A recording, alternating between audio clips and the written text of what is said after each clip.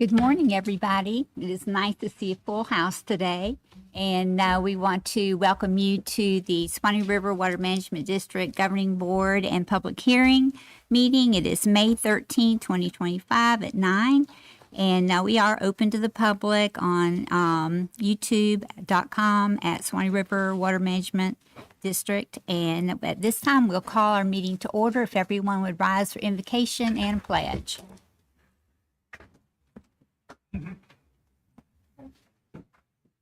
Heavenly Father, we thank you for this day, Lord. Father, we thank you for your many blessings. We thank you for the rain that we received this weekend. So needed. Father, I ask you to have your hand upon this meeting that as we conduct the business before us. Father, open our eyes, give us insight in the direction you have us to go. These things we ask in Jesus' name. Amen. Pledge allegiance to the flag of the United States of America and to the republic which it stands, one nation under God, indivisible, with liberty and justice for all.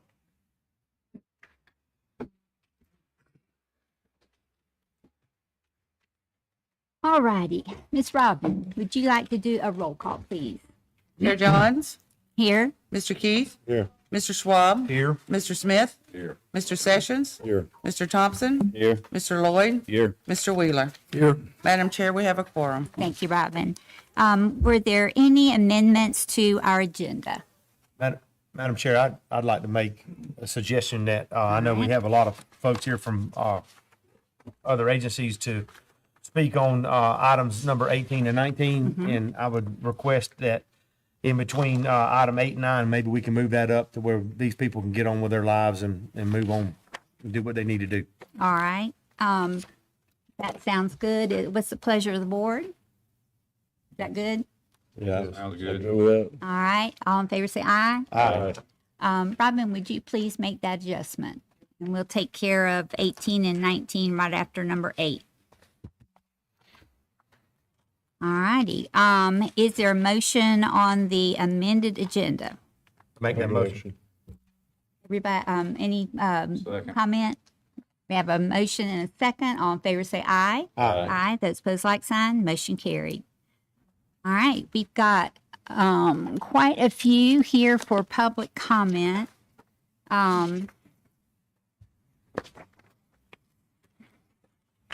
Let's see here.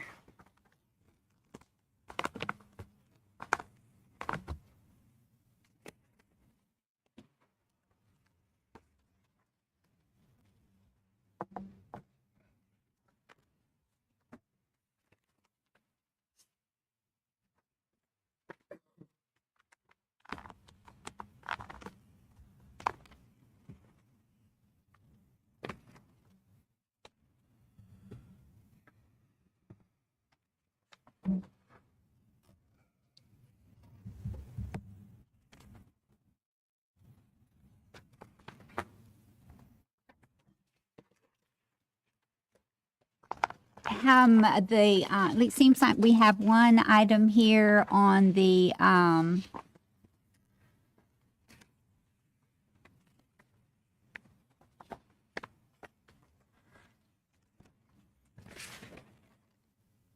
item 16. Would anyone like to come now, or do you want to wait until item 16? Yes, sir. Okay, all right. I'll just kind of place those folks there, and if I miss somebody or call you in advance, then just let me know. 16 is preferred.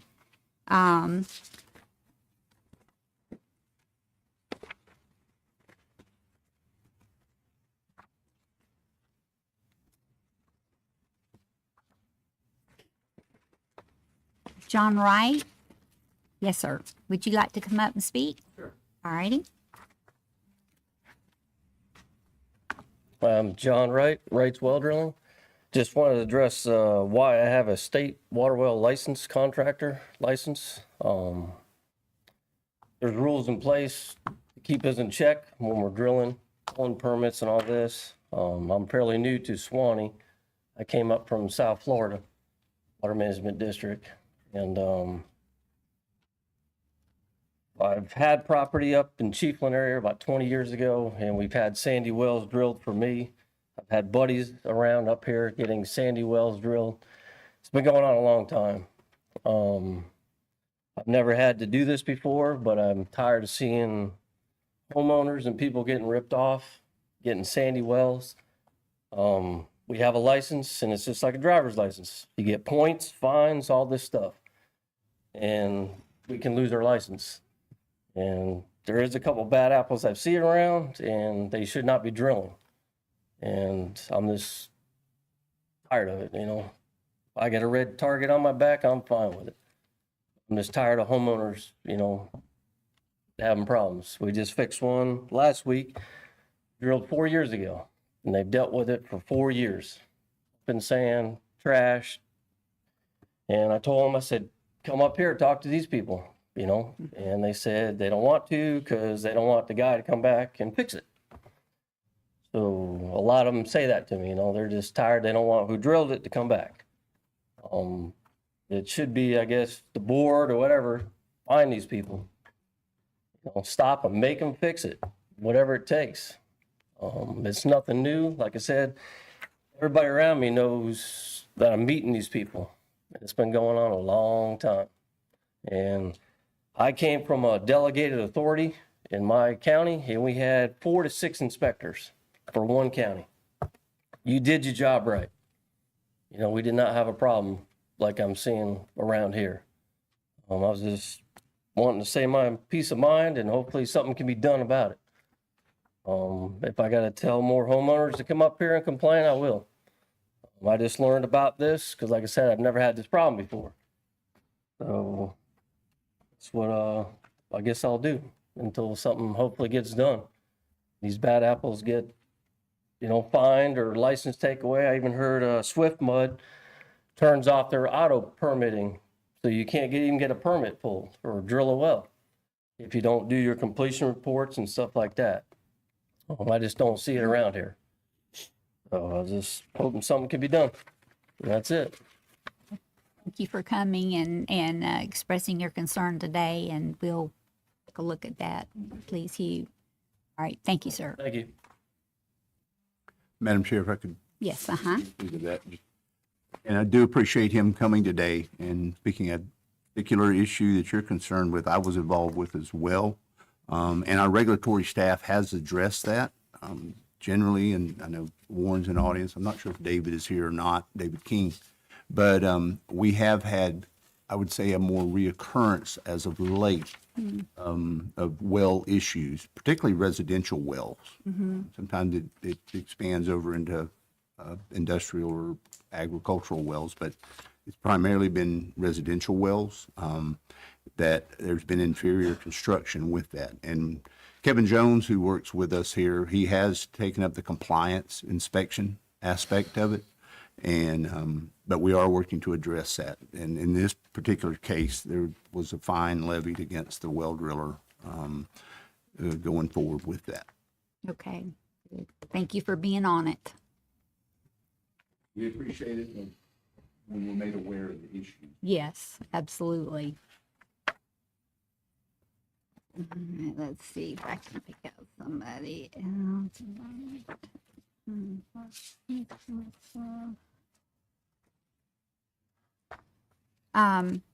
A.R. Albritton? Yes, sir. Would you like to come up and speak? A.R. Albritton, Perry, Florida, 5481 Turner Road for 48 years. I'm here to see what kind of support we may be able to receive from this agency to help us with the issues of flooding on our county road. Now, we've been meeting with our county commissioners, and there is some survey work in process after 4 years. But I've spoken with Richard on numerous times, and we've had visitors come out and look at all the properties adjoining to see how we can get the water faster across into the, and we're talking about Little Weaver Warrior Creek is what we're talking about. So we've been dealing with this over 4 years plus. I think my brother-in-law's got some pictures from 19. Yeah. And what we need to know is, I think some folks here have been out, seen, and walked the property, some of these other folks here. We just need to know what we need to do to try to help get support, or what is available, what steps we need to take. We're just basically at the mercy of someone to give us some directions. And as citizens, there's 9 of us past the creek. There's issues with emergency access for emergency needs.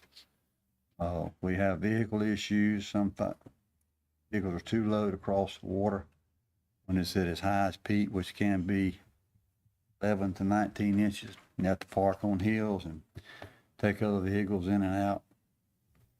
So we were asked to come here and kind of share our concerns and ask what can be done to help us. Would you like to address that, please, sir? Yes, ma'am. And thank you, Mr. Albritton, for being here today. He is correct. Staff has been working with the county, and I know Board Member Swab has been involved in some of this as well, being that's his neighborhood with it. And there are some issues there. The survey work is the first part, I think, of that resolution, which is underway at this time and moving forward. And I think there's a number of issues there. It's not insurmountable for sure, relative to the water conveyance, possibly the height of the road itself when it was constructed. And that all that would be addressed going forward with it. And Tim, I know, has been involved over there as well. I don't know if he has any additional information to offer or not. Madam Chair, if I could, yes, I don't know what, at least 3 years now, I think I've been in and out and speaking to different ones around that area. So probably best thing for me to do would ask Leroy to step up, because he's recently been working with one of our contractors to do some survey and study in that area, and probably get him to speak to that, and then I'll follow up. Good morning, Madam Chair, members of the board. On this issue, we have been working on 2 different studies. We have, you have heard us come up and talk about a groundwater study that we initiated with AECOM through a grant program with DEP.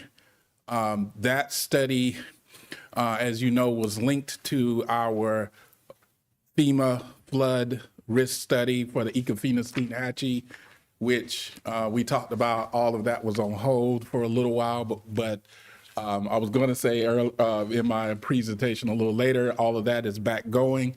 AECOM never stopped their work on the groundwater portion of that study, so they have been working on that all along. They have started back on the surface water part of that study. So that study was looking at the groundwater and how the groundwater interacts with the surface water when you have rain events. And we were taking into account, you know, what happened at the mill and other things with the mill shutting down and all of that. So that groundwater study is on the way. I wanted to inform you all that we will have AECOM here next board meeting to give you an update on what they're doing with that groundwater study. So that groundwater study is looking at the entire area. A couple of weeks ago, we met with Taylor Engineering. Taylor Engineering, we are starting a contract with, or working on the scope of work for a contract with Taylor Engineering to look at Weaver Warrior Creek specifically, just that drainage basin. What we will be doing in that study is looking at the amount of water that is flowing through that basin, over that road and down the creek to the major highway that's down there at the bottom. So they're going to specifically be looking at that area. Anytime you're looking at this stuff, you don't go in a silo. So the survey that's being done is going to be needed in order to complete that study.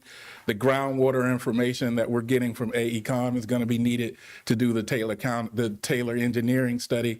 And so all of that is kind of working together to get a complete idea and a complete look at what's happening in that Weaver Warrior Basin and how we can work on improving that situation in any way we can.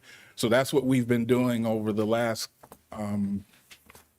half a year or so, trying to work on getting all the pieces together to answer all the questions that need to be asked. Yeah.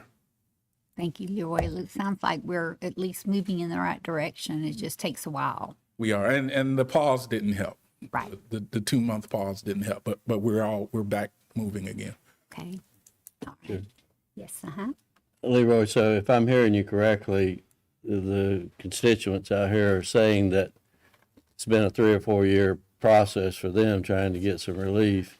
But we're now involved. We've been involved for, you're saying 6 months or so, or thereabouts. I know Tim said he had been on site over the past few years, but we've actually engaged in trying to get a solution, or at least get a study to form a solution within the past 6 months. Is that correct? Madam Chair? Please. Staff has been out there for a while. We were, the original approach was through permitting. I think we determined that permitting was not the only solution there, that we had to bring in the projects team. And that's what we have done. It has taken us a while to get the grant. That took about a year. And then once we got the grant, working on the scope of work between the district and DEP took a little while. And then once we got that completed, we went with AECOM to work on their scope of work. And it took a little while to get that done. I believe we got the grant in 2024, and then it's taken a while to get all the scope of work together to make sure that we were going to get exactly what we needed. So it's we have just recently gotten everybody in line and started in the last 6 months, but we've been working to that point for at least 2 years. Okay.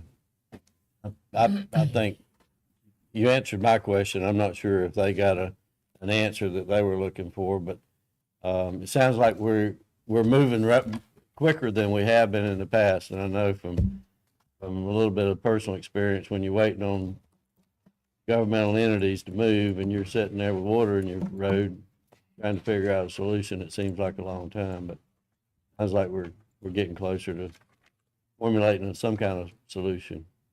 Yes, sir. And again, we will have the consultant here next month to give you guys a report on what they've been doing. Leroy, do you have any idea what a timeline would be for actually? I know you have to do your studies. I understand completely that, so you know what to do. But then, is there anything the homeowners need to be doing at this point in time? It sounds like on our end, we've got things moving in the right direction, but is there funding opportunities they could talk with their commission about, or is there anything that they could be doing or anyone they could see to make sure things are moving forward? Madam Chair, I'm not really sure what landowners, homeowners can do, especially when it comes to grant funding. There may be some grant funds out there that could help, but as far as what we're doing, we have all our funding in place at this point. It's just a matter of keeping the ball rolling. And as soon as we can get Taylor Engineering going on the specific study, they told us that it shouldn't take them that long to have us some kind of results We don't have a timeline on that study because we haven't nailed down the scope of work as of yet. We're still working on that. Okay. But the larger study, the groundwater study, the AECom has told us they're still on schedule for around the end of this year. Okay. All right, thank you, sir. Any other questions for Leroy? I guess, Leroy, appreciate it. I guess I got a question for Hugh and Tim. What these folks are looking for is steps that they can take or that we can ensure that get taken once we have the data. Because I think this agency right here is responsible to collect and formulate the data like we've always done to try to get hard data into our county officials' hands to where something can be done. So once we have that done, then what is the next step to where we can kind of push along the process to get some results for these people that are living behind that creek that need some help? Because what the issue that they're really dealing with is not an inconvenience issue. This isn't an issue of inconvenience or frustration when the water gets high. This is actually a public safety issue. These folks are living behind that creek. Mrs. Turner, don't be offended, nothing, but she has a daughter that's my age. Okay, so she's not a spring chicken anymore. Don't be offended, Miss Turner, but the reality is these folks need to be able to come and go to any facilities that they need or have an ambulance service or whoever come and take care of them when they need it, and they can't do it when the road's flooded. And I want to know, number one, did the county make a mistake? If they did, they need to come and rectify it. And I know that data is going to prove a lot and a help, but what my question is what is the next step to where these folks can get some results that they've been after for the last 4 or 5 years? Madam Chair. Mr. Schwab, one of the things that we can do is once we start getting some of this data in, we will actively pursue assisting the county to get funding. If that, in fact, that's what's pointed out as far as rectifying the issue. But we can go ahead and start working on getting some of that funding in place to assist the county with getting the corrective actions taken at that point. Tim, I don't know if you have anything additional you want to add. Yeah, Madam Chair, the other thing I'd like to add is that Director Thomas, myself, and we met with Senator Simon, Major Westcott with the U.S. Army Corps of Engineers to let them know this problem existed. We work with the county and our GIS staff here to kind of build a map to see if there's certain areas that we can pinpoint where maybe there's debris issues that then we can reach out to FDEM and see if there's some assistance. So we're continuing to work. Unfortunately, it is a slow process, and what we were hoping would have some kind of solution while it was dry enough, maybe some equipment could get in there and do some of that, but that's just not the case at this time. Madam Chair, I just want to tack on a little bit too on the technical end. The district, in addition to another study we were doing, is working with the 4 coastal counties that we had down there to make sure the vulnerability assessment was completed. We came before the board last year and we talked about that study with UF. That study is complete and has been submitted. So now that vulnerability assessment has been done, that opens up a stream of funding, the Resilient Florida funding that the counties now have the availability to use. And that funding is specifically for these types of flooding type situations. So now that the Resilient Florida funding is available, once we get these studies done, there is a stream of source dedicated to flooding problems that can be used in that area. So things have been rolling. I know the citizens don't know that all of that has been happening in the background, but we've been working through all of the steps to get us to the point where when we're ready, when we have the data and we know what the specific issues that need to be addressed and how they need to be addressed, that all the pieces are in place and we can move forward with whatever decision we decide to make at that time. Okay, well, that is good news. So we have some funding available. And hopefully our cities will hurry up. Any other questions for Leroy? Nope. Oh, yes, sir. Yes, sir. Talking about the emergency situation, we had a situation several years ago where a lady needed ambulance assistance.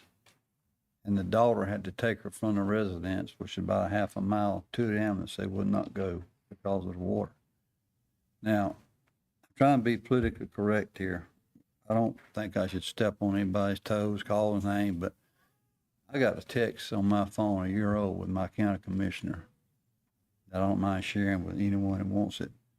We just kept sending photos, asking them about timelines. What are they doing? What can we do? Help, let us know. It went nowhere. We found this out in the county commissioner meeting last month, that it was just falling on deaf ears. So now, we know there are some bottlenecks from the road south, which means you can't naturally flow water uphill. One of our issues is the water rises on the north side. You got a creek over here on the south side. It's got to get to a certain level to push through, which at that point washes out some culverts, etc. And we know the old style creek that was there over years, it had some agricultural practices, which has raised the level of the creek bed. So I'm asking, is there anything, any funding, some temporary relief in those areas that would really assist us drastically until all these studies are completed, everything's approved for the road to be raised up? Madam Chair. Yes, I would think that temporary assistance probably we could work with the county on trying to get something done. told before the hurricane, they had received some funding for my place out there. Yep.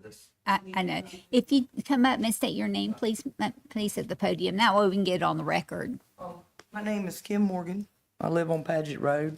And before the hurricane happened, Kenneth Dudley had came out, which is the county engineer, and said they had received funding for some of the areas that were low-lying that needed culverts put in it.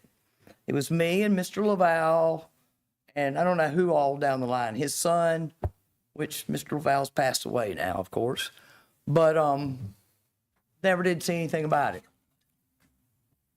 Then the hurricane hit, or the day before, no, the week before the second hurricane, or the first hurricane, I was told they would be out there to look at it again the day of the hurricane that hit. That didn't happen. And then never heard anything else about the culverts. Matter of fact, they wouldn't even respond phone calls to you. I personally have been dealing with this since 2023 because I got a letter from the Swanee Water saying I was in contempt or something. It could be fined because of the water. And I called up here. Well, I've got the dates over there. It was like February and March for the last 3 years. And then I told them, I sent them the papers on what they were talking about and said, this is not my responsibility. It was to do with the court order. It's not my responsibility, it's their responsibility. I never heard another word. That was it. One letter, they could be fining me, and the next, nothing ever changed, but I never heard anything else out of it, and I'm still drowned. So, it's been going on since, I know, 2023, January. We've had First call I some, made to y'all were in February.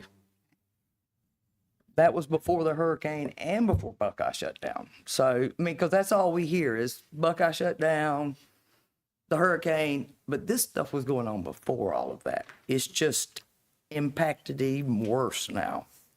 If it would have been corrected at the time that it started, which my county engineer in Taylor County told me that he had the funding for it. We've never seen the funding for it. We've never heard anything else out of him. So that's where we stand. So that's all I know about that situation because the county hasn't even lived it. They tell you they don't. okay. Do you think we could reach out to the county and Yes, see? ma'am. Okay, Make that a priority this All right. week. you. Thank you. Sir. I've got a couple, Ms. Turner and, Mr. Hires, that y'all want to come up and, okay. Bobby Joe Hires is my name, of Taylor County, 5343 Turner Road. This issue's been going on. I've got pictures from 2018 where the road's completely underwater and 16 to 18 inches deep.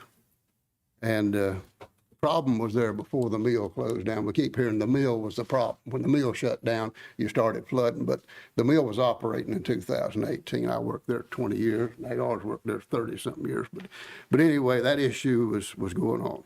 How many has ever been to Key West? You know, there's a road built from Miami to Key West.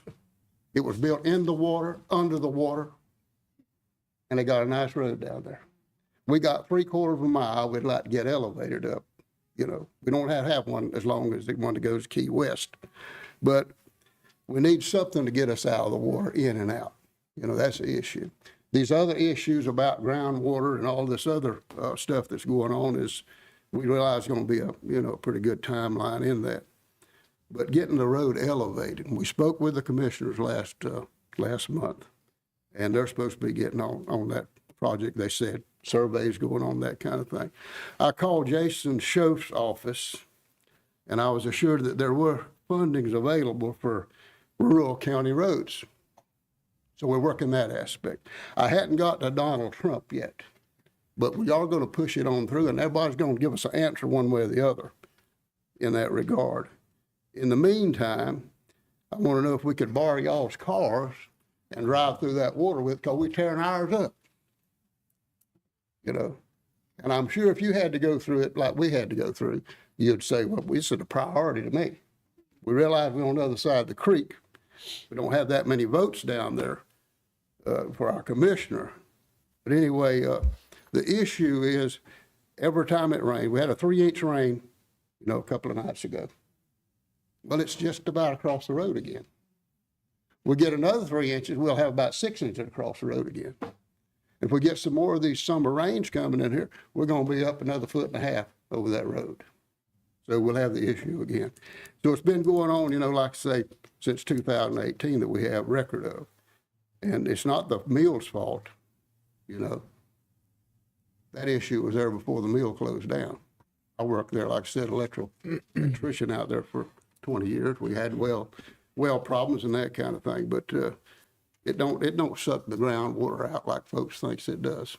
They're down in a reservoir, you know, those wells are, and they're pulling deep, you know, from that reservoir. So we did address the county commission and that kind of thing, but we actually didn't have but one person there that really kind of spoke up for us, you know. The rest of them just kind of sat back and here we go, you know. Poor representation, really. But, you know, we are going to keep pressing on. Now, I've talked to Tim Alexander. He's a fellow Dixie County. I believe I did speak one time to Mr. Hugh here. But something about the Army Corps Engineers, are they on this case? We spoke with them about 3 different times about Are this. they doing anything? No, not right at this time, but that issue's not over yet. Like I said, you know, we can do a lot of talking, you know. But what about the walking? What are we going to do about it? That's what we're at.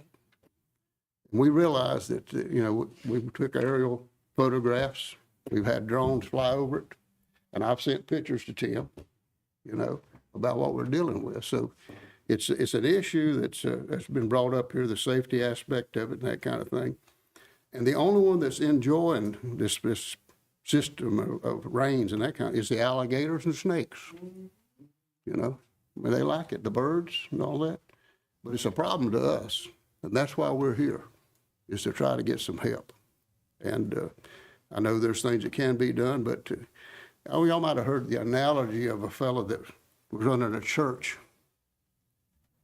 He told his congregation, he said, the first thing we got to do is learn how to crawl. Then he said, we got to learn how to stand.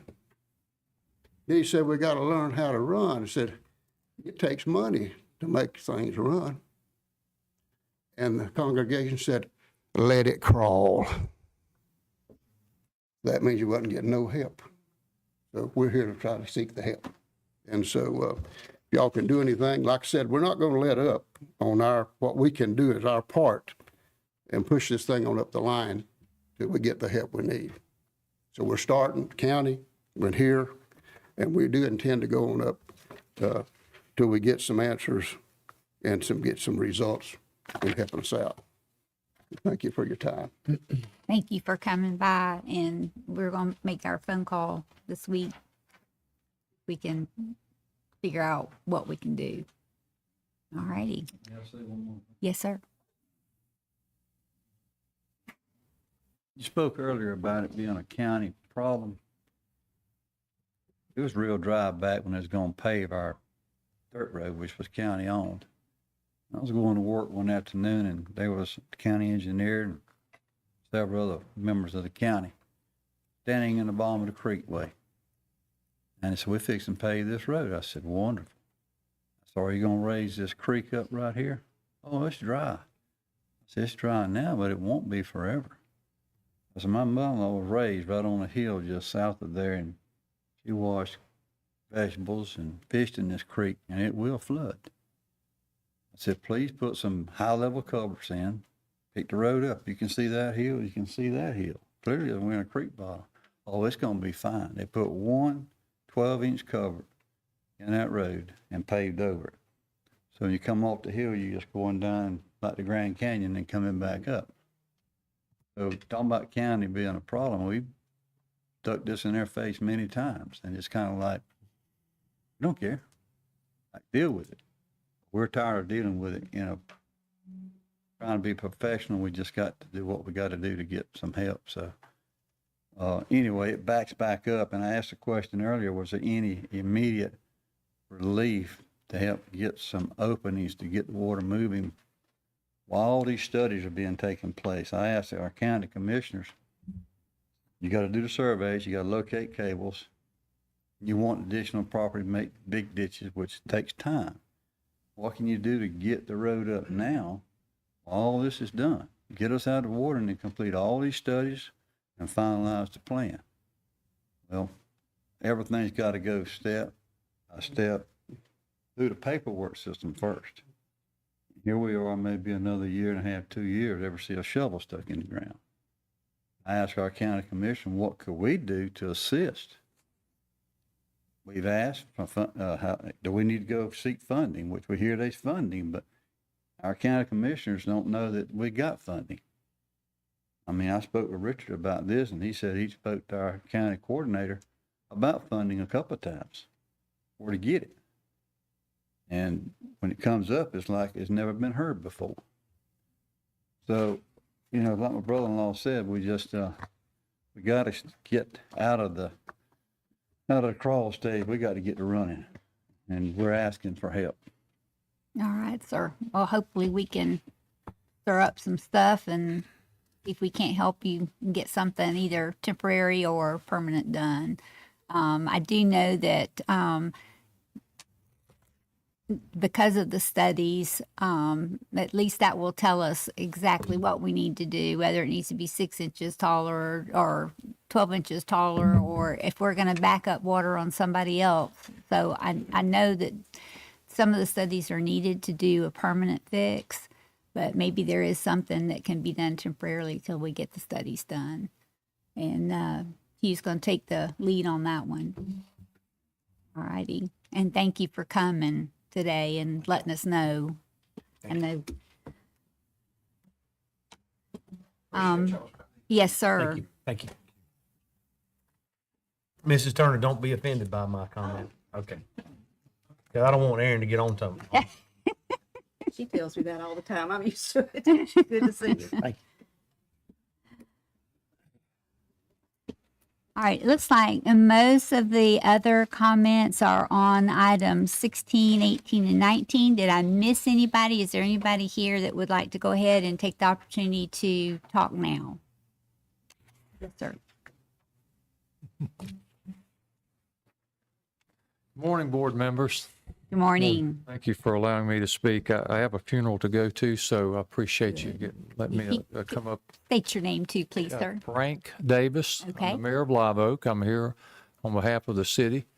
And I want to thank you all for your consideration and support for the alternative water supply project that will affect the Lake Mary drainage improvements and also the Park Street drainage well replacements. So I know that's coming up later on the agenda. Our Public Works Director, Mr. Lee, is here, and also our engineer, Mr. from Utah Lane, is here to give you any details. I'm just kind of here to say thank you, appreciate what you're doing, and thank you again for your consideration and support for that project. Well, we appreciate you coming today. If you Yes, have any sir. questions, I'm going to defer that to them, and I guess you'll take that up at the time that it comes up on the agenda. All right. And thank you so much. Yes, sir. Bye-bye. All right. Anyone else? Yes, ma'am.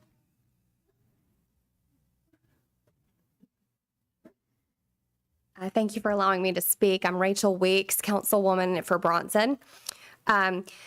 We received a letter from you all saying that we might be eligible for a grant for phase 3 of removing septic tanks in our town and to come to the meeting today.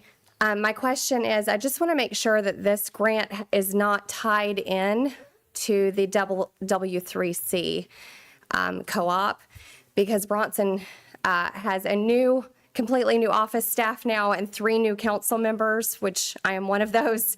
And we really are not sure that we want to stay in that co-op. So I just want to make sure that this grant is not contingent on staying in that co-op. All right. I'll see if we can get an answer for you real quick. Okay, thank you. Madam Chair, it's my understanding, but I'd certainly defer to Leroy or one of our project staff relative, because the grant funding for the septic to sewer conversion is actually on today's agenda Okay. with that. But I don't know if Leroy is available still or, Mary.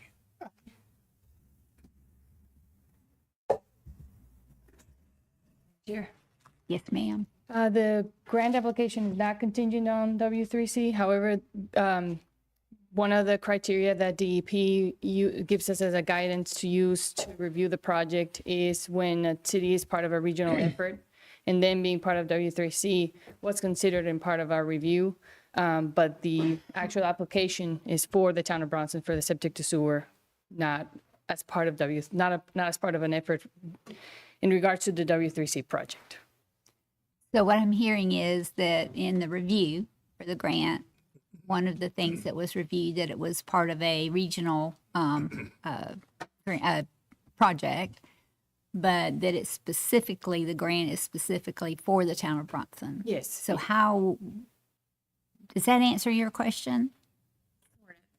We can share the mic. I just want to make sure that if we accept this today, we won't have to pay anything back if we pull out of W3C. So these projects are being submitted to DEP for recommendation. We're not accepting them today, but we are submitting them to DEP if the board approves. And so this specific project, septic to sewer, is not part of a W3C effort, so it wouldn't be tied to that. I just was informing that in our ranking for the project, we use the fact that you're part of W3C to support our ranking and to rank it maybe a little bit higher than other projects. And so the ranking that I'm presenting today, the board did take that into consideration. But the actual project's not a W3C project, so it will be submitted to DP anyway. And so if they become not a part of the W3C, does it affect the grant? So part of our narrative to DEP, we do state that Bronson is part of a regional effort. So if we change that wording, it might change also their scoring, their ranking. It could, Hard to tell at this point. Yes. So the recommendation for Bronson's grant is one of the considerations was that was you're part of the regional project. So That's you know, what I was concerned about. yeah. The town actually just said, yes, go get that grant. And I said, well, let me just make sure, dot my i's and cross my t's. So when is the money available for us to accept or deny this? So Madam Chair. Yes. Madam Chair, if I could You want- interject as well, Mary, certainly correct me if I'm wrong, Mary, but, Councilwoman, at this point of the meeting, for today's meeting, Yes, sir. the project itself has been considered by staff here, and we're presenting that to our board today to approve the list of projects. And we would then send that list of projects to the state level, and the state will decide which projects get funded. Okay, So today's meeting is not to award funding to the town of Bronson. okay, Right, it is not binding you in any way with that. okay, If the town of Bronson decides not to participate in the WC, what we're calling the WC3 project, we certainly, once we're aware of that, we certainly would convey that to the state. sure, So that could well affect their decision in ranking projects Okay. on there. okay, But then as part of the process, once their decisions are made, those awards come back to this board, and the board approves us accepting, the district accepting those agreements, and then we would seek agreement, if it was all favorable, we would seek an agreement with the town of Bronson at that point. So it's a bit of a process that the state goes through in reviewing, because they're reviewing statewide projects. okay. Do you have a time frame for this at all, ish? The funding that we received earlier this year was actually from last year's submittal. So you're a good year, I would say probably 10 to 12 to 16 months out before it would come back to the town of Bronson to accept an agreement. Okay. And one quick question, thank you so much, about W3C. You all would be managing our water if we go through with this. And I don't know if this is a question for me to ask at that meeting, or if this is a question for you all. But my understanding is that you all would take over our water source, basically. So you all would bill each town, it's Otter Creek, Cedar Key, and Bronson. You all would send us each a bill, and then we would bill out our customers. Is that correct? Madam Chair, if I could respond. No, ma'am, that is not correct. Okay, We are not statutorily allowed essentially to operate a utility like that.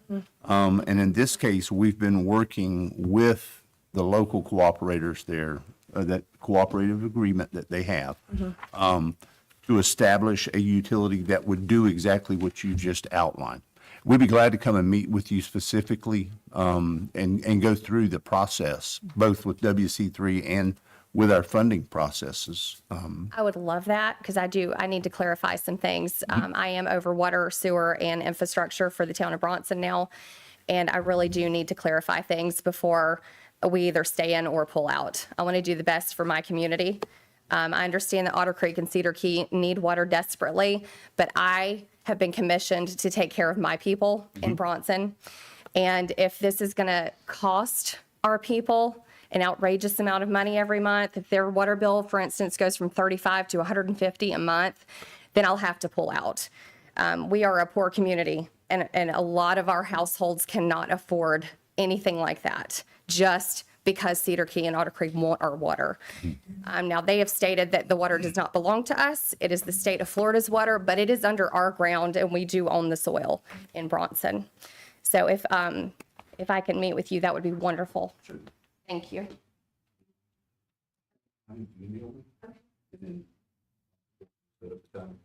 Perfect. Thank you so much.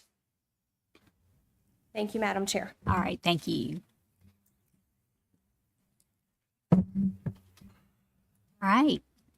Anyone else with an item that is not 18, 19, or 16? Okay, there being no other public comments, we will close public comment at this time and move on to our collective consent agenda. Everyone had time to study up. Is there a motion? Motion to approve. Second. We have a motion and a second. All in favor say aye. Aye. Aye. Those opposed, like sign. Motion carried. All right. Let's see. We will need to go into our hydrologic report. I can do it's rained. Finally. Good morning, Madam Chair and members of the board. Good morning. I'd like to present the hydrologic conditions report for April 2025. I'd like to thank Katie McBride. She sent me over this great photo of the Withlacoochee River near Lee. What I'd like to point out about this, she took this when she was doing some stream condition index training with DEP not too long ago.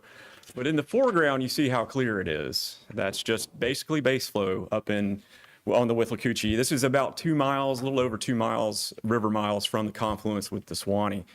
I thought this was a really great photo because it's representative of what we were seeing in the month of April, and I'll go through a lot of that in just the next few slides. But I'd like to thank Katie. I think it's a great photo and great way to start our hydro report for April 2025. Rainfall for April 2025, if you thought it was dry, you were absolutely correct. We got a district-wide average of 1.1 inches. That's 67% lower than that long-term average of 3.4 inches. I wanted to mention at the end of March, we had a rainfall surplus of just over half an inch. We lost about 4.2 inches of rainfall from April 2024 in that calculation when we moved that window over, and we only picked up 1.1 inches. So that gives us a deficit now of 2.5 inches, just a little over 2.5 inches for the past 12 months in that calculation. I wanted to point out on the map, the 1 to 1.5 inch range in green encompasses that district-wide average for the month.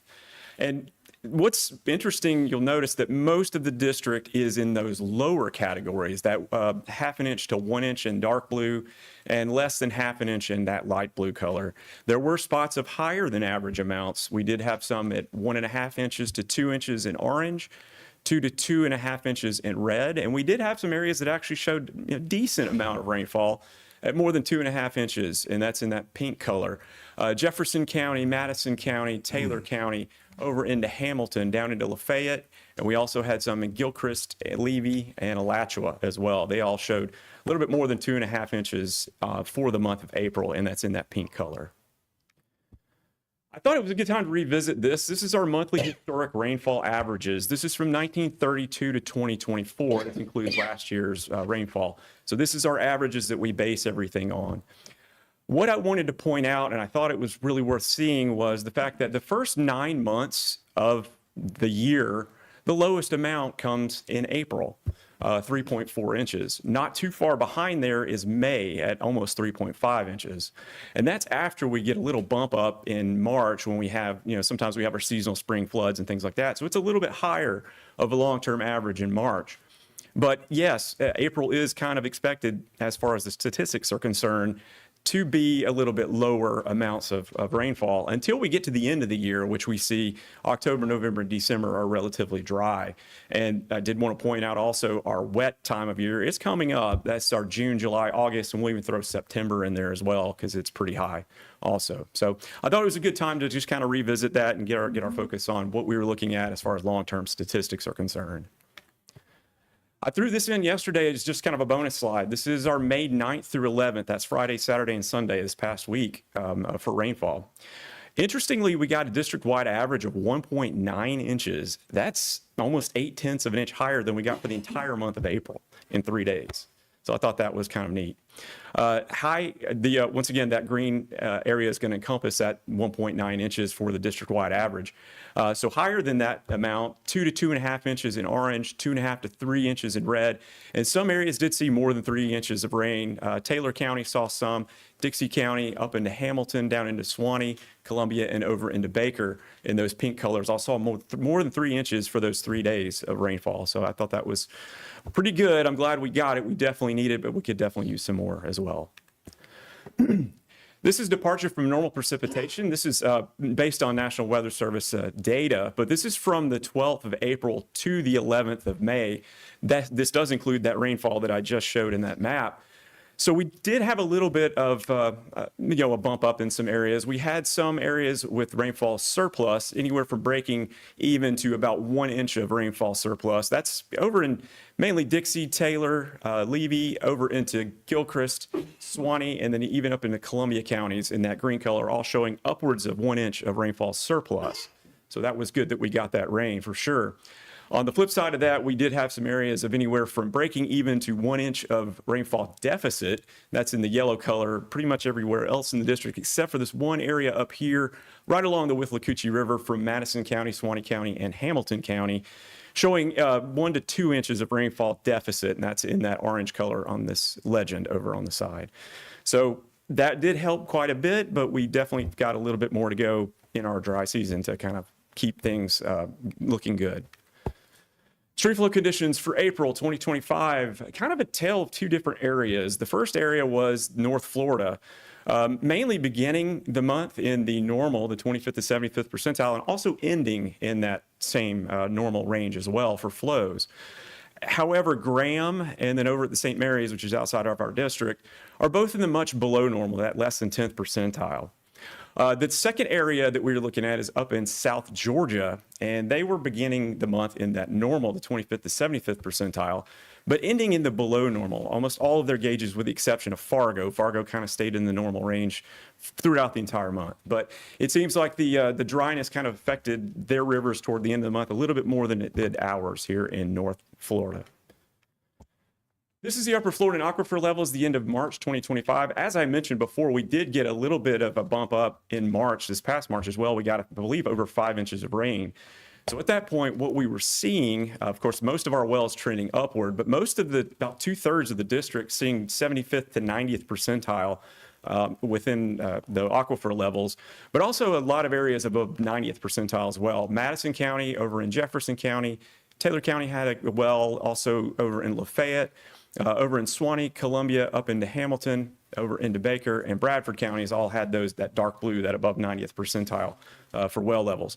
Southern part of our district looking good as well, but they were in that normal range, excuse me, the 25th to 75th percentile. Fast forward 1 month, we definitely see a little bit of a difference with the low rainfall amount that we got in April. Most of the district, though, however, is still looking good in that 25th to 75th percentile range. Big contraction of that 75th to 90th percentile range in the upper parts of our district, but we do still see that over in Jefferson County, Madison County, Taylor County, down into Lafayette, Suwannee County, Columbia, over on the river here, and then over in Baker, Union, and Bradford are all showing that light blue color. Looks like we had a couple wells also still in the above 90th percentile, also one over in Suwannee and then one over in Madison. I did want to mention, we kind of entered the year with some high groundwater levels, and now we are in kind of the dry time. So for such a dry month as April, our groundwater is looking really good. So just wanted to mention that. This is the U.S. Drought Monitor. This was released last Thursday, May 8th. I expect a little bit of a difference this week with that rain that we got this past weekend, but what we were seeing at this point was two different categories in our district. One is abnormally dry, mainly over in the eastern part of our district. And then we had moderate drought, D1 designation, over in the kind of middle to western portions of our district. We're looking much better than they are down in the peninsular Florida.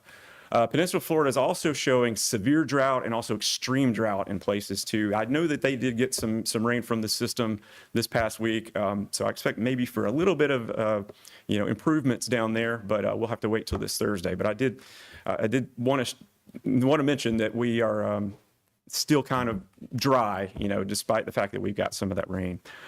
I did want to mention, too, the short-lived La Nina that we were in at the beginning of the year is now gone. So we're in that El Nino Southern Oscillation neutral condition. That's expected to continue from June to August with about a 74% chance. So we're going to be in that kind of that neutral portion. And then from August to October, it's a greater than 50% chance. So it looks like we're going to be in those neutral conditions probably for most of the year, if not throughout the entire year.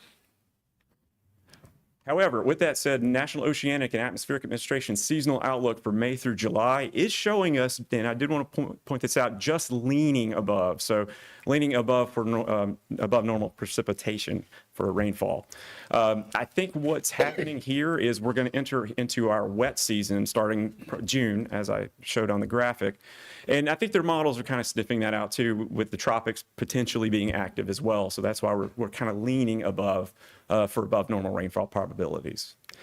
And of course, above normal temperature probabilities, it seems like almost every time I present, there's always above normal temperature probabilities, but almost the entire United States is going to see that as well. And that's a high probability of us going to see above normal temperatures for May through July.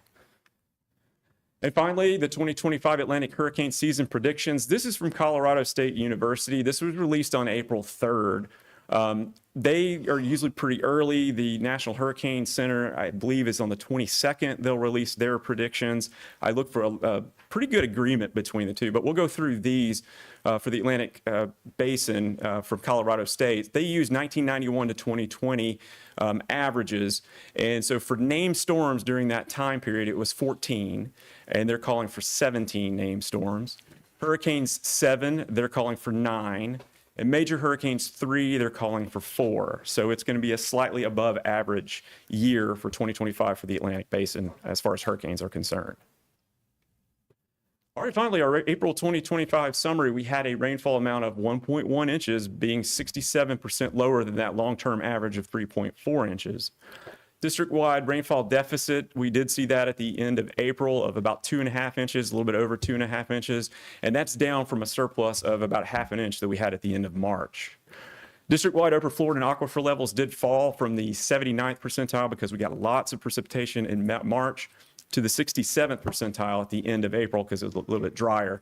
And we did have a median level decrease across our wells of about 0.8 of a foot, almost pretty close to a foot. El Nino Southern Oscillation neutral conditions, as I mentioned, are present, and they're favored through the summer at about a 74% chance from June to August. And then from that point on, from August to October, it looks like we may have a greater than 50% chance of seeing that on through the year.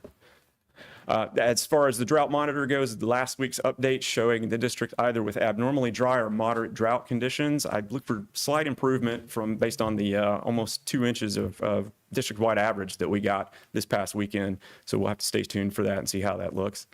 And finally, Colorado State University predicts the above average 2025 Atlantic hurricane season. I do expect when the National Hurricane Center comes out with theirs, that's going to be really good agreement as well. So I guess we'll have to buckle up. With that, Madam Chair, I will take any questions that the board may have. Questions today? Yeah, go ahead. Is it just me, or would it be wise for us to petition Colorado State University to maybe move the Hurricane Prediction Center to a state that actually has experienced hurricanes? You know, I mean, these people haven't even felt the wind, felt the drop in barometric pressure or anything like that right there, and they're making predictions. And it just seems to me that, you can move them to a place where we actually experience hurricanes. Madam Chair, I believe this is one of those things where when, like IT, you have your servers and all somewhere that doesn't get tornadoes or hurricanes. I think they keep them over there just for that, probably. Okay, all right. That would be my guess. I can accept that. Okay. But every once in a while, they just need to feel the breeze every once in a while. I absolutely agree with you. Okay. Yes, absolutely. Any other questions? No. Thank you so much. Thank you very much, Madam Chair. All righty. Mr. Hugh, have you got anything for us today? Well, thank you, Madam Chair.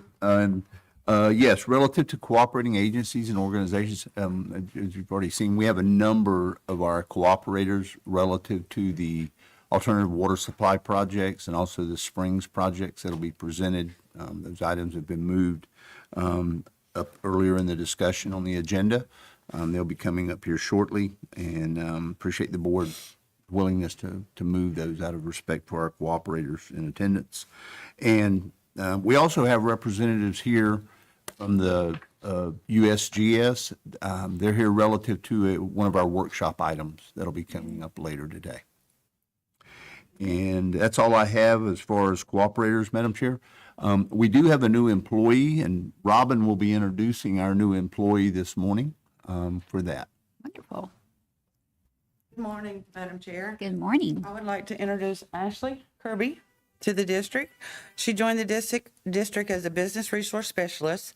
Prior to working at the district, Ashley was employed with Suwannee County Schools at River Oaks Technical College for 22 years as a VPK teacher and then transferred to the position as a financial aid specialist. Ashley loves to learn new things and is very excited about joining the district, and we are very happy to have her with us. Wonderful. Well, welcome. Thank you. You got a good group to work with. Appreciate it. Yes, ma'am. That wind us up on that agenda item there, sir? Yes, ma'am. Okay. All right, Tom, anything for us today? Happy to report I do not, so unless you have questions of me. Good news. All right, at this time then, we are moving items 18 and 19 before the board.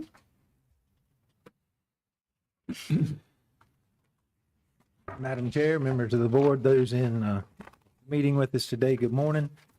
As you requested, items number 18, which is the alternative water supply projects, and items number 19, the Springs funding, have been moved to beginning of our presentation. You'll find several items this morning on the agenda for business and community support services. So we'll ask Mary Diaz, our professional engineer from the environmental projects team, to come up and introduce items number 18 and 19. Following her, Ben Glass will come up and give you a facilities update, as well as present item 10 for your consideration. And this item begins on BCS page 1. And then Leroy Marshall will come up for items number 15 and 17. He will also be introducing a new employee. Thank you. Items number 11, 12, 13, and 14 were approved on the consent agenda. And then the last item we'll have will be item number 16, which is an environmental resource permit application. And this item will be presented by Sarah Pearson, who is one of our professional engineers from the Office of ERP. So at this time, we'll have Mary come up. Thank you, sir.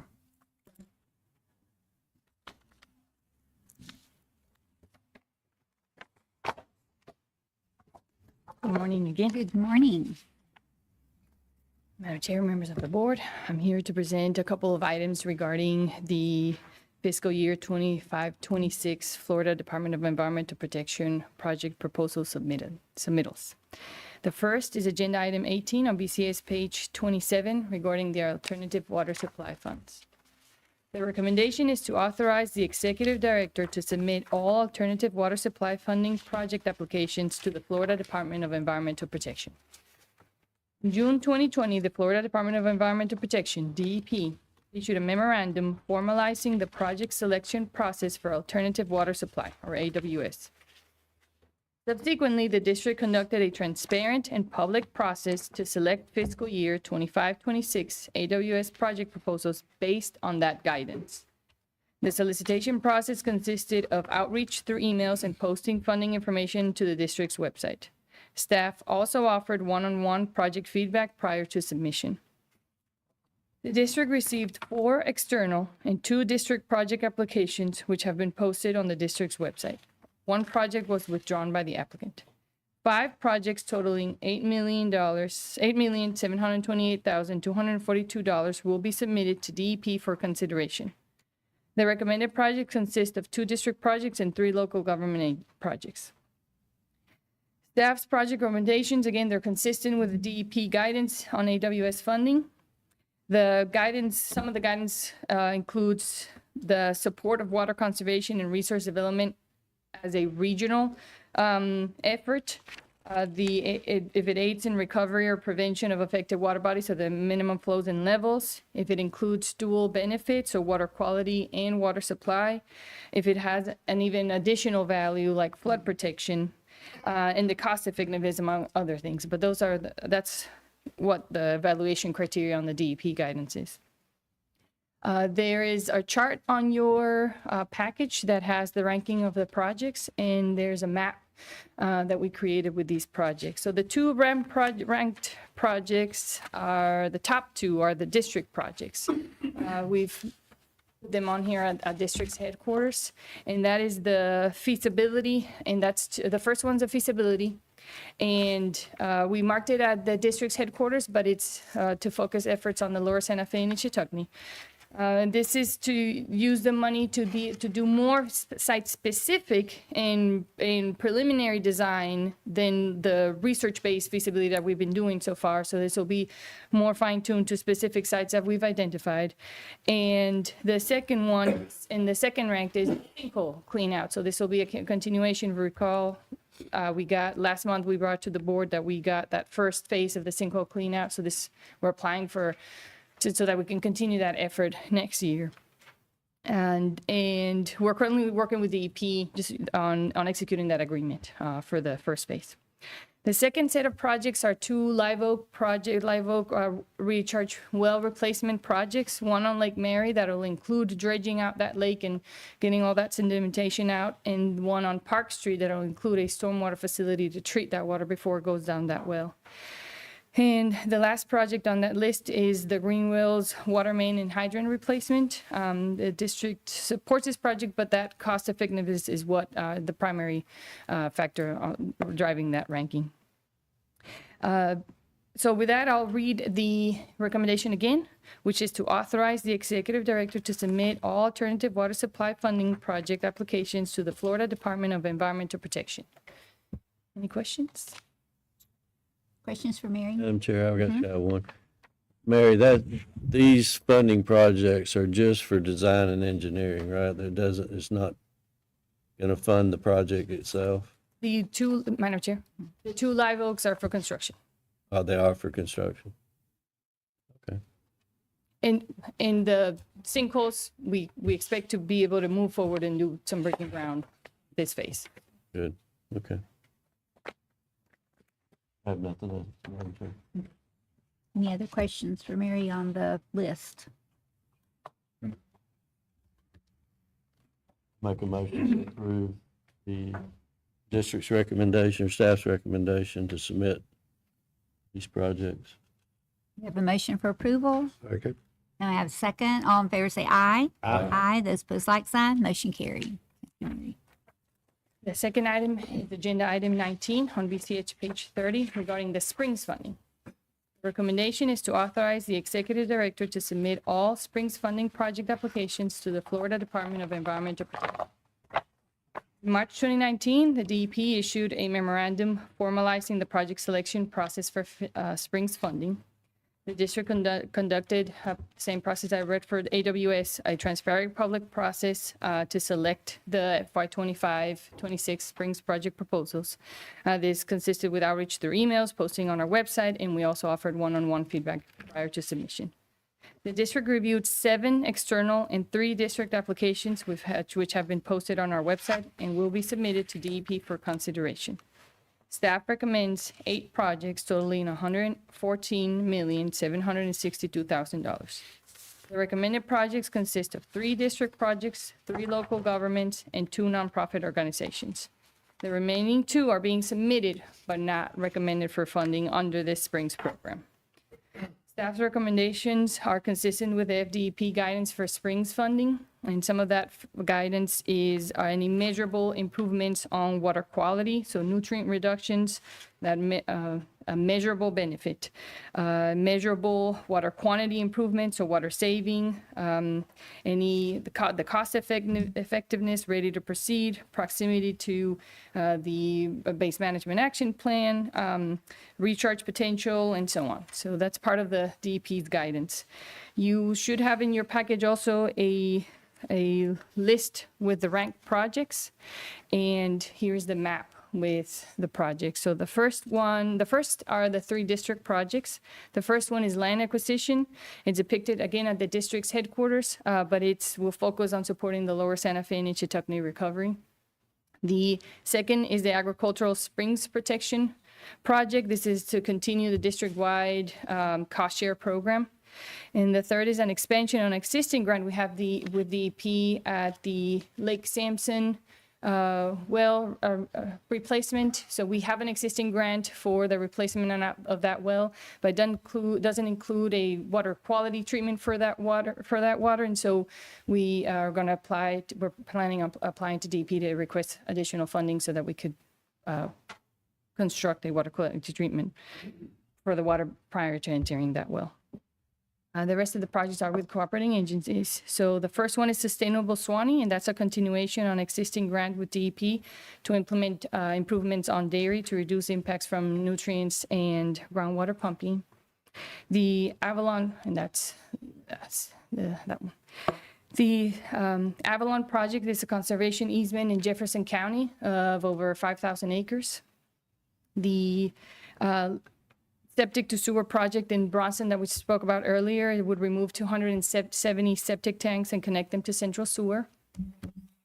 The last two being recommended for funding are wastewater treatment facility upgrades and expansions to advanced water treatment in Trenton and Chiefland.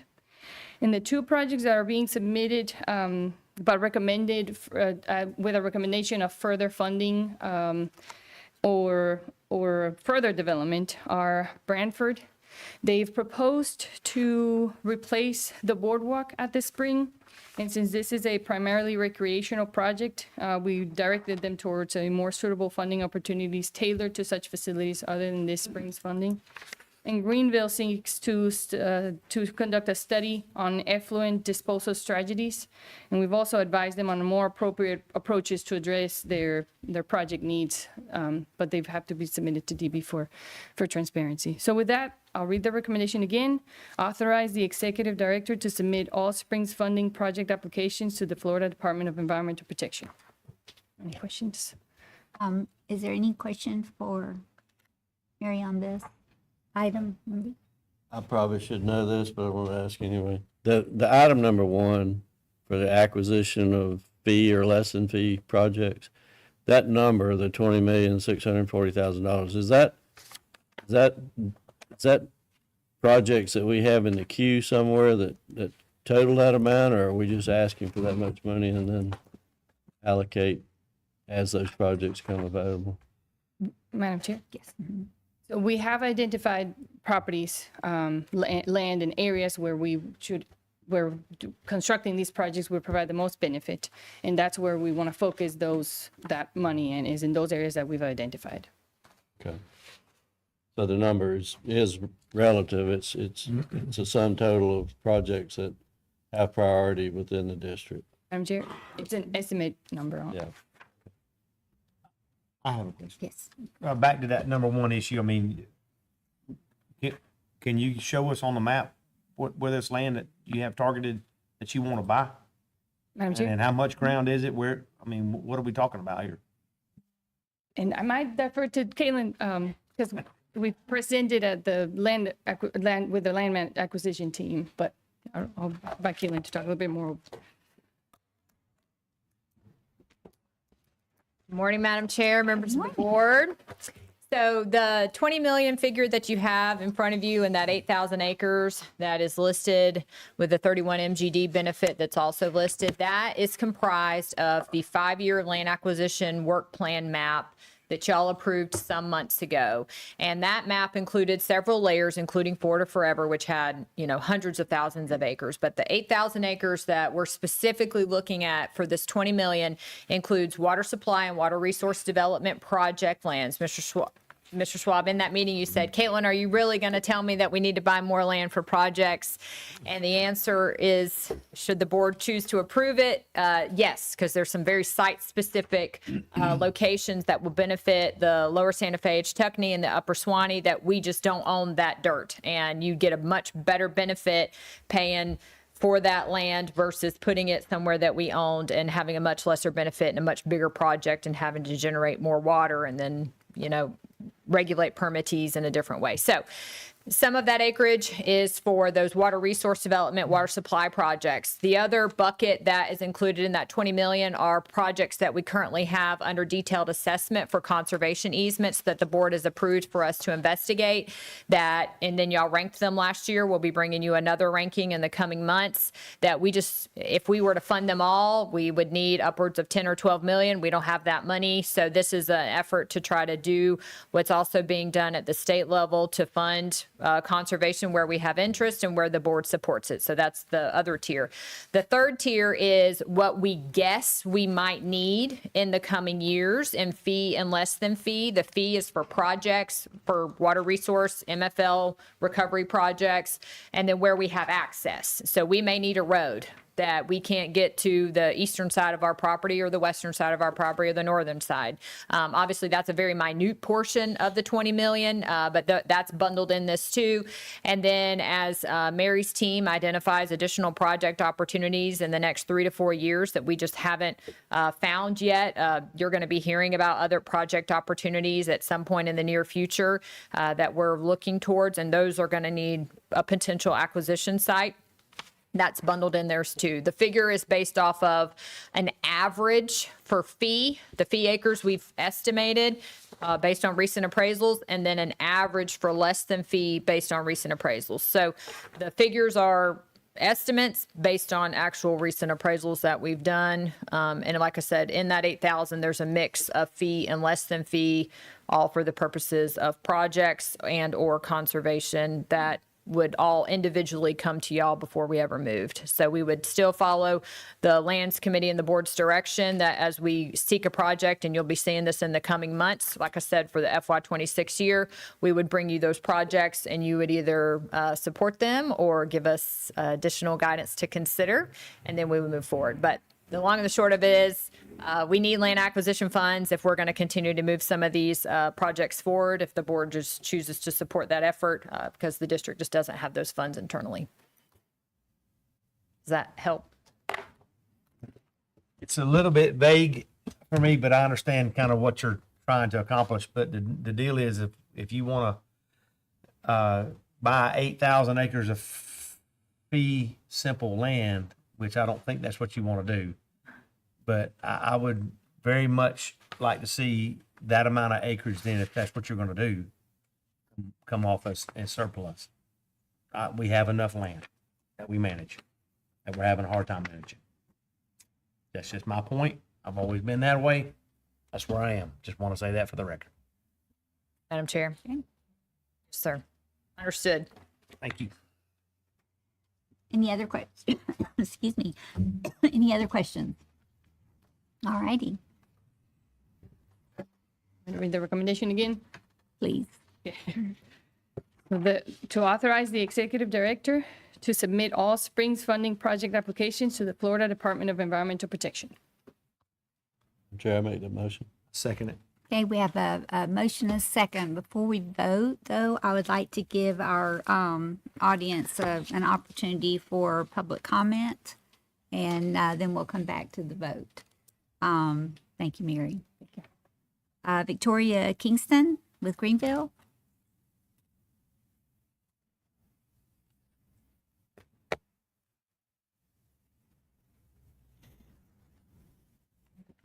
Good morning. Thank you for being patient.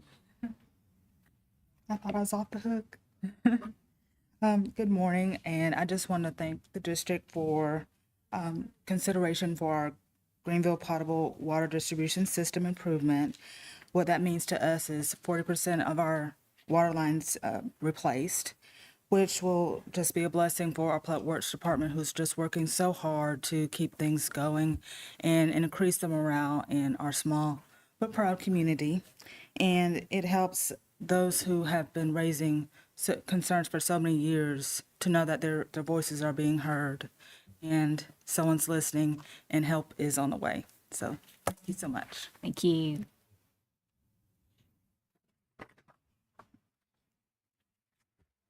Clay Hars.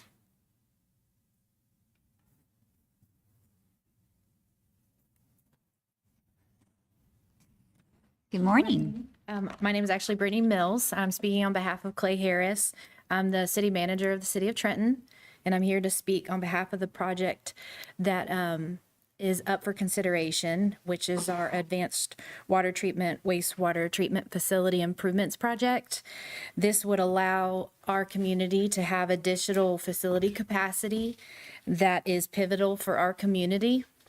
Additionally, it would allow for our facility to reach the advanced wastewater treatment standards that are expected of us.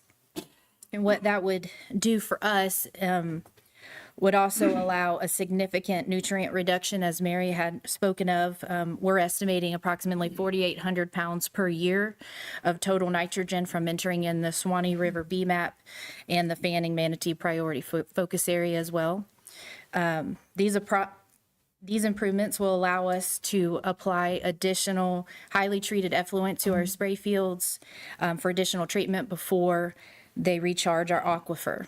So overall, these enhancements will improve our water quality, ensuring a sustainable future for our community, and as well as protecting Florida's most precious resource. So we'd like to thank you for the opportunity to speak today and your consideration of our project. Thank you for coming. And Shane Wellendorf. Good morning. Good morning, Madam Chair. I'm Shane Wellendorf. I'm the Land Conservancy Director with Tall Timbers Research Station and Land Conservancy.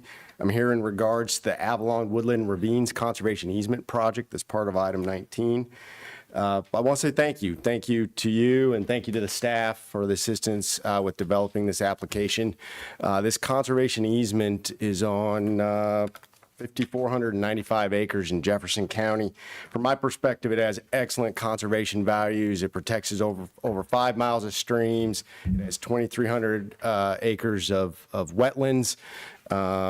It also has extremely high groundwater recharge, which is important to the Wassissa Springs and has been identified in the BMAP as a priority focal area for the Wassissa Springs. So this property and its conservation easement has great conservation values.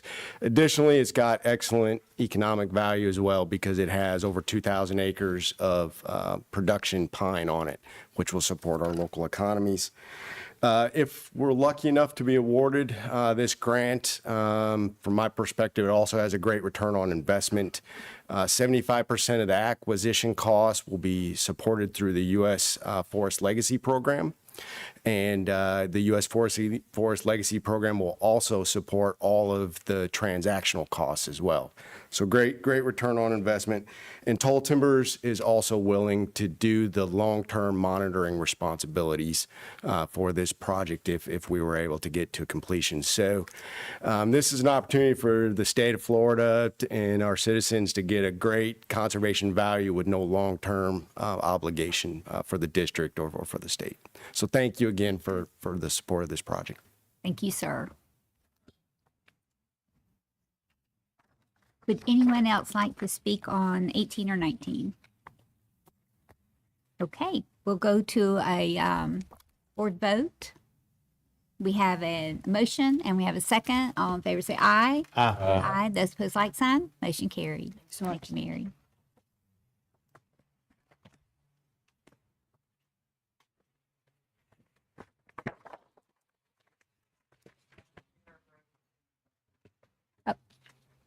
Well, it's probably about time. All right. Be back here at 10:37. Go, Ben.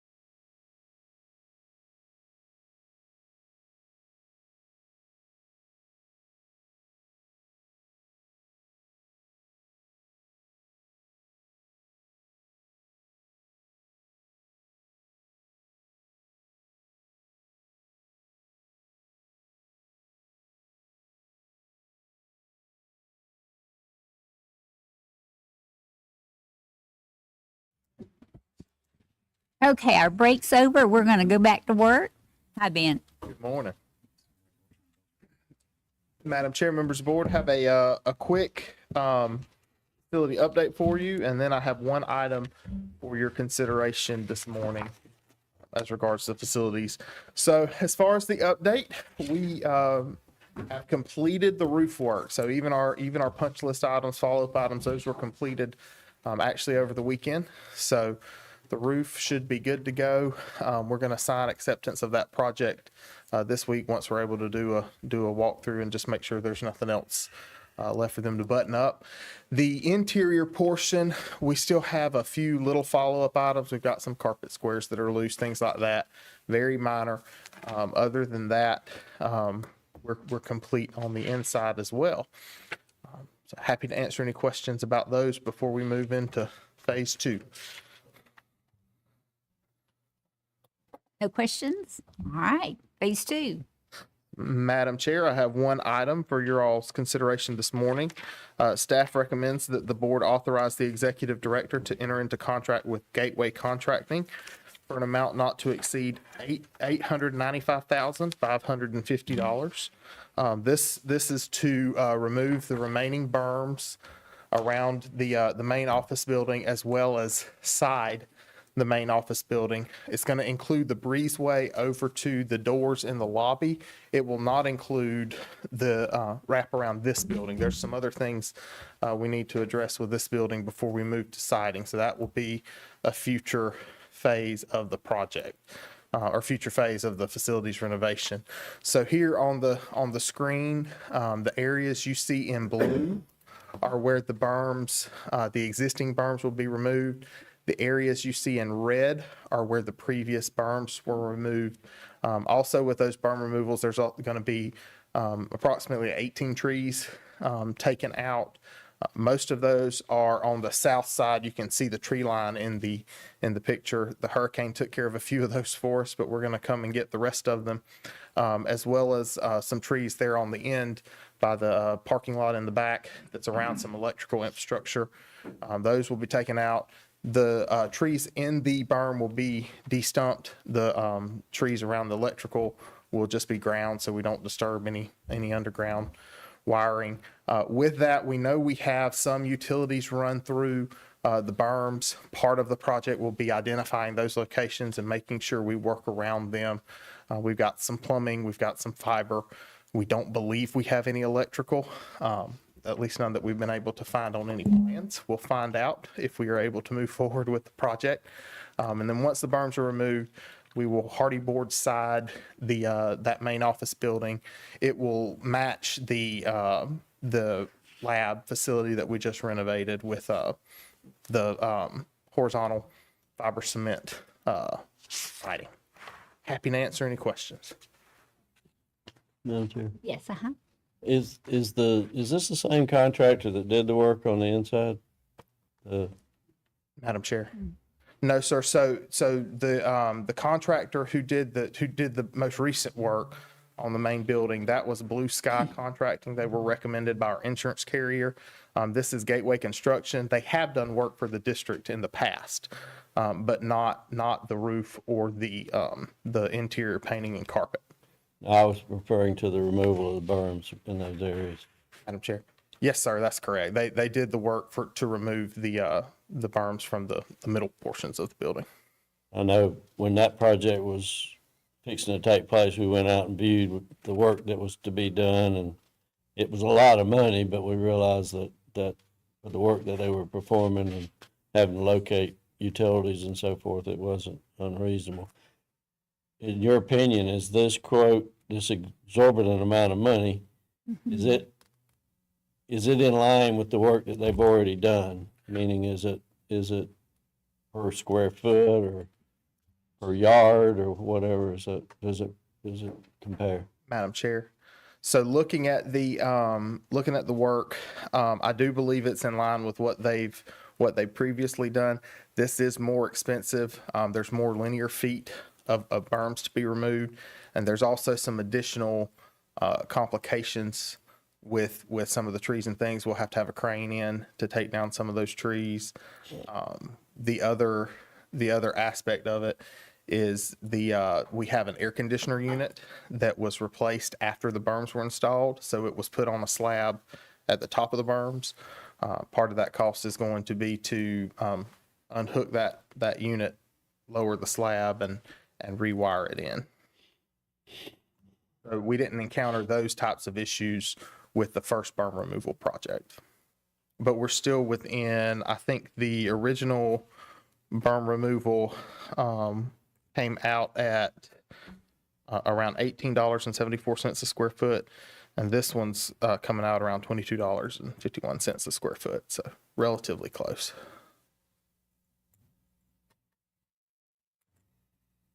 And Ben, that's The other ranking, the other contractor that bid on it, just, was their pricing comparable as well, or? Madam Chair, their pricing was comparable. Overall, they were a little less than Gateway. The two proposals we received in the RFP process were within about 10% of each other. They were less on the berms, higher on the siding, and then overall about 10% less. The issue, what ranked Gateway out, so in the RFP process, we have in this particular RFP, we had a team of 3 staff members, including some with construction experience, evaluate the proposals and score them. And then we take the average scores of all 3, and that's how we make a recommendation. The other submittal, one of the things it lacked, it did not include pricing to address the AC unit, and also did not have very much narrative about how they would accomplish the project. We had the quoted price, but not the how they plan to get it done.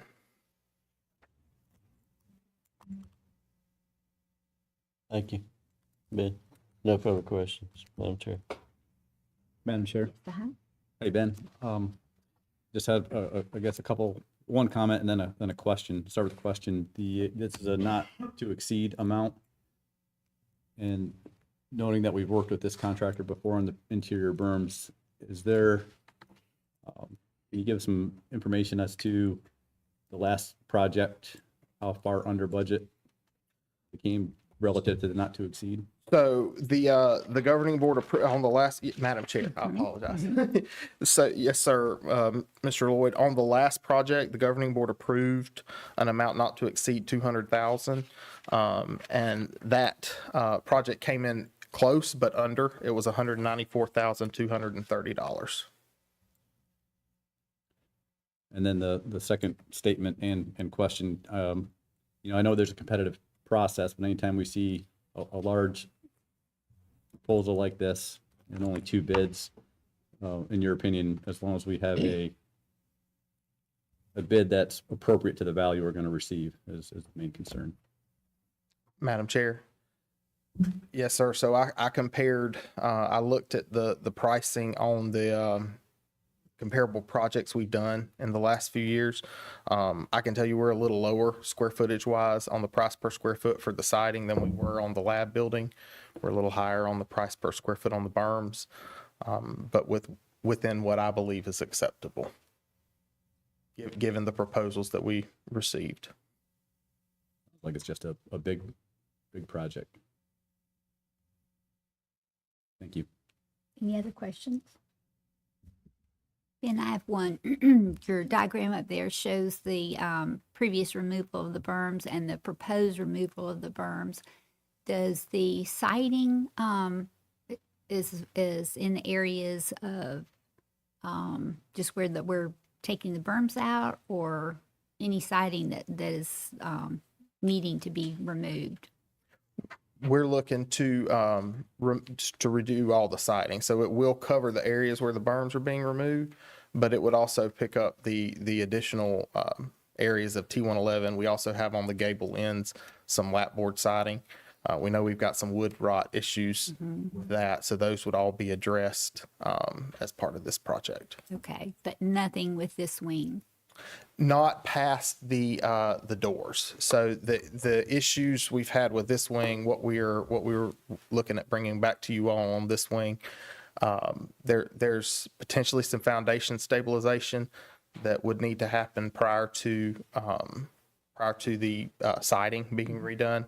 We did have it checked. The contractor thought that it was not going to bother the roof. So it's not so much that it would keep us from putting the new roof on, but it was enough that we didn't want to move forward with siding. There's also some other structural aspects we want to look at changing. The deck out back, some other ADA issues we want to try to address while we're doing work over here, as well as some security concerns. So for that reason, we didn't want to hold up the berm removal on the main building while we worked out those things. So that's why staff made the decision to separate the two. And what is the time frame on the construction? So I have not got a proposed schedule from the contractor yet. My expectation is 12 to 16 weeks, but we're subject to work that out with them. Okay.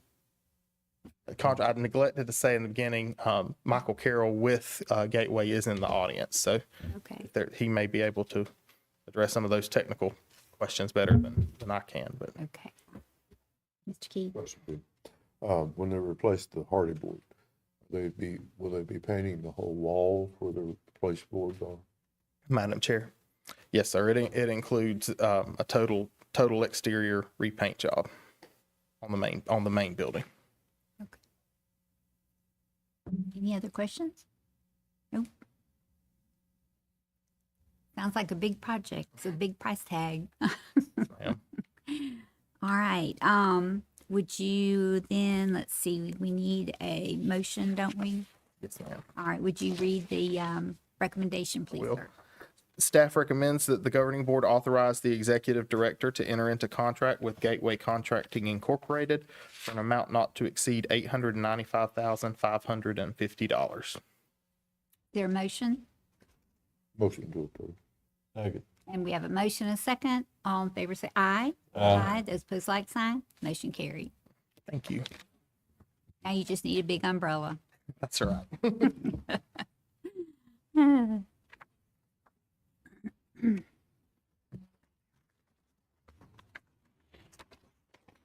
Good morning, Madam Chair, members of the board, back again.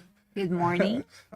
First and foremost, I would like to introduce a new employee in the Resource Management Wing.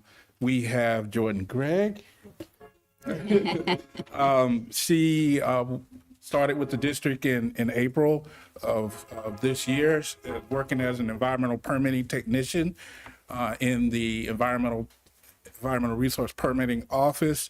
She received a bachelor's degree in environmental studies and also has a bachelor's degree in music with a focus of vocal performance. She received those from Rollins College in Winter Park in May of 2022. Prior to joining the district, Jordan worked as a horseback eco guide at Lake Louisa State Park and recently worked as a paralegal with a focus of criminal defense and civil cases down in Orlando. So I wanted to introduce Jordan Gregg.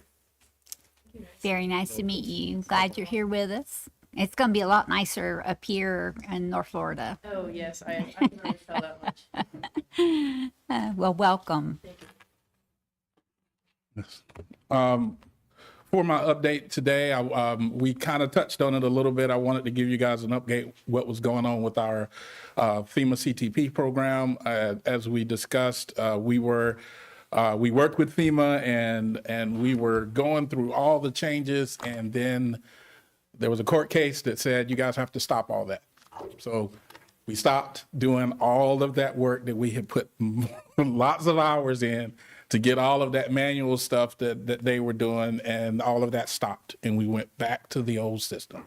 So we were able to get everything flowing again. All of the invoices have been paid from FEMA. And so because we were able to get everything back flowing again, we sent the email to our consultants to get them going again. So everything with our consultants have been starting to move forward.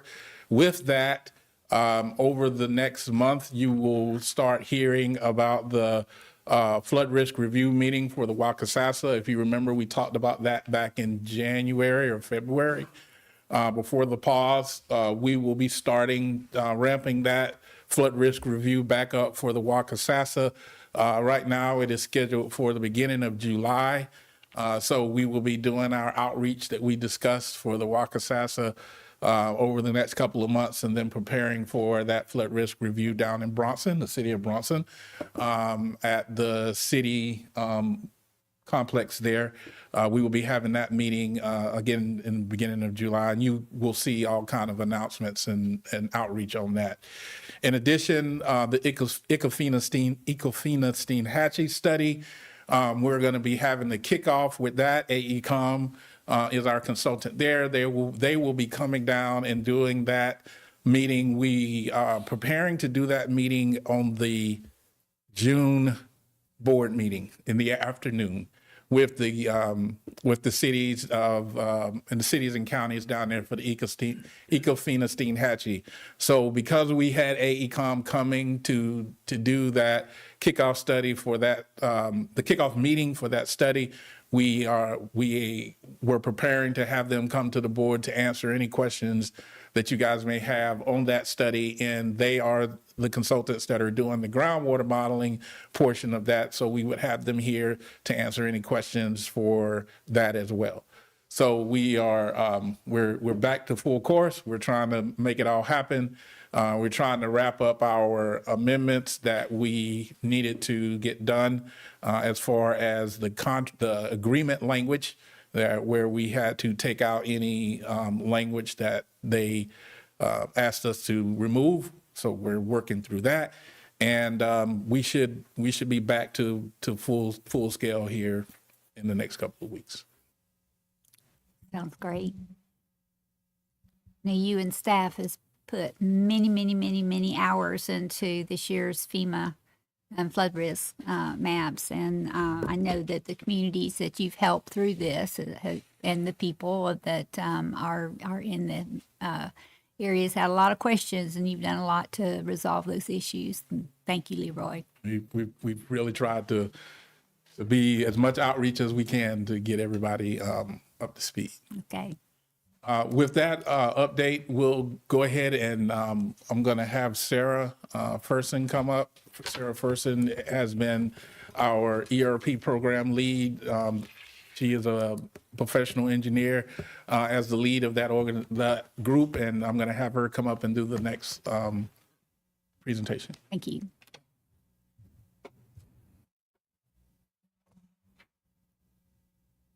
Good morning, Madam Chair and members of the board. I have one item to present today, item 16 on Business and Community Services, page 15. Is to approve environmental resource permit application number ERP-001-242142-3 with 19 individual permit general conditions to Terra Forest LLC in Alachua County. On January 10th, 2023, an environmental resource permit was issued to Terra Forest LLC for the construction of 4.37 acres of impervious surfaces on a total project area of 44.53 acres, as well as the construction, operation, maintenance of a master stormwater management system to serve a total of 26.9 acres of impervious surfaces for a commercial subdivision known as Terra Phoenicia in Alachua County. On October 24th, 2024, a new application from Terra Forest LLC was proposed to increase the total amount of impervious area served by the stormwater management system to 27.76 acres. The previous design also included the extension and connection to a roadway through the separately permitted Baywood Center commercial subdivision. This new permit application proposes to remove that roadway connection. Therefore, the Terra Phoenicia complex and Baywood Center complexes would have separate entrances. Additionally, the previous stormwater management system design utilized 8 100-year design storm events up to the 100-year 240-hour storm, as was previously required. This application proposes to redesign the system to the 100-year 24-hour storm event pursuant to rule amendments made to the ERP Applicants Handbook Volume 2, Section 3.2 that were previously approved by the Swanee River Water Management District Governing Board on February 14th, 2023. project has been reviewed and meets the condition for issuance found in 62330.301 of the Florida Administrative Code. Additionally, the design meets the criteria required in applicant's handbooks, volumes 1 and 2.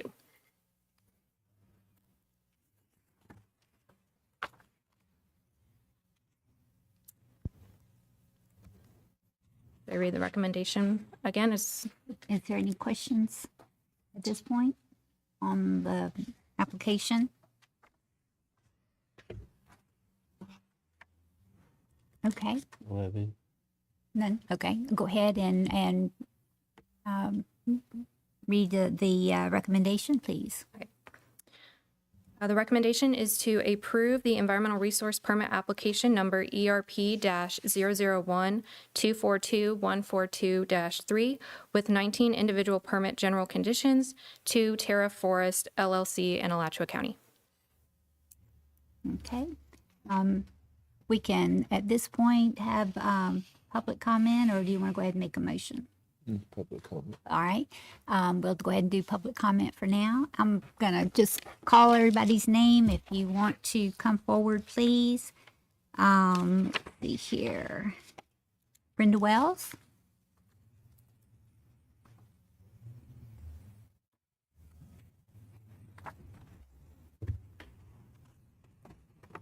Hello. Hello, good morning. Good morning.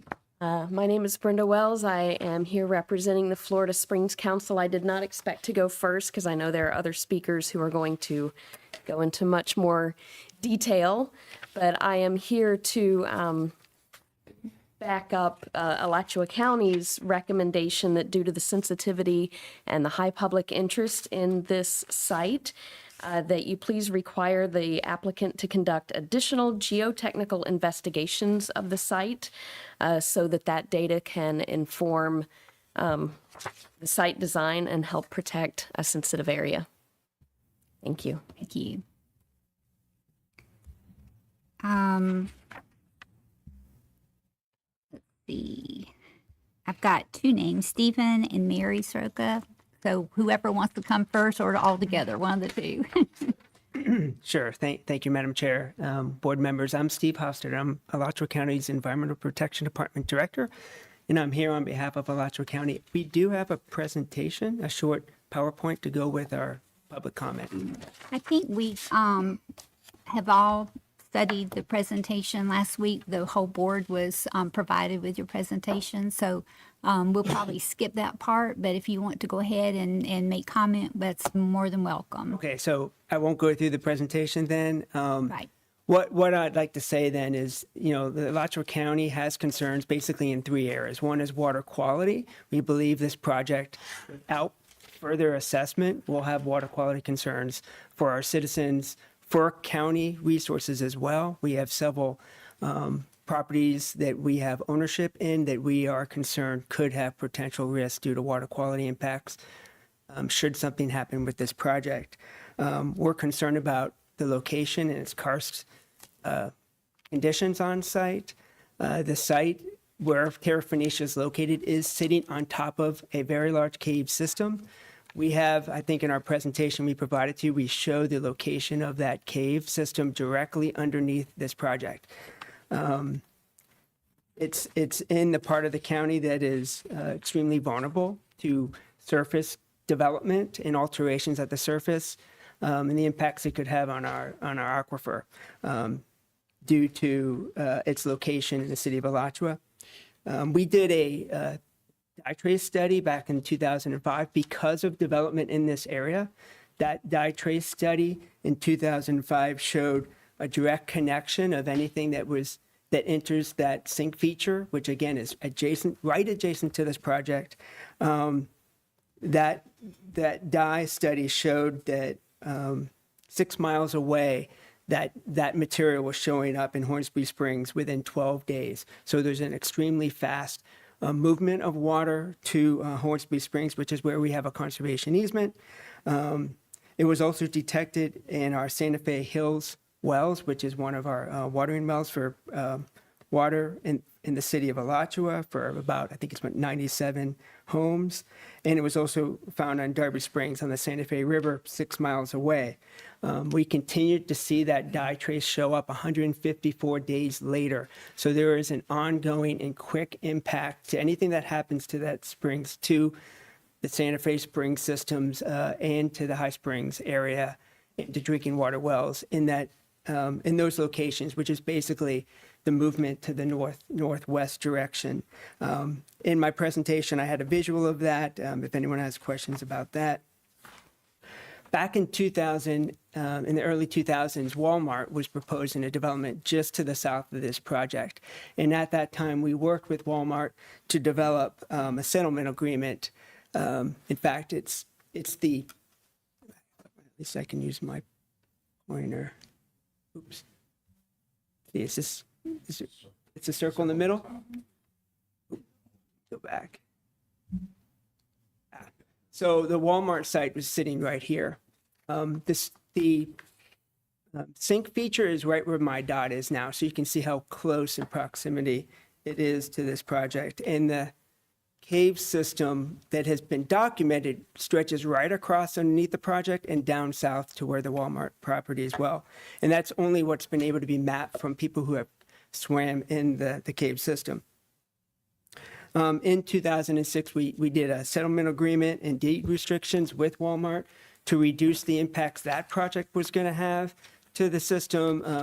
And that actually led to the county developing a countywide stormwater treatment code that helped address concerns we have. And that's one of the reasons we're here today as well, is we have countywide regulations that we express concerns with this project. So that was kind of an overall aspect that I was going to present. I have Mary Zoka here. She's going to go into a little bit more detail.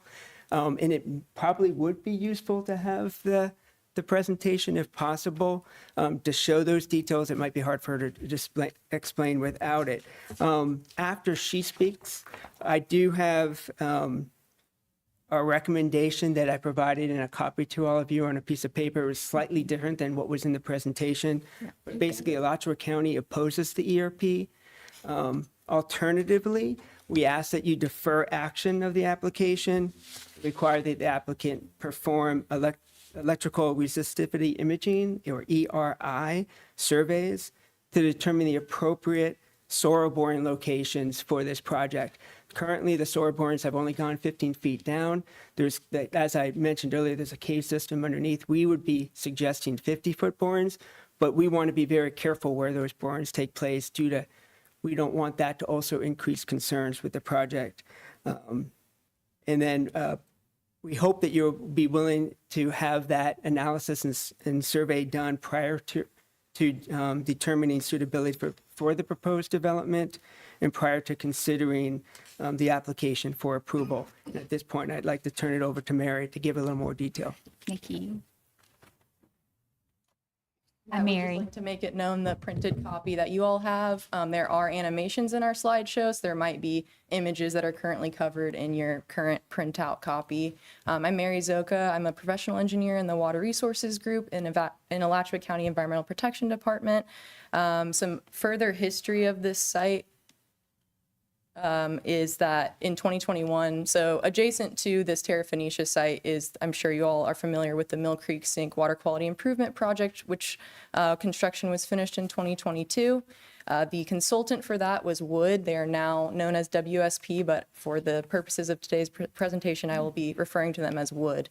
So in 2021, Wood also did a preliminary environmental resource assessment of these proposed Terra sites, and they found evidence of active subsidence downslope of a 75-foot contour line. And I believe the geotech has responded to this report and has said, they did the investigations. They are not seeing the same active subsidence in the last 60 years downslope of that 75-foot contour line. However, a second recommendation from that report was to explore whether there is an unacceptable likelihood of future subsidence or of the potential for sinkhole development. To my knowledge, the data that has been presented does not address that piece of Wood's recommendations for the preliminary environmental resource assessment. Now, what was done by Wood for this project, which was not attached as a part of the Water Management District permit, was a geophysical study using electrical resistivity information that is a series of electrodes that are installed in the ground that can get imaging of up to 150 feet below surface.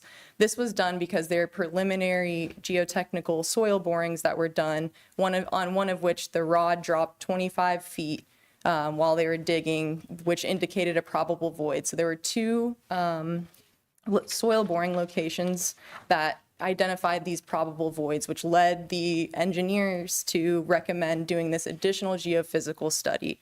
So this geophysical study was done.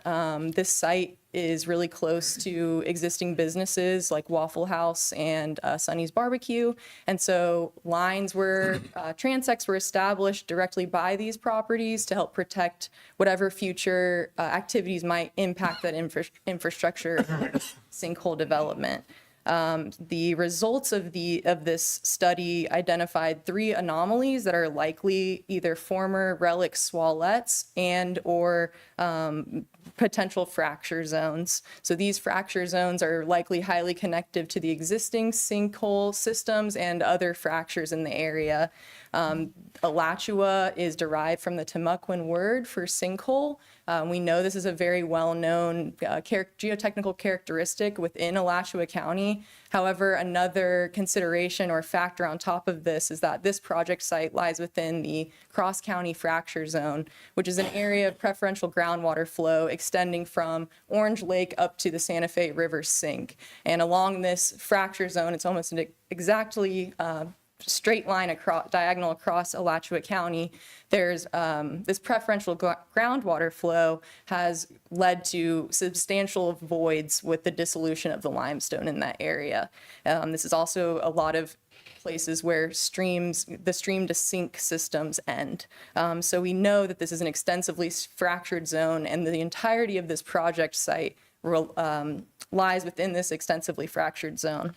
The results of the geophysical investigation that was done on this Mill Creek water quality improvement site led to them shifting the design away from the proposed infrastructure so that whatever, basically the conversations I had with the geotech on that project was that it is not a matter of if, but when a sinkhole is going to open up on site. And so redesign was done to protect that existing infrastructure. And during construction in June of 2021, a chimney, in fact, did open up on site during construction. So this is a very highly active, sensitive karst area that warrants this further investigation prior to construction. Additionally, when we're talking about sinkhole formation, there are a few different kinds that can happen. One is a cover subsidence sinkhole, which you might see the surficial expression happen before an opening, so you can see the active subsidence or slow collapse that will happen over time. But another one is a cover collapse sinkhole. So when you have overlying clays, you might not have the same surficial expression, and this can result in catastrophic damages with a sudden collapse. And you guys can see in the FDEP map provided that this site lies within the area that is where cover collapse sinkholes dominate. So to date, what I have seen for this project is just 15-foot soil borings within the locations of the proposed stormwater ponds. However, what really puts this site at risk to sinkhole development is this alteration of natural site hydrology. And so that is why we're recommending these additional geophysical recommendations should be done for the future residents that are going to live there and for the future protection of our water resources in the area. Thank you. Thank you.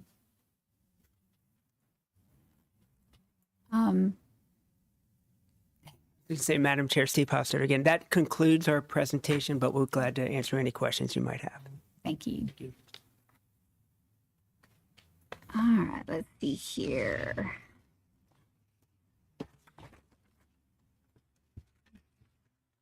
Jay Brown?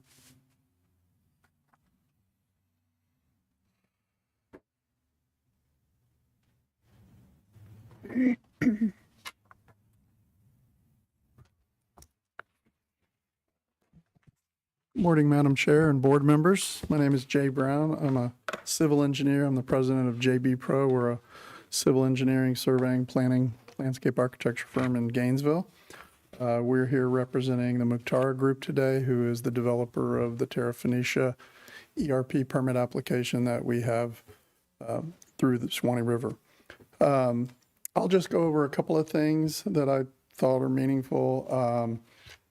There's been a lot of discussion about this project and its relation to Mill Creek and the sink, and the closest point on our property that is the outfall of our stormwater management system is about 750 feet away from the sink. So when our site discharges stormwater, it goes through wetlands, it goes through natural grounds, it goes to the Swallet. The Swallet is kind of the area where the stormwater, the ultimate location of where stormwater goes. It's the same location that the treatment system that the city of Alachua built in that system goes to, and that's kind of the recharge area that goes to the sink and beyond.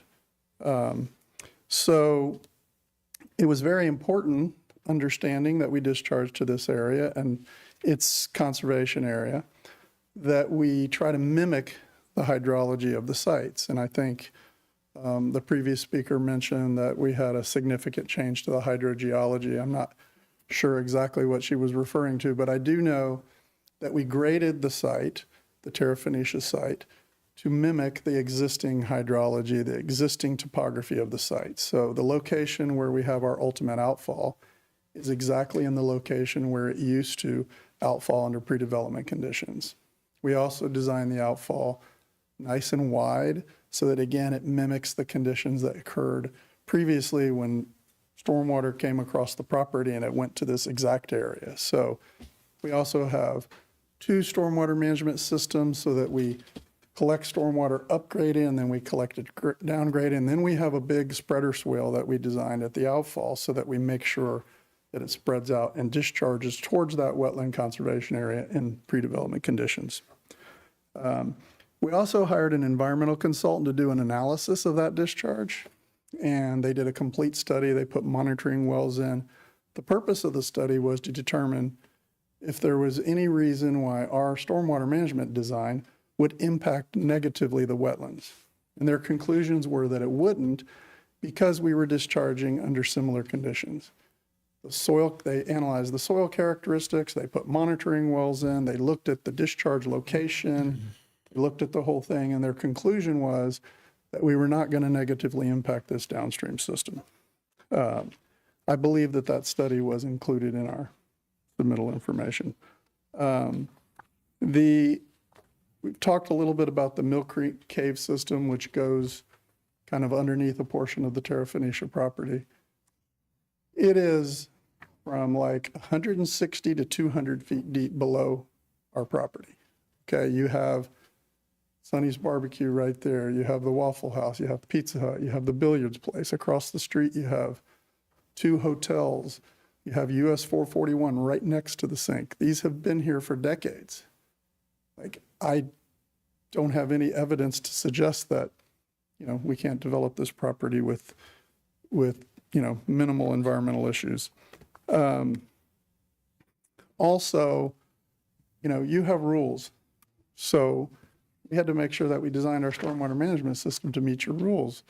We designed for the 100-year critical storm event up to the 24-hour storm event, as your staff mentioned earlier.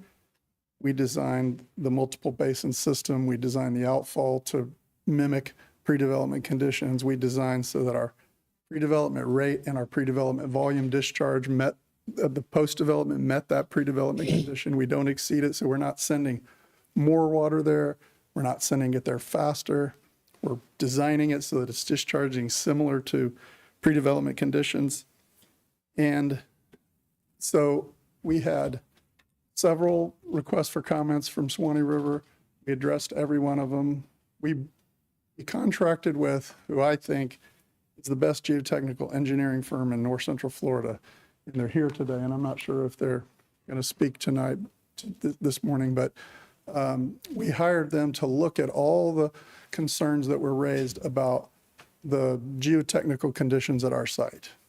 And they have basically told us that this site has no more propensity for sinkholes than any other sites, or not any other site, but most sites in this region.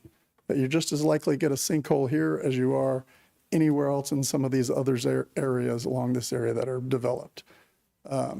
We have an O&M plan that we put together that addresses how do we handle a sinkhole if a sinkhole develops. We have methods. We make sure we notify Swanee River. We bring our geotechnical engineers. We create a solution if that happens. We're prepared to deal with that, and we deal with it very swiftly, promptly, and we take care of any potential connection. Lastly, the one thing I wanted to mention is that Mr. Mukhtar and his property, it was decided decades ago, 10 to 15 or 20 years ago, the city of Alachua decided that they would designate a certain portion of this property as developable for commercial, a certain amount for residential, and then a big part of it was conservation. I want to say close to 30% of his property is conservation area adjacent to this Mill Creek sink to protect this area. And beyond that, to the east of that, we have another agricultural area where the only thing we're putting in there is amenities and stormwater and that type of thing. So the city of Alachua decided that this was developable property. It was zoned. He didn't ask for a rezoning. He just bought the property and developed just per their regulations and comp plans. We meet all the city of Alachua criteria. I don't think they're here to object, and that's the jurisdiction that we're in. Your staff is recommending approval, so that's all we would ask, that you would consider that as well. And if anybody has any questions, I can remain. Any questions? No, I did have a question concerning the depth of the karst, the cave system, but you answered that. You said 160 to 200 feet. Yeah, you have to go 150 feet down to get to the caves. Yeah. And they start at about elevation 35 or 40. So you're down about 190 before you even get into the caves, and then they go deeper. And we're up at 60. So we're a very long way from those caves.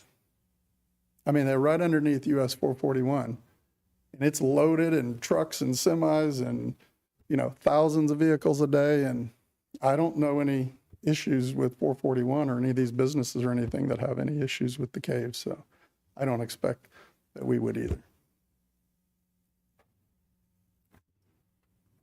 Madam Chair, you said you've done your best to mimic the stormwater runoff.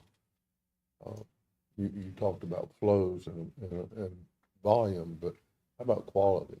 What's the change in the stormwater from redevelopment to post? So we provide more stormwater quality retention volume in our system than is required by the codes. We address stormwater quality and stormwater quantity for both of our systems. We meet the Alachua County Water Quality Code for stormwater water quality volume, and we meet the City of Alachua criteria, and we meet the Swanee River water quality volume. And we provide more than what the code requires.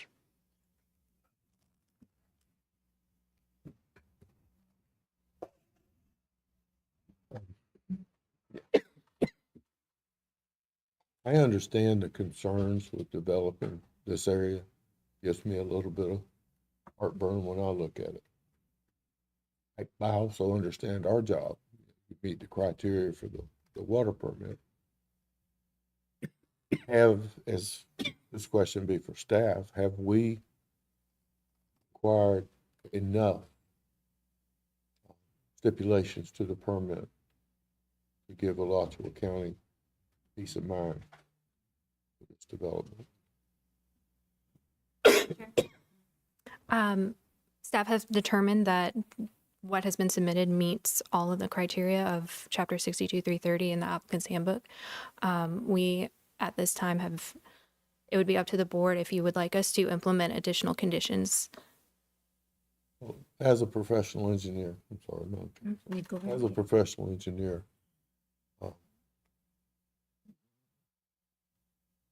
with further tests, are we just gonna find out? I believe I've heard it referred to as more of what we already know? Or is there potential to discover? Madam Chair. If we were to require additional testing, it would not change the district staff's opinion as it's not required in rule. Then my next question would be, when we pass our part in the development, then the county has the final say whether development happens, right? Yeah, Tom. Since this is located in a municipality, the municipality would have the final say. So the city of Alachua would have final say as far as a building permit or? I assume that this is in the city of Alachua. Yeah, so right, that the municipality has those, would approve the plat, would record the plat, would issue the building permits, all of that. That's not in our purview, that's something that they handle. We just established the fact that they've met our criteria by the handbook and more than enough quality checks in the permit. When we approve an ERP, we're not saying it's good, we're saying it's met our criteria. Exactly. All these other criteria may or may not be. Right, but the more provisions that we put into a permit validates that position. Thank you. Any other questions? Okay. Thank you. And we'll go on to our next speaker. And then we may have to call you back. Let's see, we have Brian Rusher. Did I mess up your last name? I'm sorry.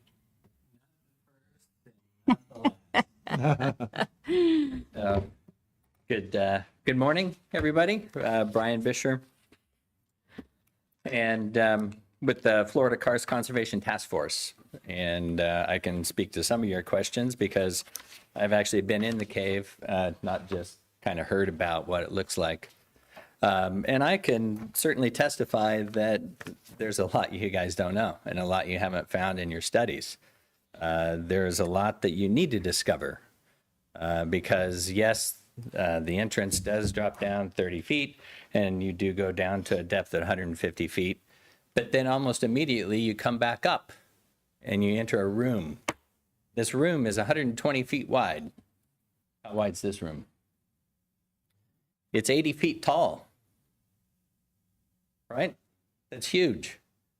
All right, they talk about, the type of sinkhole and whether it's an immediate collapse or gradual subsidence. You're talking an 80-foot drop, okay? That's just one room in this system. The system has over 8,000 feet of map cave. Yes, it does go under 441. I can tell you that I've personally witnessed that the floor of the cave under the 441 section is different than the rest of the cave because of stuff that's fallen off the ceiling. Okay? It's like gravel. First time I dove through there, I thought, God, was there like some kind of chimney or something like that actually dropped some of the base down onto the floor? Because that's sort of what it looks like. Okay, so there's cracks in the ceiling, there's fissures in the ceiling.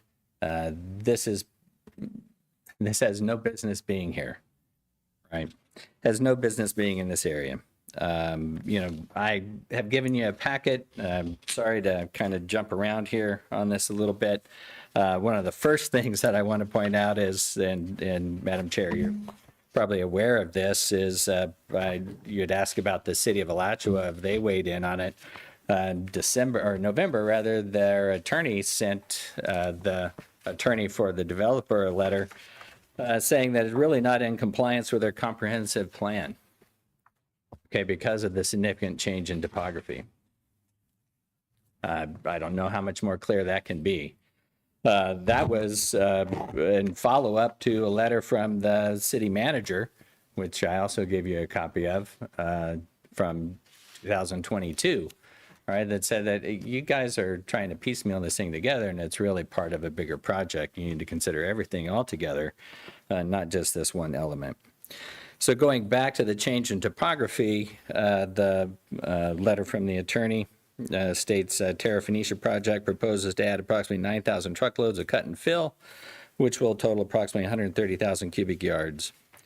Similarly, the Terra April project also proposes a substantial change in topography of the subject property. Thus, Terra Phoenicia and Terra April propose to substantially alter, not protect the natural topography of the city, and that's in direct conflict with their comprehensive plan policy 5.1.A. Okay.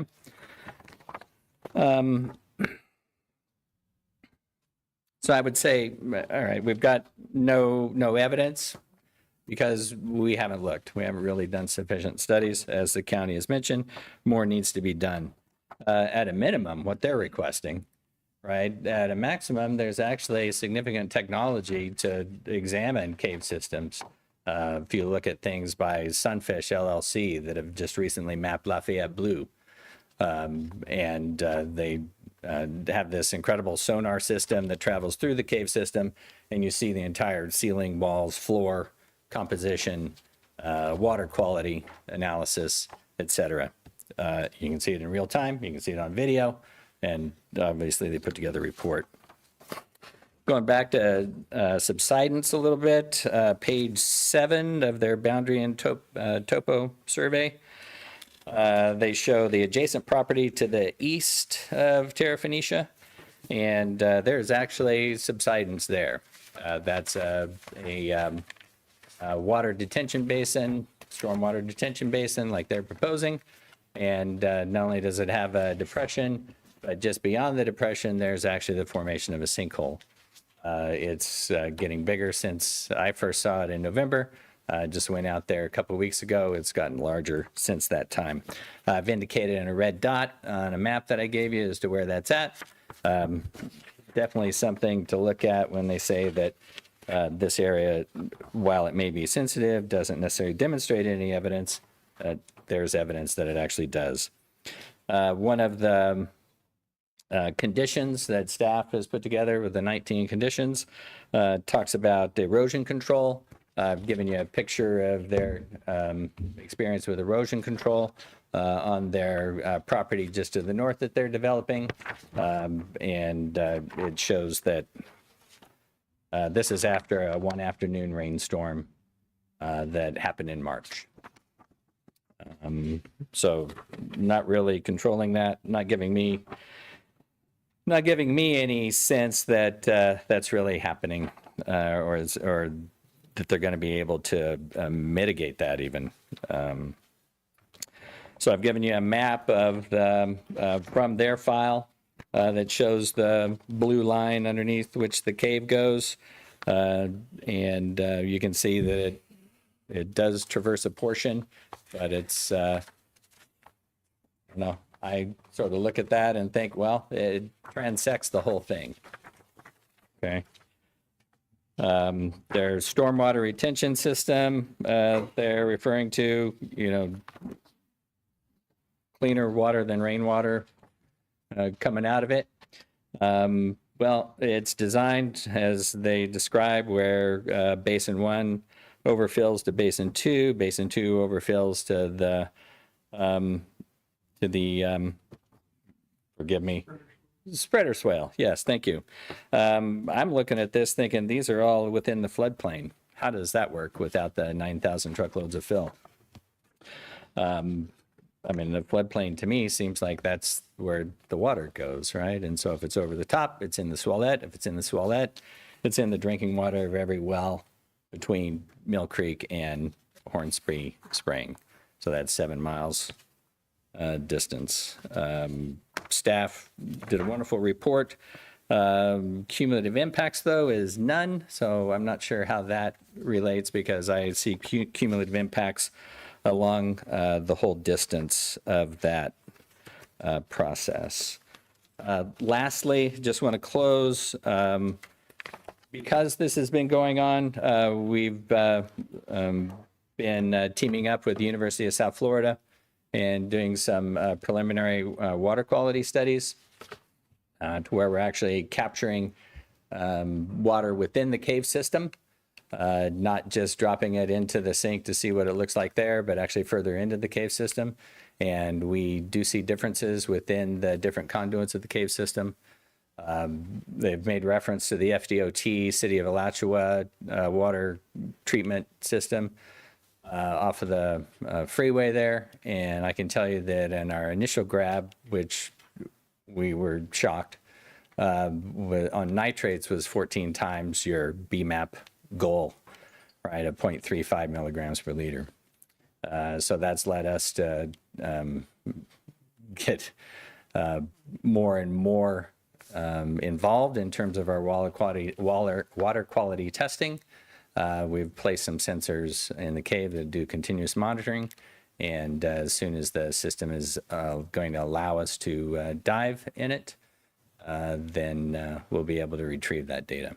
So there's a lot more data to be had, a lot more conditions to provide, but I would strongly urge you in this highly sensitive karst area to deny the ERP. Thank you.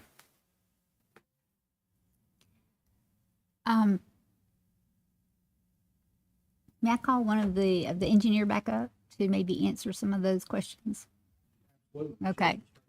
Jay, can you, I know that through the whole process of engineering, that questions come up and it's reviewed by peers and to address concerns. Can you give us some background maybe on some of the stuff that Mr. Boucher had mentioned?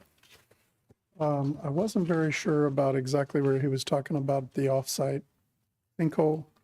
And that may very well be true. I'm sure it is, I would imagine, because, you know, we have located a sinkhole on the northernmost extent of some adjacent property that Mr. McTara owns, and of course, we're protecting it and all that. So I certainly don't dispute that. Or, you know, we unfortunately deal with sinkholes in lots of properties across Alachua County.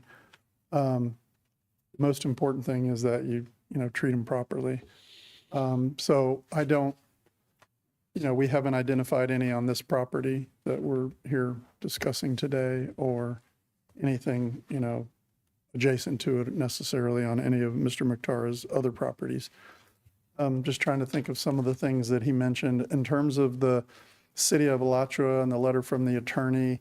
There's been quite a stoppage in the review process with the City of Alachua due to some of their planning staff resigned, and they've been very slow at reviewing projects in general. We have multiple applications in with the City of Alachua, so we're not through that process yet. And one of the things that happens with the City of Alachua is that they don't want to necessarily approve our project till we have a Swanee River permit. So it's kind of chicken and the egg thing that we're always working with. So we always apply for the Swanee River permit while we're going through that process. That's where we are right now. So we still are waiting for our final public hearing as far as the City of Alachua goes for Terra Phoenician. We did address, and I didn't completely have the document in front of me, what he was talking about. We have addressed all of the city's comments throughout the process of this review. Was there anything else in particular that he mentioned that you would, he mentioned about some great stuff about the cave. We're all for the water quality in the cave. I think that's great that you're doing the nitrate testing. I think it's great. I think, the drainage area for this system is 73 square miles, okay? It's like half of Alachua and beyond. That drains down here. The one thing we're doing, of course, with a new development is we're putting stormwater treatment facilities into our project so that we're doing stormwater treatment in advance of the discharge. And historically, developments have occurred for many, many, many years, and they didn't do that. And farms discharge, and a lot of things happen over time. And over time, different segments of our population are addressing those issues. We're doing better with farms, and we're doing better with residents with using less fertilizers, and all things are happening across that can affect, how that nitrate is in the system. But our system is designed, we had to do an analysis with BMP trains for nitrogen and phosphorus. which we did. We met the criteria. So yes, we still have some work to do with the city of Alachua. That is true. But we're here today to talk about this permit. And as your staff mentioned, we've met all the rules. I think we've gone above and beyond. We've worked really hard on this, addressed numerous comments, done numerous studies that we do not do with other projects. We consulted with our geotechnical engineer. He said he just does not believe, knowing the hydrogeology of this area, that these additional borings are going to give us any more data that's going to be helpful to us. He thinks what we've done is what we needed to do. So yeah, I mean, again, I'm not sure if I addressed each of his concerns. He went through a lot of data. I'm happy if there's anything particular that anybody picked up on to try to address. Madam Chair, what about the fill, the volume of the fill? How does that change things? So yes, we are putting fill within the floodplain, but we're also compensating for that fill with additional volume within the floodplain. And that's a common practice when you provide the floodplain is where the water, ran through the site in pre-development conditions, and we are now piping it through there to our stormwater management, or through our stormwater management facilities, and then picking up all the water that will be on the developed site and taking it to our stormwater basins. But yes, we are providing fill. It was, portion of the property was low, and so we are filling that, and we're doing, floodplain compensation to compensate the same or more volume, actually much more, within that same floodplain. That's how we address that. So as far as a net impact to floodplain, we have a reduced impact because of the additional floodplain compensation volume that we're providing. And just one other, just to clarify, currently, the applicant has already been issued an ERP permit. This just changes the entrances into the project. He currently has an ERP permit from Water Management. That's correct. We were granted an ERP permit, and what happened is just to the east of our project is where Popeyes is and Campus USA. There's a small little development there called the Baywood Center. And they come off the light at 140th, I think it is, and then they have a small kind of cul-de-sac that serves those commercial properties that front 441. Originally, Mr. Mukhtar was working with that developer so that when we came off of 440, we would connect through that Baywood Center. So we were going to remove the cul-de-sac, provide some stormwater management there, and connect the road, and then that way you'd have more connectivity. That was our plan. We did a whole plan. We brought it to Swanee River, and the permit was issued. Subsequent to that, he was unable to reach an agreement with that developer to actually make that connection. So whatever happens with, these real estate issues and such, it couldn't be worked out. So he asked us to redesign. So we were going to redesign their stormwater basin because the road was kind of going to go through it if we did that. And so we had to redo that whole thing. We eliminated that connection. And so we had to, revise our stormwater management system. It wasn't a substantial revision, but it was enough in our plans that, different stormwater inlets had to be changed because of the pavement configuration and the stormwater system. So we enlarged one of our basins and reduced the one that was next to the Baywood Center. So there was enough changes that it couldn't just be a minor change. We had to resubmit a modification to the ERP permit. Okay. So basically, staff's had two different opportunities to look at this. That's correct. Okay. That's correct. And substantially, the design of the system was the same. But there was just enough, pavement modifications and storm inlets and kind of conveyance activities. And there was a minor modification to the basins as well, or, some modifications to the basins that required us to resubmit. Okay. Yeah. Yes. One other thing, and this may be for staff as well. The gentleman mentioned that Alachua's stormwater processing was less than desirable as far as water quality. 14 times the recommended nitrate load. Was that what I understood? in the cave, he mentioned that when they did nitrate testing of the water quality in the sink at the Mill Creek Sink and Cave, that they found 14 times, and I'm not sure what the standard was, but they found higher nitrate. And if, you know, if you would like.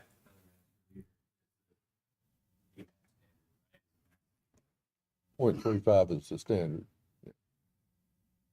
So with more stormwater runoff, we certainly can't make that number any better. If city's already overloaded with their process, you speak to that, or are we increasing that load? Well, I think our design is such that we won't increase that load. Our design is such that we have stormwater treatment facilities in our project to offset the impact of our proposed new development. So that's a condition that exists, you know, obviously before we, you know, do our development. And I'm sure they're going to continue to, you know, monitor that and see what it is. But it, as I mentioned, it's, you know, how do you determine those trace locations, and, you know, how do you know where that's all coming from? We have standards for water quality. We have standards for nitrogen and phosphorus removal, and those standards are going to continue to increase over time in the state of Florida, I believe. And we're going to have to comply with those, but A lot of that comes from development, too. it comes from a lot of things, yeah. I'd really like to hear the gentleman's response. Sure.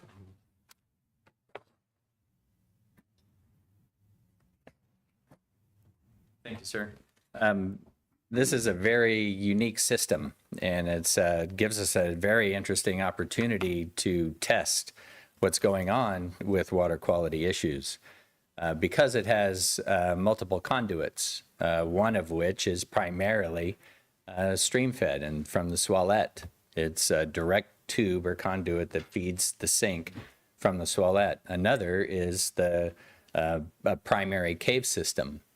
That is the part that goes under the Terra Phoenicia parcel. So when you dive this cave, if you dive into the conduit that feeds to the Swalette, it's completely different conditions than is going to be in the cave system. And so it's important to establish what the baselines are for these water quality issues. And I think one thing that we will find is that because of the organization of the cave and the fact that the majority of it is right under Terra Phoenicia on that upstream section, that we will be able to demonstrate a point source pollution.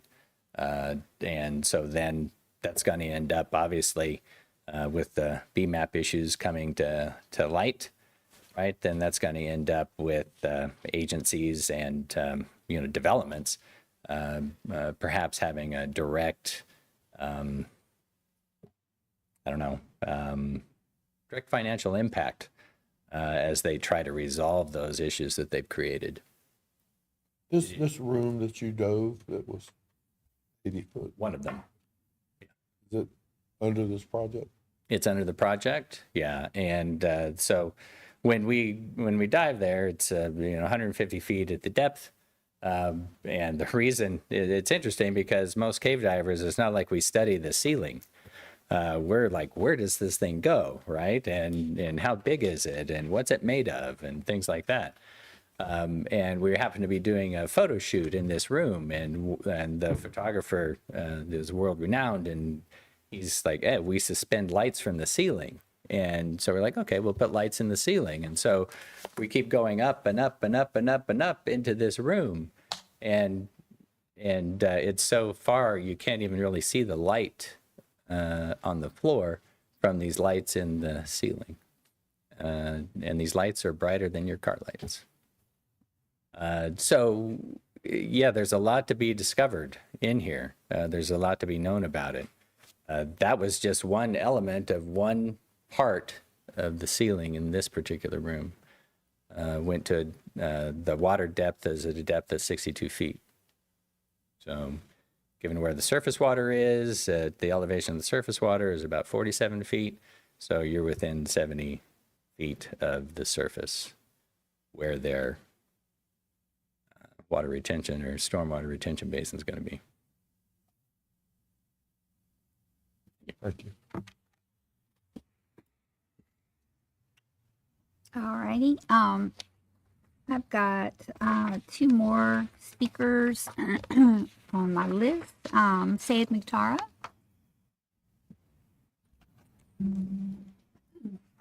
And Ken Hill, you're up next. Madam Chair, gentlemen, I'm Sayed Mukhtara. I'm the developer. I have developed several projects in Alachua County, in Columbia County, and in Lake County. I'm very familiar with the process. I've got several permits in my name under Swanee River District and St. John's District as well. So I'm not a novice in this. And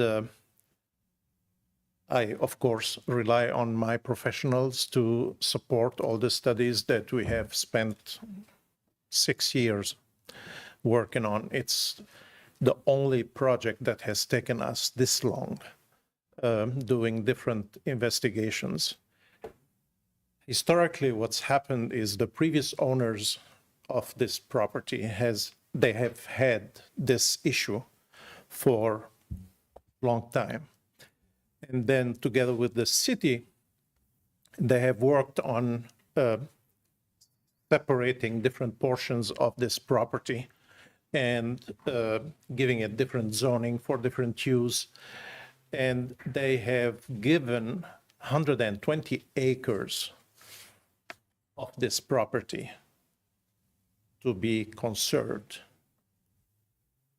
In addition to that, they have added between 200 to 300 feet strip all along on both sides. That's for further protection in addition to the conservation area.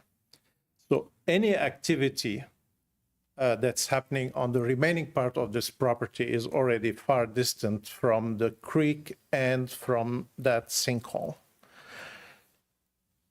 So there has been pressure on this project since we started the demarches for permitting and so on. And therefore, we've been asked to do investigation after investigation and so on.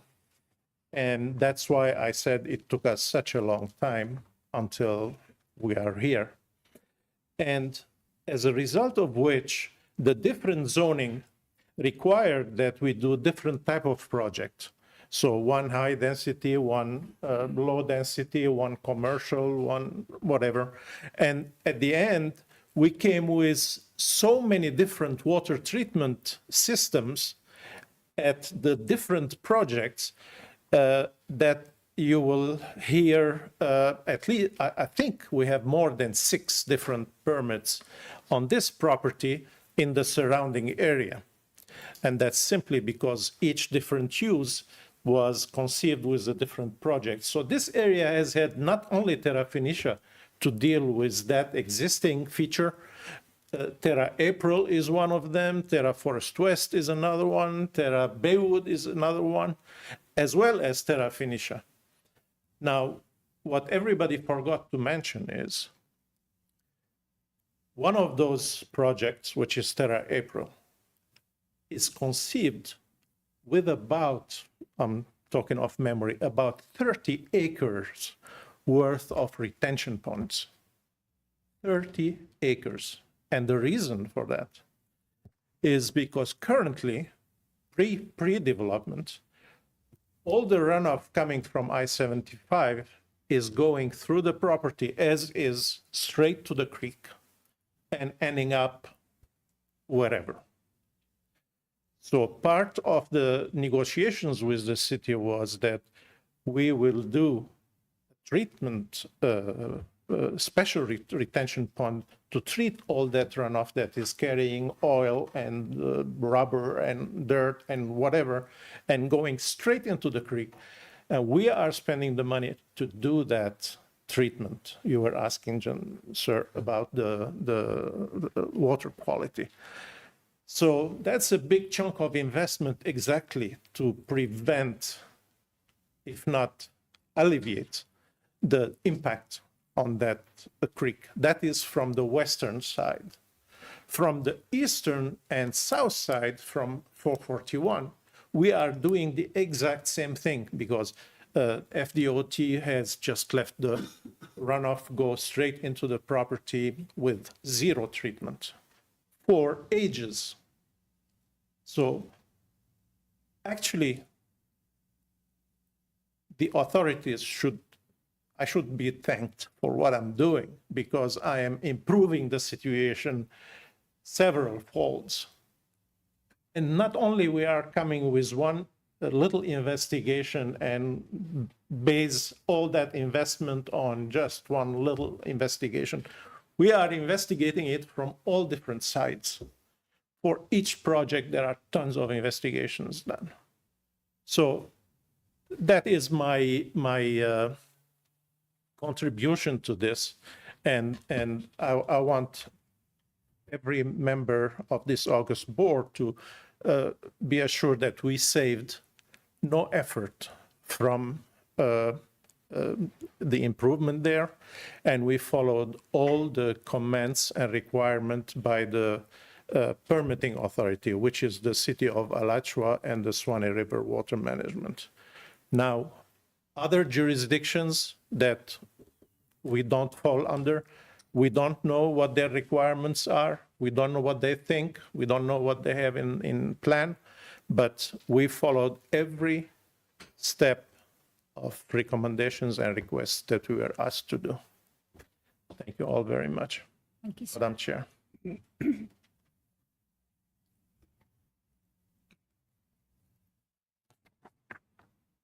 Ken, did you have anything you wanted to add? Okay.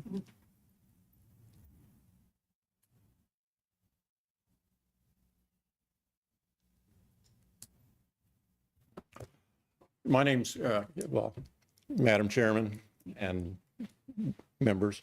My name's Ken Hill. I'm president of GSE Engineering and Consulting. We're a geotechnical engineering firm out of Gainesville, Florida.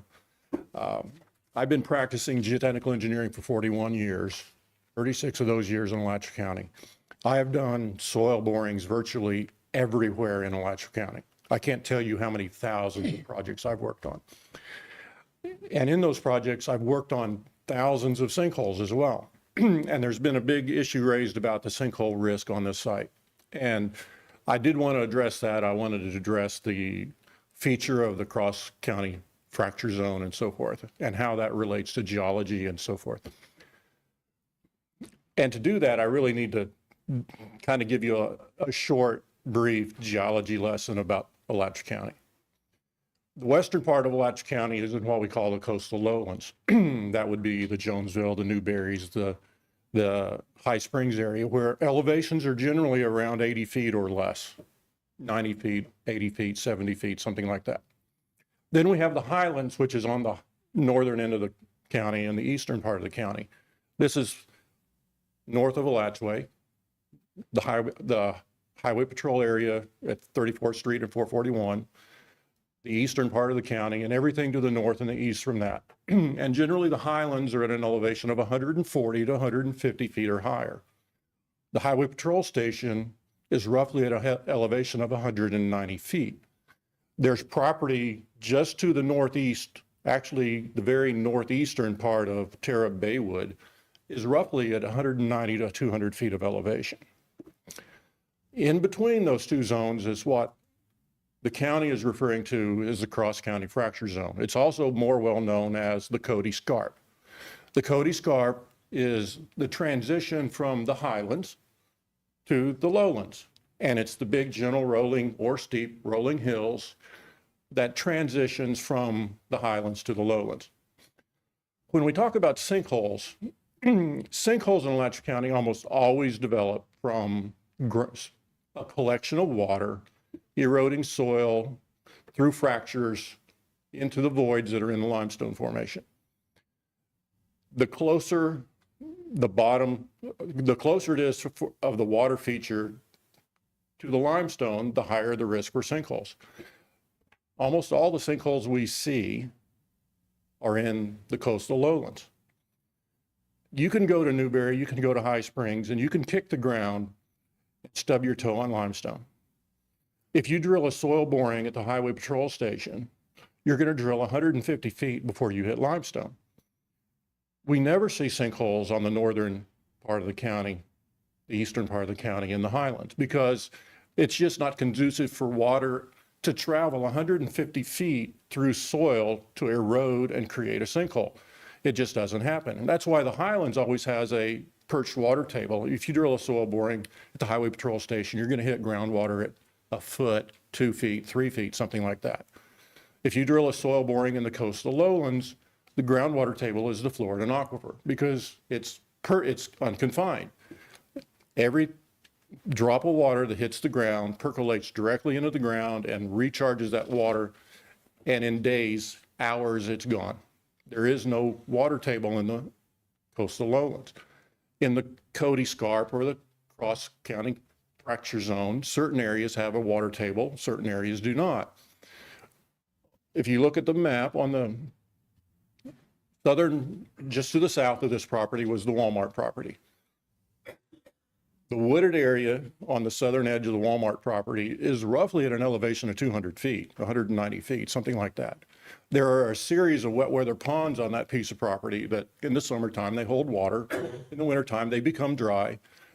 But there's always a water table in the ground up there throughout the year because there's a seep on the hillside going to the north off of that big hill that seeps all the time. That seep creates these little ditches. The water flows through the ditches when it gets, and it seeps because the hillside is so steep that the water daylights and it runs down the hill. As it gets to the lower elevations, the elevations flatten out, the water soaks back into the ground, and then there's no more groundwater. There's no more seepage. And as you get further north, there's no more groundwater because the site's perforated. Perforated means that certain areas have clay, certain areas don't, but the water still reaches the Floridan aquifer quicker to where the water can go away. There's been issues brought about the Cross County Fracture Zone or the Cody Scarp as to why this feature is unique. Well, it's really not unique. It's just a transition zone. In the highlands, you have creeks running everywhere. All of these creeks drain. If they drain to the east, they're draining to Noonan's Lake or, Lake Alto, wherever. But if they're draining to the south and to the west, they're all going through the Cody Scarp, and they're going to a feature that's tied to the Floridan aquifer. Hogtown Creek goes to Kanapaha Lake, tied to the Floridan aquifer. The creeks on the east side of Gainesville go to Paynes Prairie. It's tied to the aquifer. The creeks around the University of Florida go to Lake Alice, tied to the aquifer. Nothing continues to the west because everything is so porous and unconfined that the water soaks into the ground and recharges the aquifer. The only water body that actually passes through the Cody Scarp or the Cross County Fracture Zone is the Suwannee River. It's the only river that actually continues across the fracture zone because of the size and the amount of flow that it has. So again, Santa Fe River goes into a Swallette, into the limestone, then reemerges, basically as a spring and then continues. All of the creeks and the rivers in the lowlands are basically spring-fed creeks and rivers. They're not developed from runoff. So my point that I'm trying to get to is sinkholes in Alachua County are, the highest risk is in the lowlands. Lower risk is in the Cody Scarp, and the lowest risk is in the highlands. And again, our experience is the amount of cover between land surface And the top of the limestone formation controls that risk. Again, you get to the highest elevations of 150 or higher, you basically have virtually no risk. I can't tell you there's no risk, but it's very little. As you get to the lowlands in Newberry, High Springs, Jonesville, you have the highest risk because right there on the ground is limestone, and you put water in it, it washes the sand into the cracks and the fractures in the limestone. And somewhere in between is the Cody Scarp. And it all depends upon where you're at in that Cody Scarp. If you're at the very bottom at an elevation of 70, 80, 90, your risk is higher than if you're on the side of the hill where your elevations are 100, 120, 130, 140, something like that. But again, the cross-county fracture zone isn't unique. All of Alachua County is karst. It's karst underneath the highlands. It's just you've got 150 feet of soil overlying that karst. Newberry, you have none to, 10, 20 feet of soil, depending on where you're at. And in the fracture zone, the Cody Scarp, it can vary depending on where you're at. Any questions? Good information. Good lesson. Yeah, good Thank lesson you. on the. Have you thought about teaching school? Have you ever thought about teaching geology? I do, but not geology. I'm not a geologist, but I've read so many geology books. Swanee River Water Management District actually has a publication about the Cross County Fracture Zone that y'all should read if you haven't read it. That describes this. The Cody Scarp is actually an inland seashore of Florida that occurred when sea level rise was much higher. And the rolling hills are the zone that's been eroded away from that sea level rise millions of years ago. The highlands are what was left higher than the sea at that time. The lowlands are where the seabed eroded all of the cover away, basically down the limestone. If you look at a map of the surface of the limestone, at Cedar Key, limestone is at elevation zero, minus 20 feet. In Newberry, it's roughly at 60 to 70 feet. There's a dome in the limestone between High Springs, Newberry, Jonesville, all the way over to roughly Butler Plaza, where the limestone is roughly at elevation 80. And then as you go to the north and the west of that, the limestone dips down really, really low. And in Stark, for example, the elevation of limestone is at minus 100 feet. Beneath the St. Johns River, the elevation of limestone is roughly minus 240 feet. In Jacksonville, you can drill 400 feet in Jacksonville and never hit limestone.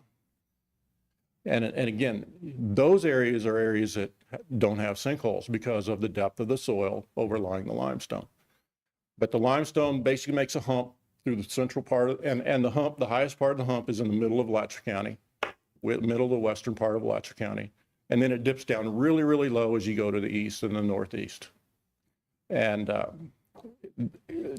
Alachua County geology is quite unique. I'll tell you that. And it's something that you can really read about to understand it. And again, we have the advantage of being able to drill soil borings everywhere all over the county. Again, we're doing soil borings typically for somebody that's developing something, whether it's a subdivision, a commercial business, something at the University of Florida. But, we've drilled borings all over the county, know what the geology consists of. We know where the high risk of sinkholes are at. Generally west of I-75 is a high risk. And again, the Cody Scarp, the Cross County Fracture Zone has a lower risk for sinkholes in the coastal lowlands that are at a lower elevation. Any questions? Okay, thank you very much. That was very informative. All right, that was our last public comment. So if I could get the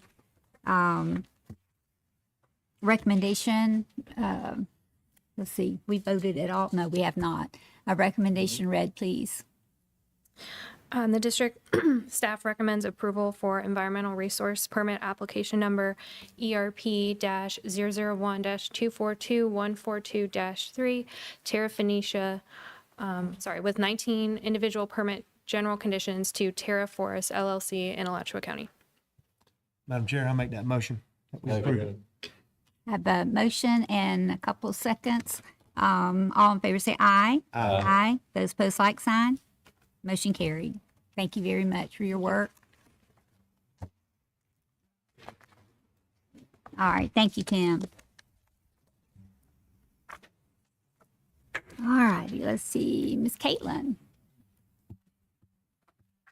Good afternoon, Madam Chair, members of the board. The Division of Outreach and Operation had 6 items for your consideration today. Several of those were approved on consent, which we appreciate very much. The remainder are from informational purposes, and we have a short update from Troy Roberts, our communications chief, on some recent work that he's been doing. All righty. Good afternoon, Madam Chair, members of the board. I will try to keep this brief. I know we're going long today, but always happy to be in front of you guys and present some of the stuff that we are working on for outreach for the district. So summer is approaching, which is fantastic. I love the heat myself, and I know a lot of other people do, visitors and our residents. And during that time, they like to explore our district lands and visit our rivers and our springs and just enjoy this area of natural Florida. If there is one downside to that, more people typically means more trash at our beautiful locations that we want to keep clean. So over the years, during the months of, especially toward the end of May, Memorial Day is typically the start of summer, all the way to Labor Day. We have a Leave No Litter campaign, which encourages people to do something that I think is very basic, which is pick up after yourself and take your trash home with you, or at least put it in a trash can. And unfortunately, that does not seem to be the case at a lot of our sites. I do a lot of presentations to students and kids groups, and I'll talk to the 4, 5, 6, and 7-year-olds, and I'll ask them, say, hey, do you when you go visit these places, do you take your trash with you? Yeah. Do your parents do it? They don't say yeah then. So we're starting them off young, but unfortunately we still have to deal with the older folks right now and give them some gentle reminders to pick up after themselves when they visit springs, rivers, and lakes, because they can be harmful to these locations in addition to just being taking away from the aesthetic beauty of what they are. So this year we have revamped our Leave No Litter campaign a little bit. I wanted to show you guys a couple of those things that we'll be utilizing. Here are 3 graphics that you will see on our social media. The first one says, "Don't be trashy," which I give all the credit to Mrs. Potter for that one. Bring your trash home with you, come with family, leave with your litter. Again, short little things to remind people of this. And I think sometimes, they may not necessarily think it's harmful, and they may not honestly just be thinking about it. But if you go out there and you've seen these ads recently, maybe that'll remind you to do your part and lessen the impact that our land management people have to do. They're busy enough protecting our lands and making sure that they are in wonderful shape for people who are visiting them without have to pick up litter like this. So you'll see these on our social media beginning later this month and through Labor Day. We also have radio ads that you will hear if you listen to Spotify or Pandora. We also have a video that you'll see on our YouTube and other social media, and so I'll play that for you, and I believe you'll be able to hear it now. Our district lands are home to beautiful trails, crystal clear waters, and wildlife that depend on us to preserve and protect them. When you visit with your friends and family, remember to take your trash home with you. Keep our land and waters clean. Leave no litter behind. All right. Very short, succinct, to the point, but hopefully people will remember it over the next several months. And of course, this is just part of our continued outreach efforts. We always appreciate your support in making this happen. And if you have any questions, I'll be glad to answer them. Well, you're speaking about one of my huge pet peeves. Is people just, know how they poop in the nest, okay? And it just irritates me so when people don't respect nature and our resources. So thank you. Thank you. Thank you. Madam Chair, that concludes our items. Okay, thank you.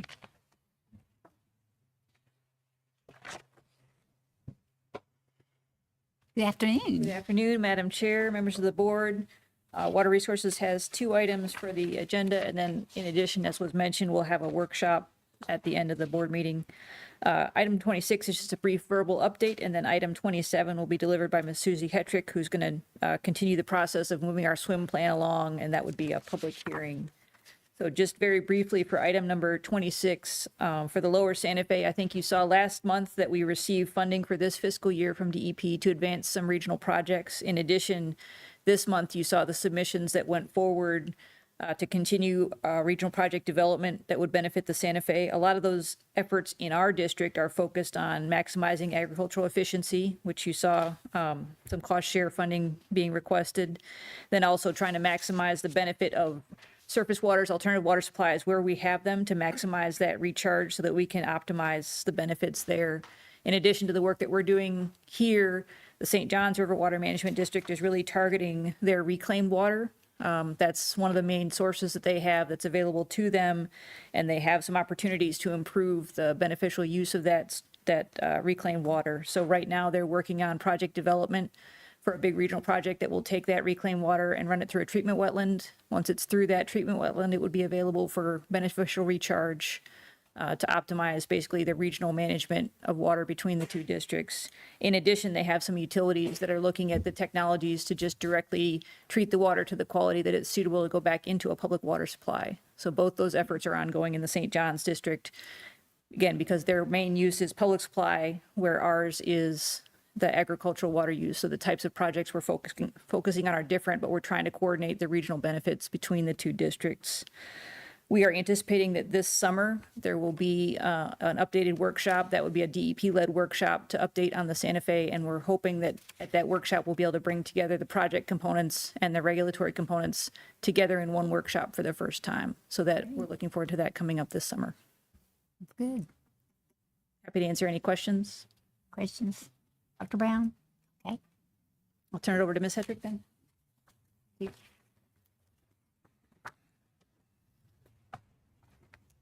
All right, Ms. Susie, I think we are going to, do I need to preface the public meeting any special way other than just say we're going to call this public meeting to order, or?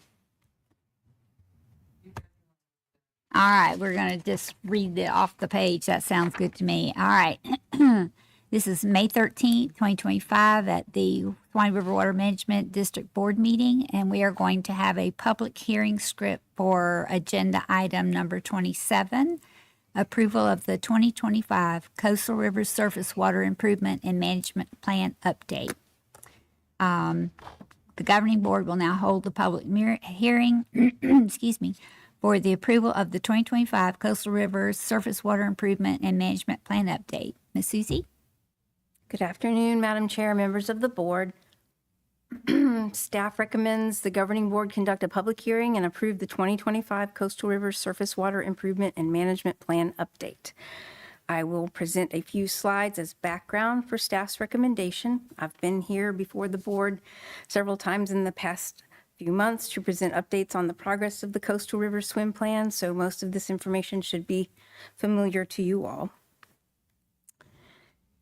The district's surface water improvement and management plans identify the district's priority water bodies and outline strategies and specific projects aimed at improvement and protection of those water bodies. The district currently has 2 swim plans, the Swanee River Basin Swim Plan, which was adopted in 2024, and the Coastal River Swim Plan, which is under consideration for your initial approval today.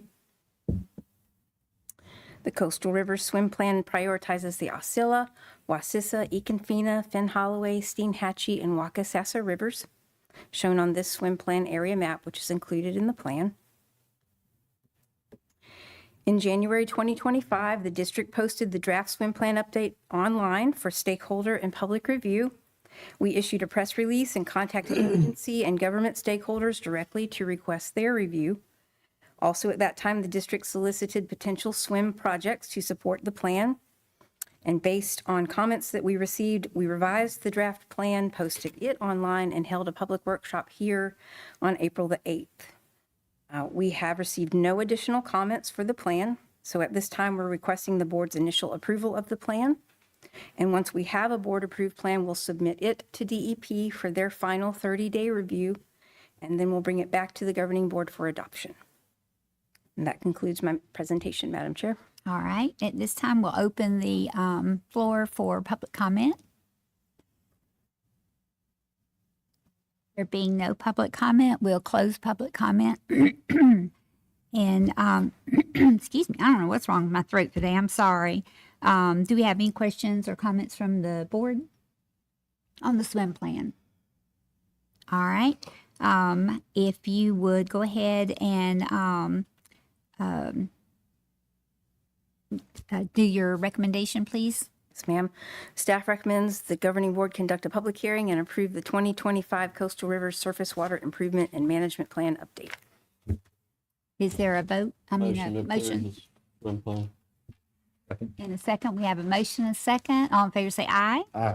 Aye. Those opposed, like sign. Motion carried. Thank you. That concludes the public hearing. And your turn, Hugh. Good morning, Madam Chair and board members, and appreciate your patience this morning in getting through these items. I'd first like to commend staff, and in particular Sarah Pearson. This was her first time in front of the board, and she has worked. Sarah, how many years have you been here? She's had the opportunity to work with Warren and Leroy. It's taken her 7 years to get out here in front of us. Well, geez, y'all don't hog people in the closet so much, man. Let them out once in a while. But you got to look, And you gave her one of these tough meetings too. I mean, dang it, boy. And she did a great job. That's what she did. Yep. That's what I'm here to say. No, she's had the ability to work with both Warren and David King and also Leroy over the years. And so she's had excellent tutoring to get her to the point. And she did a great job today. It was a tough permit with it. A couple of workshops have been mentioned already. One, we have the tentative 2026 budget that would be presented. And then we also have the research project. You may recall sometime back, we had some discussion about needed research for the sturgeon, the Gulf sturgeon, relative to our Swanee River MFLs being developed with that. And we do have the representatives from the USGS here in audience today. And Sean King will be presenting some information relative to that topic. We did have our CARES event on the 1st of May. Some of you were able to attend that. Appreciate you being there for it and for the support that was shown there for that event. And I think it went very well. And the presentations went well as well. And also just the socializing, networking that was there for it. An informational item. A couple of informational items. The first one is, if you recall, one of the items that was on the board agenda that was approved back when we had our meeting out at the North Florida Research Center, the IFAS Center, was a conveyance, was a conveyance of some of the, what we call the Country Club Road property to Columbia County. That item has been placed on their agenda. It's been kind of tentative for, I think, the last 3 board meetings, but they finally got on their agenda, and that is to be conveyed on Thursday morning, or at least to be approved by their board for that. And we're being told that it is favorable among the commissioners to where we can move forward with that conveyance. And then we will be working on surplusing the remaining of that property, or actually selling the remainder of that property, or getting it permitted as well as needed with it. And then the last thing that I'll mention, Amy, Caitlin, and I will be attending a meeting tomorrow over in Middleburg. It'll be at the Clay County Utility Authority's headquarters. This is an ongoing effort to have a coordinated effort relative to our North Florida Regional Project, which in this case is primarily using, we'll be utilizing for water supply, the reuse water from Jacksonville Electric Authority. And it's a large project. We're working in conjunction with St. John's and also Department of Environmental Protection. 5 of the utilities over in that area are supportive of this as well. And we'll be bringing a presentation, probably in a workshop form, in the next few months relative to that project and what we're looking at doing, with it. And with that, Madam Chair, I will be quiet unless y'all have a question. Any question for Hugh? Is there, Madam Chair, is there going to be any representation from the district at the Columbia County Commission meeting, or is it just? We can have someone there, Mr. Thompson. I have been assured by the county manager that it is on the item. It's been agreed upon with that as well, and that it is favorable among the commissioners. So it's not going to be a controversial issue? No, sure, it does not appear that it would be that way. Fingers crossed. Yeah. You do a pretty good job, but you know how commission meetings can go. They go sideways in a hurry. In a heartbeat. Quickly. All right. There's no further questions other than, Ms. Robin, we need to take a break and then come back for our workshops. All right. Board members, what would you like to do? We need to At least a person. At least a break? Okay, well, why don't we do then a 30-minute break, and then we'll come back and do our workshops, and we'll have the tentative budget and the surgeon research after lunch. At 1, yes, that'd be great. So is there a motion to adjourn the board meeting? Make that motion. We have a motion and a second. All in favor, say aye. Aye. Those opposed, like sign. Motion carried.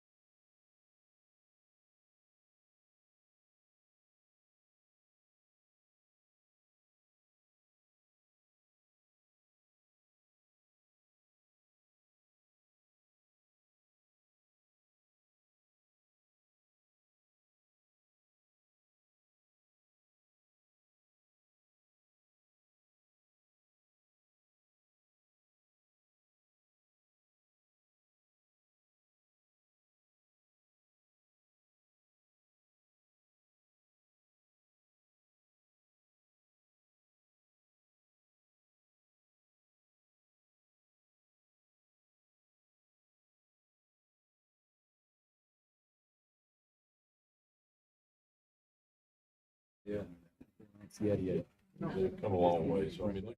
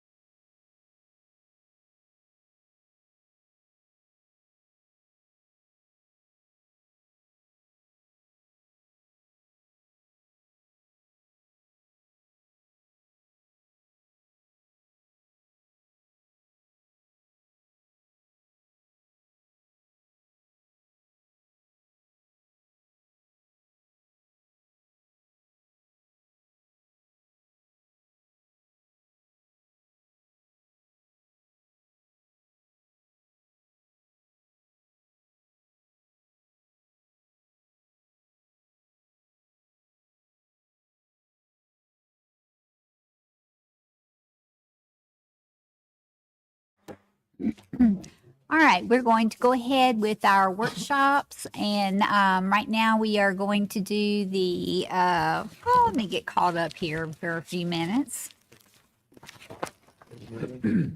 All right, we're going to do our tentative budget.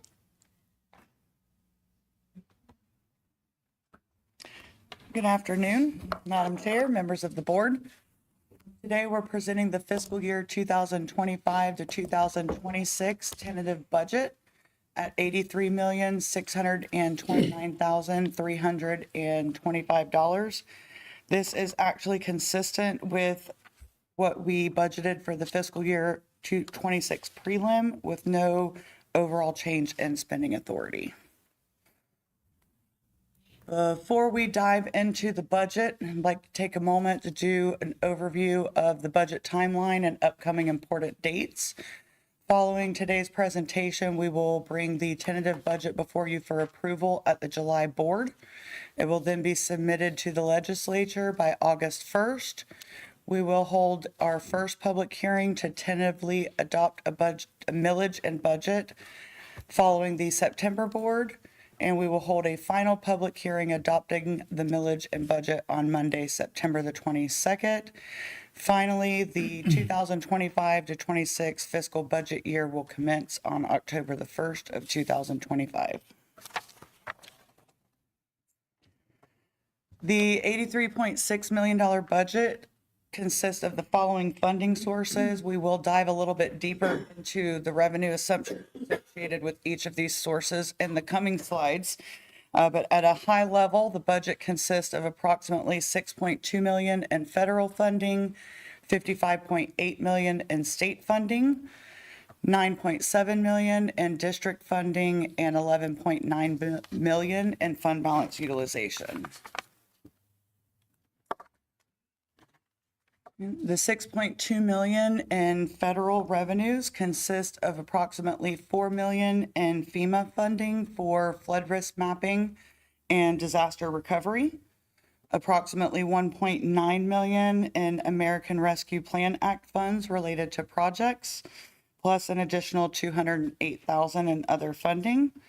The change from the fiscal year 26 prelim in federal funding was an increase of approximately $1.1 million, and that was mostly related to carryover from current American Rescue Plan grant projects. Next, we have state revenues of $55.8 million. That is comprised of approximately $7 million in appropriations, which includes $6.5 million in state appropriations, as well as an additional $486,000 in potential additional land management funding, which is contingent upon approval of the recommended state budget.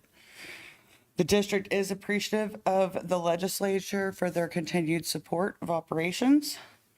And in addition, there is just shy of 49 million in state grant funding for projects, 23.7 million of which are current ongoing projects, as well as 25.2 million in anticipated new projects. And many of those are related to the preparation of the Lower Santa Fe and Itchtuckney recovery efforts. The change from the fiscal year 26 preliminary budget is a reduction of 1.4 million, mostly related to unfunded legislative budget request for land management and minimum flows and minimum levels. District revenues of 9.7 million consist of $7,094,781 in ad valorem revenue. This figure is a placeholder. It is equal to the current fiscal year 25 adopted budget. This amount will be adjusted in the tentative budget once property values are received from the various property appraisers through the truth and millage process.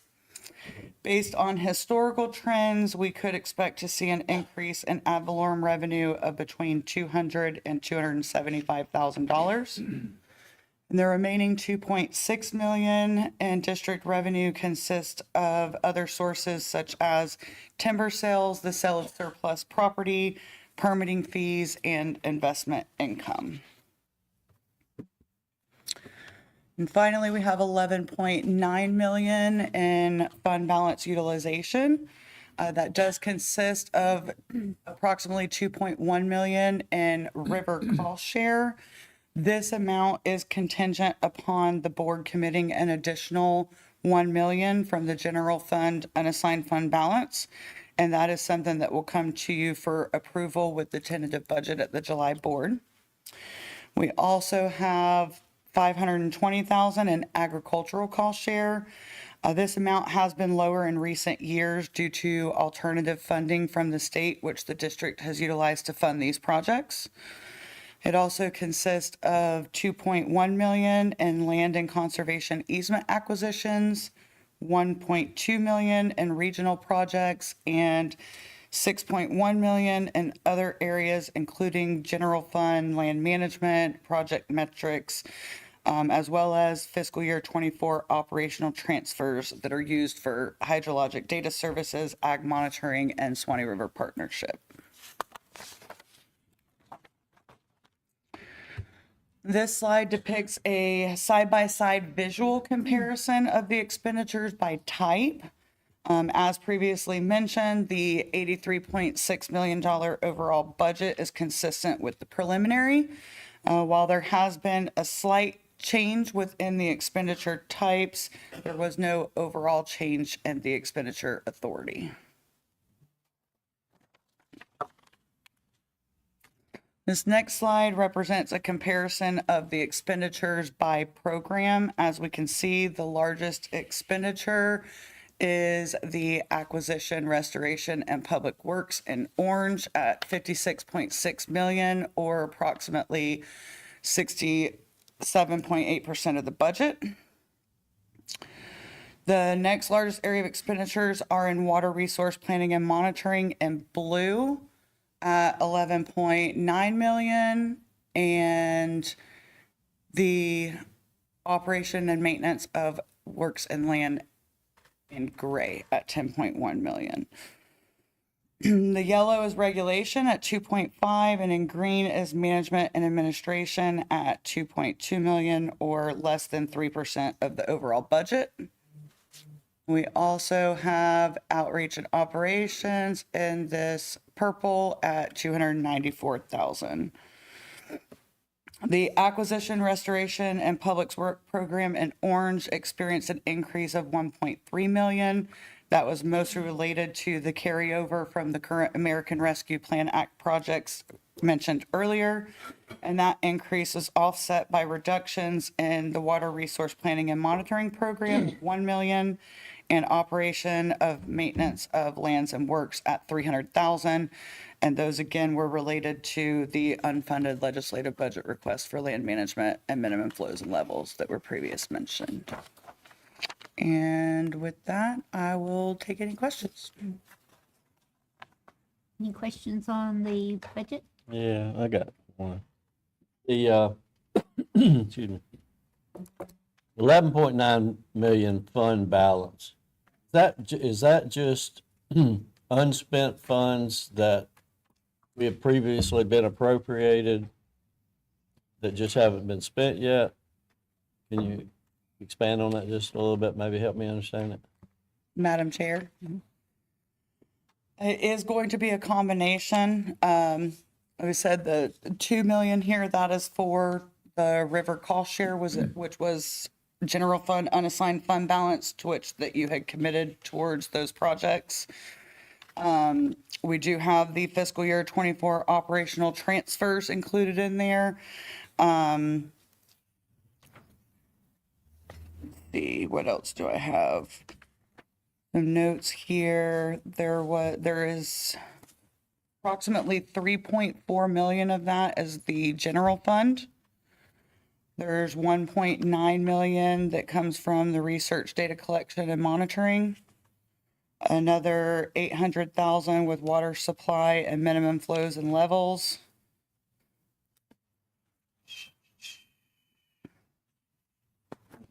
So the 3 million general fund, is that coming from reserve? Is that, or that? Madam Chair. So some of this, yes, was previously appropriated, especially that in the 24 operational transfer that was appropriated last year. It rolled into fund balance this year, and it will take us a while to spend that, probably over a 5-year period, because it was expected. So that did drop to fund balance, and we'll be spending it out of fund balance. We recorded it as revenue last fiscal year. The river cost share, the agricultural cost share, the regional projects, and the project metrics, this money that the board had previously committed funds, it was set aside in fund balance and so we're spending that along, getting spending authority to use it every year. The land and conservation fees acquisition, most of that is from an old PCS mitigation fund that we had a while back that was given to us to spend.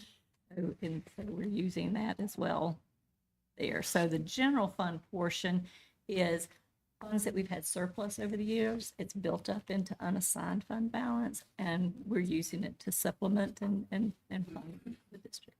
Okay. Thank you. That just out of curiosity, that unassigned or unused unreserved, what kind of number is that? Not just ballpark, I'm not asking for a big.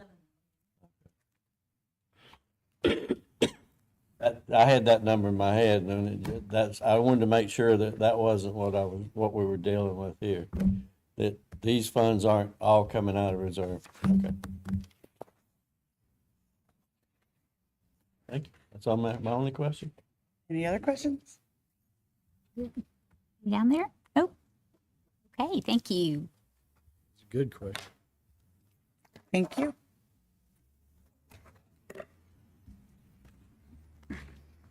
All right, the Swanee minimum flows and minimum water levels, sturgeon research discussion.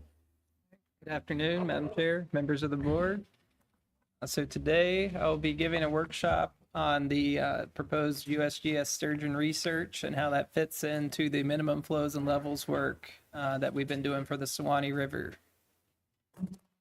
And I'm going to start with kind of giving a bit of an overview of what we know so far and how we've been using that information, because I think it's been a little while since I've talked to you about the sturgeon work for our MFLs. So I'll start there, but then get into more of the specifics of what the proposed research would entail. Oh, and I should mention, we do have 2 folks from the USGS here that would be working on this project. And I would say they're real experts on the sturgeon. So if you have questions, I think we've got some of the best people we could to help address those. All right, so Gulf sturgeon. I think you're somewhat familiar with this fish species, so I won't get into too many details here. Do want to point out that while they live out in the Gulf much of the time, and that's where they eat and live. They do come up into the Suwannee River. Doesn't look like the pointer. Okay, different. But they come up into the river here to do their spawning and reproduce and lay eggs. And because of some issues, which I'll talk about a little more on the next slide, they have been federally listed as a threatened species, and they have designated critical habitat in this reddish shade here, basically from the Gulf up to about where Big Shoals is, upstream of White Springs there, and then including a little bit of the Withlacoochee River also. And Ms. Johns, I think last time I talked about sturgeon, you asked if we had a picture of one of the babies. And so this was one I was able to find from FWC. So you can see what they look like. I was hoping you just sprang an aquarium where I could really see one. Oh my goodness, he's tiny, but he looks just like his mama. It's called hand raised. Yeah, there you go. That's what they look like when they're really young. And they, of course, get much larger, up to 7 feet or so, potentially. So they are very large fish species when they get older. When did they get the hard armor? Hard armor on them right there. Really? Yeah, those are external, if they're cartilaginous fish, the external vibros scutes start forming really early. Wow. Probably, and that's probably like a 60, 90-day-old fish. So somewhere 3 days, you start being able to pick down. It's still kind of soft, cushy, but It's getting there, yeah. That's good. That was All right. A little bit of the history too. I haven't showed you this slide before, but wanted to kind of explain a little bit about what we know in terms of the history of this population in the Suwannee. There used to be quite a few more of the sturgeon, and we don't, I think, have exact numbers on this, but this is one paper that tried to piece together how many sturgeon there might have been of the size that could be caught by commercial fishermen. And it was really in kind of the late 1800s, early 1900s that the commercial fishery took off around the Gulf here. And you can see this big drop in the Suwannee population at that time. And that's somewhat related to these being long-lived fish species that don't start to reach maturity for reproducing until they're older. So you can have this dramatic change in a population fairly quickly, and then it can take some time for them to recover. So you see that initial drop, and then you can see, again, kind of in the 1960s time frame, there was still harvesting going on then that dropped the population further. And it was in the, I think, 1984 when there basically was a closure of the fishery. And then you start to see that rebound in the population. And then there was also that designation as a federally threatened species in, I think, 1991. That helped with that as well.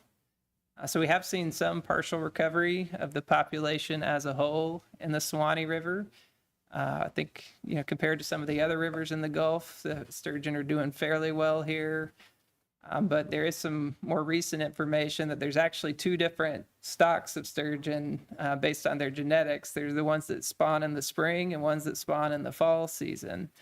And the fall season group is showing some signs that their genetic diversity is having some issues, and that tends to be when we have lower flows in the system as well. So there could be a link there. It would be relevant to setting minimum flows in the system.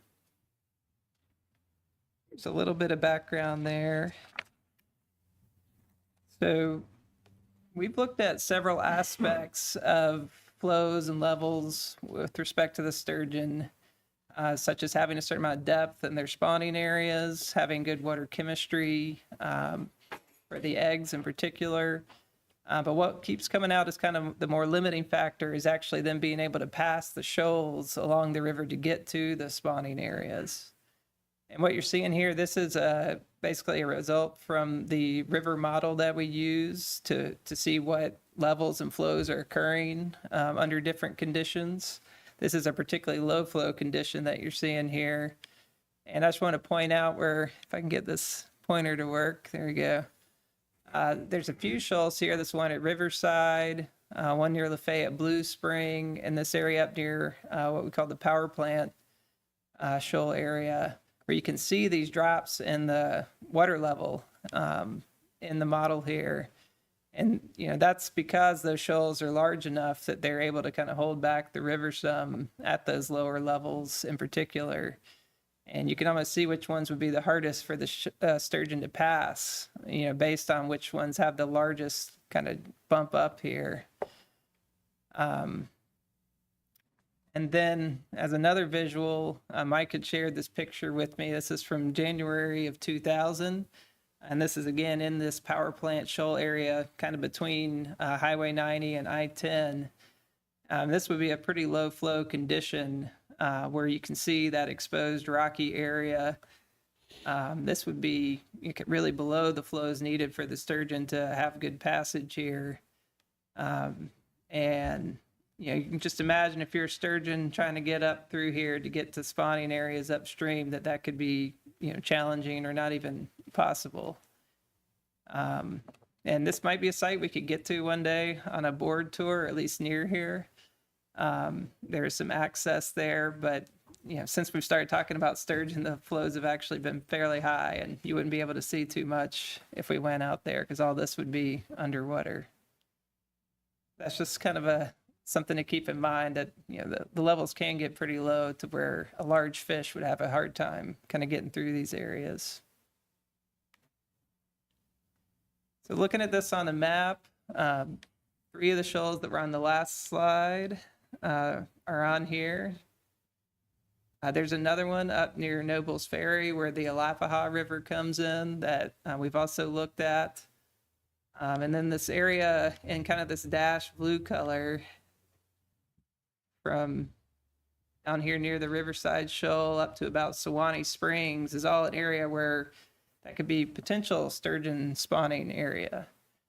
The yellow triangles are where the researchers have actually found eggs by putting out artificial substrates and confirmed that spawning was occurring in those locations.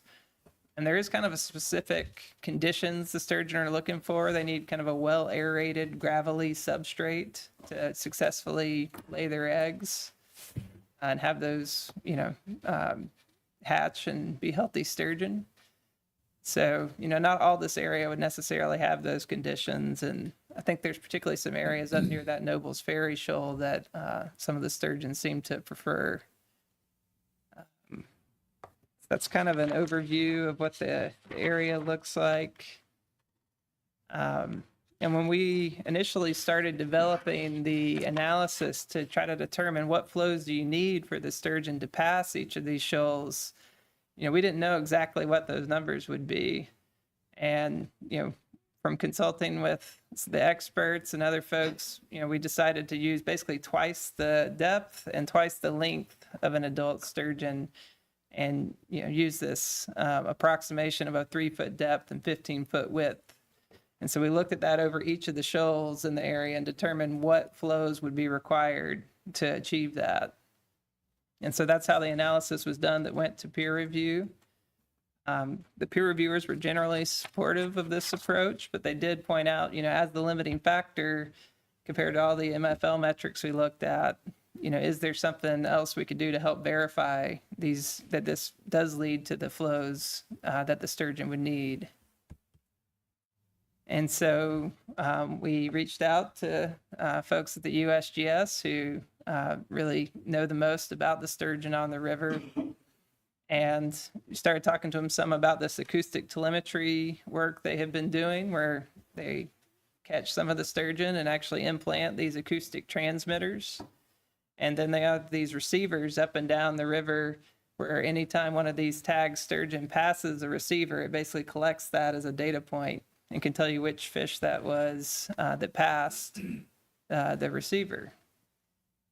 And on here now you can see where those receivers have generally been located are the orange circles. And so they're kind of regularly spaced going up the river here. And we realized we could use this information to basically determine, did a sturgeon actually pass from one receiver to the next and make it past these shoals?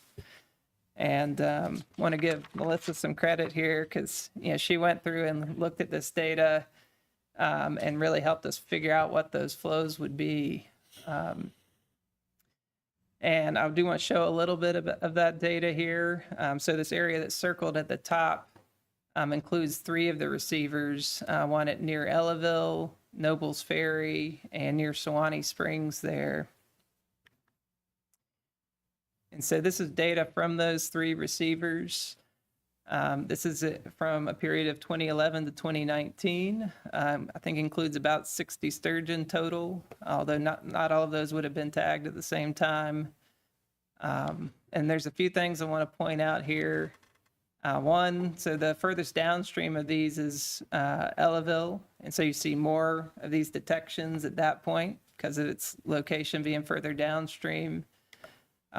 You see fewer detections once you get up to Nobles Ferry and a lot fewer at Sewanee Springs, which I think is more or less indicating that some of the fish are getting to that point and then deciding to turn around rather than go further upstream and maybe spawning and not needing to go further upstream, really. But the other piece here is you can see the seasonal factor that I mentioned, that you have this group that comes up and spawns more in the springtime, roughly from March to May, and then another group that comes up in the fall season. And you can also tell which direction the sturgeon are moving based on kind of the order they're hitting these receivers in. So that's just some of what the data looks like there. Again, it's that fall season that's kind of showing up kind of through some separate genetic testing that that stock may not be doing as well. And that's part of what this research would help elucidate. All right, so for the MFL work, what we've done so far is now we've been able to come up with an actual critical flow that the larger female sturgeon are able to pass these shoals. And just as an example, for the Lafayette Blue Shoal, we compared our initial estimate using that 3-foot depth by 15-foot width, and that was our critical flow that was needed. And then using the telemetry data, we came up with an actual pretty similar number to that. So that was good kind of confirmation that we weren't too far off. And that was the case at 3 of these shoals. I will say once we got further upstream, the numbers didn't match up as well. We're still kind of looking into that, but part of that may be that the sturgeon were not able to pass the lower shoals to actually get to that upper shoal. And so there was a little bit of a mismatch in the numbers there. But yeah, this is something we feel pretty good about now, but could also refine these further. And this work that the USGS have been doing wasn't intended to determine whether sturgeon could pass the shells or not. This was more, I think, to look at kind of basic movement information and learn some about, how the sturgeon move up the river and what timing and all that. One of the pieces of this proposed research would actually put the receivers near the shoals and really try to hone in on that specific area. And then just the other piece where we've kind of taken this sturgeon passage work is to look at these as events, because just having a day or two here or there that the flows are, meeting those levels may not be enough. And this event analysis is an approach that's been used a lot for MFL work if you have enough information to do so. And we feel like we've got some pretty good information now. And so we've gone ahead and done this analysis. There are a lot of different kind of criteria you need to know to be able to do this. And one of those is knowing that critical flow, which we've now kind of revised those numbers. You need to know the timing that event needs to happen during, because we have these fall and spring seasons that are really the critical times. And then there's specific duration of the event. So for the further downstream gauges on the middle Sewanee, the event would need to happen for at least 30 days consecutively. As you get to the upper Suwannee, we're thinking 15 days seems more reasonable based on the data. And then the frequency is because this is event's not necessarily going to happen every year. Even naturally, before anybody was living in the area, there would have been dry times where passage would have been difficult. But based on the information we have, we are seeing that 2 out of 3 years in the fall season should prevent harm to these fish species. And in the spring, when it tends to be wetter, 4 out of 5 years. So those are the numbers we've been working with, that we consider this the best available information at this time, which is what we're required to use for MFL development. And we have gone ahead and updated the MFL reports with this new analysis. But, I forgot about this one. So I want to show you a little bit what this looks like. What you're seeing here, this is for the Ellaville gauge, and these are the flows that are exceeded for that 30-day duration. That would be for the events in the fall season. And each of these points is representing that high 30-day flow for each year. And the line there, that's the critical flow for this particular gauge. This is for the fish to cross that Lafayette Blue Shoal. And you can see, a lot of years that's well exceeded. The flows are plenty high enough for 30 days that the sturgeon should be able to pass just fine. But you also see, there are periods where it gets lower.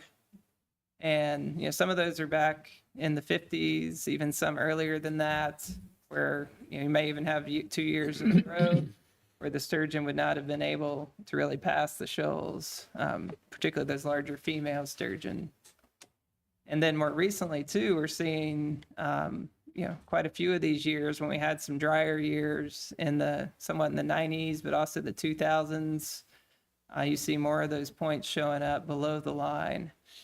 And so that's, where we might get a little more concerned that we are seeing some passage issues in this fall season.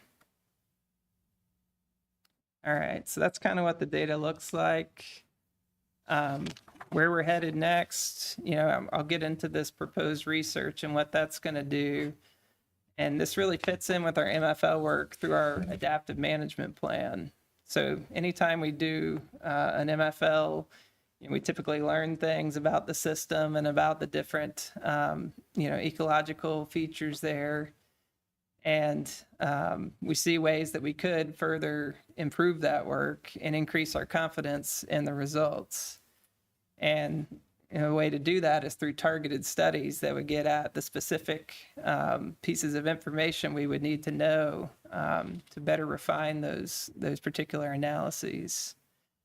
And so in this case, that's what's being proposed for the sturgeon and their ability to pass these shoals.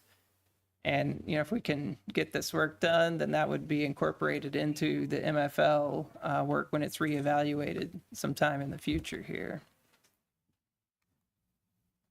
All right, so getting into the research now. So I'm going to talk through each of the 3 tasks a little bit. And it would be for a 4-year project overall. So when you see the cost here, it's going to be for over 4 years. There's really 3 parts to this. One is this targeted acoustic tagging and receiver deployment. The second task would be this juvenile mark recapture effort. And the third task kind of pulls together all of that information and some other existing information to do this population viability analysis, which is essentially a model that we could then use to test different scenarios, such as whether the fish can pass through the shoals or not, how that affects the population overall. All right, so a little bit of details here. So for task 1, I think this one's fairly straightforward. It would more or less be to add more receivers at these particular shoals that I had mentioned, to really focus in on passage at those locations. And then would also include tagging an additional 100 of these female adult sturgeon. And then that would be monitored over a 4-year period. And that information would then allow us to refine or verify those critical flows at each shoal and would help provide more information on the specific timing and duration of these passage events. And you can see the price information there for this task. A lot of this would be the labor of going out in the field and catching the sturgeon and tagging them, as well as keeping up with the receivers. So that's a little under $105,000. The tags themselves would cost about $61,000. And then the receivers, we'd be purchasing 4 of those at a cost of a little over $14,000. But the USGS would be providing 12 of those as an in-kind match for this work. And so the total cost for this task over 4 years is $180,900. So that one's task 1. So task 2 would actually be doing a mark recapture effort of the juvenile sturgeon. This would help assess their year classes for both the spring and fall stocks over a 3-year period, where they'd be going out, actually catching these juvenile fish, taking weight and length measurements, installing identification tags so they know when they catch that fish again, and then taking tissue samples for genetic analysis, which is really how you differentiate between the fall and spring cohorts there. And then this would also include processing about 1,000 existing tissue samples, all of which will help build this information about each of these fall and spring stocks that can be used as part of that population modeling effort that's in the next task. And I think this particular task will tell us a lot of information, but one of the, I think, most important parts would be helping refine how often these events really need to occur. We know how much they have occurred in the past, but it's not exactly clear how much that needs to happen before we'd really see that significant harm occur. And then it would also just tell us more generally, maybe not just with passage, but how flows may affect how the sturgeon, how they do in their first year or 2 of life there. And again, like I said, provide that data for the next modeling task. So again, the cost for this one is a lot of time for labor. It's about $175,000. The genetic testing comes in at a little over $122,000 for a total cost of $298,000. Again, over a 4-year period there. And then lastly, third task would be this, what's known as a population viability analysis. This would be taking all of the data that's been collected, as well as data that's been collected in the past, and build this model. And with that, we'd be able to then do these tests, basically simulating what a reduced flow situation would look like, and see at what point do we really see issues start to pop up with these fall and spring populations. And this one, this is all labor really at this point. That's a little over 120,000. All right, so this is pretty much the wrap up here. You can see the breakdown in costs for each task and how that spreads out over the 4 years of which this effort is proposed. Total costs is just under $600,000 there. But again, I think, we'll learn a lot from this work. I think it'll really help go a long way towards helping us refine these numbers that, are pretty limiting right now in terms of the flows on the river that would be required to protect the sturgeon passage. So with that, be happy to take any questions. Any questions down there? I got a couple. Okay. Go ahead, Wait. you act like you had one. I have 1 or 2, yeah. On one of your charts, it showed the count going upstream and then the count coming back, and it looked like the count coming back was less than the count going up. So I didn't know whether that's that's what I'm looking at, or because if they go upstream, you'd think they'd be coming back unless something's happening to them upstream. You want to take that one? So what you're looking at, actually, so this isn't a directional plot.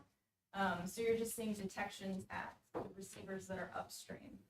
So when you look at in the spring season, you're seeing all the fish that are just hitting receivers in the area. So each of those is a count. And then they leave the area and go down more towards the middle section of the river. And then there's another pulse in the spring. So they're going both up and down. Okay. All right. The other thing is, I was wondering if it's a low flow and they travel upstream and they can't get over shoal, do they find some other place to lay their eggs before they head back to the Gulf?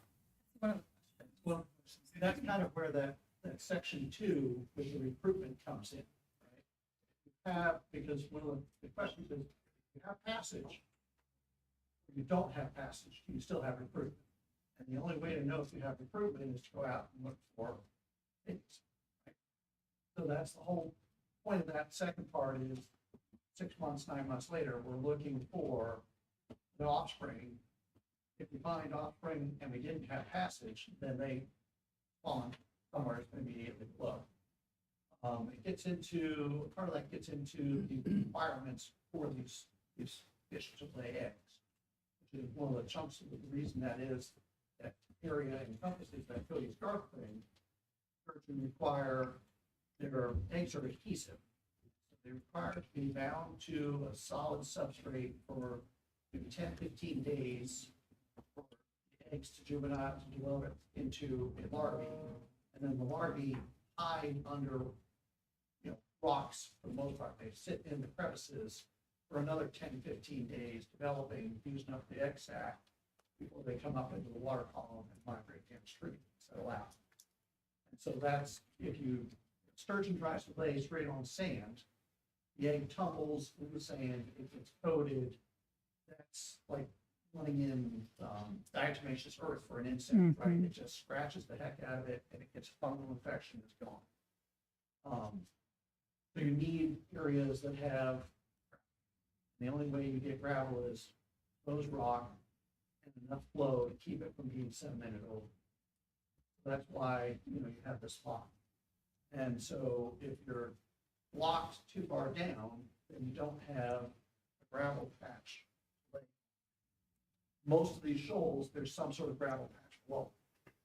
One at Ellaville we mentioned, there's a cross-border that runs through there.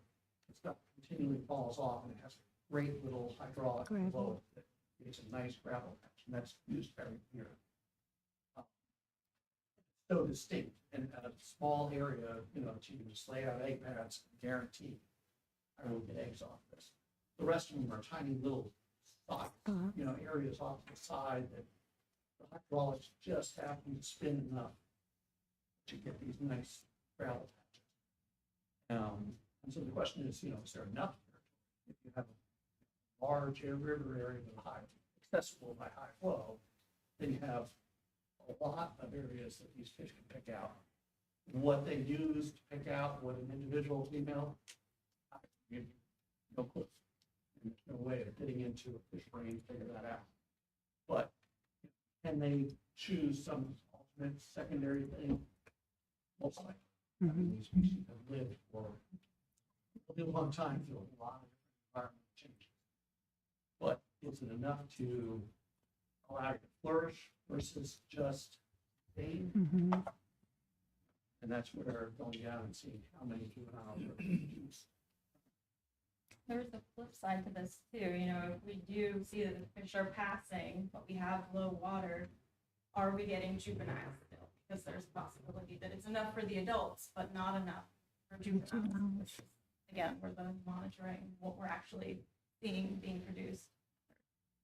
Are the eggs fertile when the mama comes up the river already, or does the male have to come Male and? falls along, yeah. Okay. It's a spawning, it's a single female, multiple males, and the females, there's actually a pretty brutal spawning thing where they, the males bump up on the female and they rub against her and have a bumping thing, and then she starts to spew out eggs.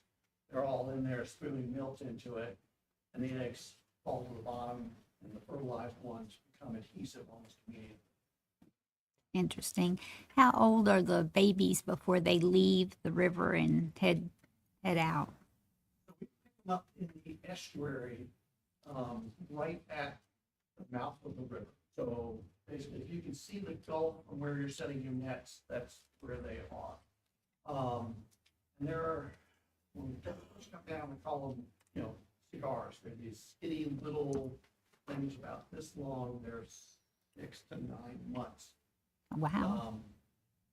Because you got the 2 spawning seasons. It looks like the fall spawns from the previous year hang out until come down at the same time as the spring spawns. So we pick them up the end of January through February, March into April, down at the mouth of the river. And they come down, they're these little skinny little, pencil-like things, and the next thing you know, they're just little fat little footballs, flips, and then they go back up in the river. Mm-hmm. Hang out and do that 2 or 3 times in each year. They go further out as they get bigger and more common. Okay. Is there, Gradual slow drift until they get to the mouth and they feed. okay. If there was, discovered that, with when the low flow is, or if we have years of really low flow, is there a, kind of like an artificial reef or an artificial, gravel area that could be provided on those years? That is a distinct possibility. There's been some work, not any work with Gulf sturgeon, but with lake sturgeon in particular.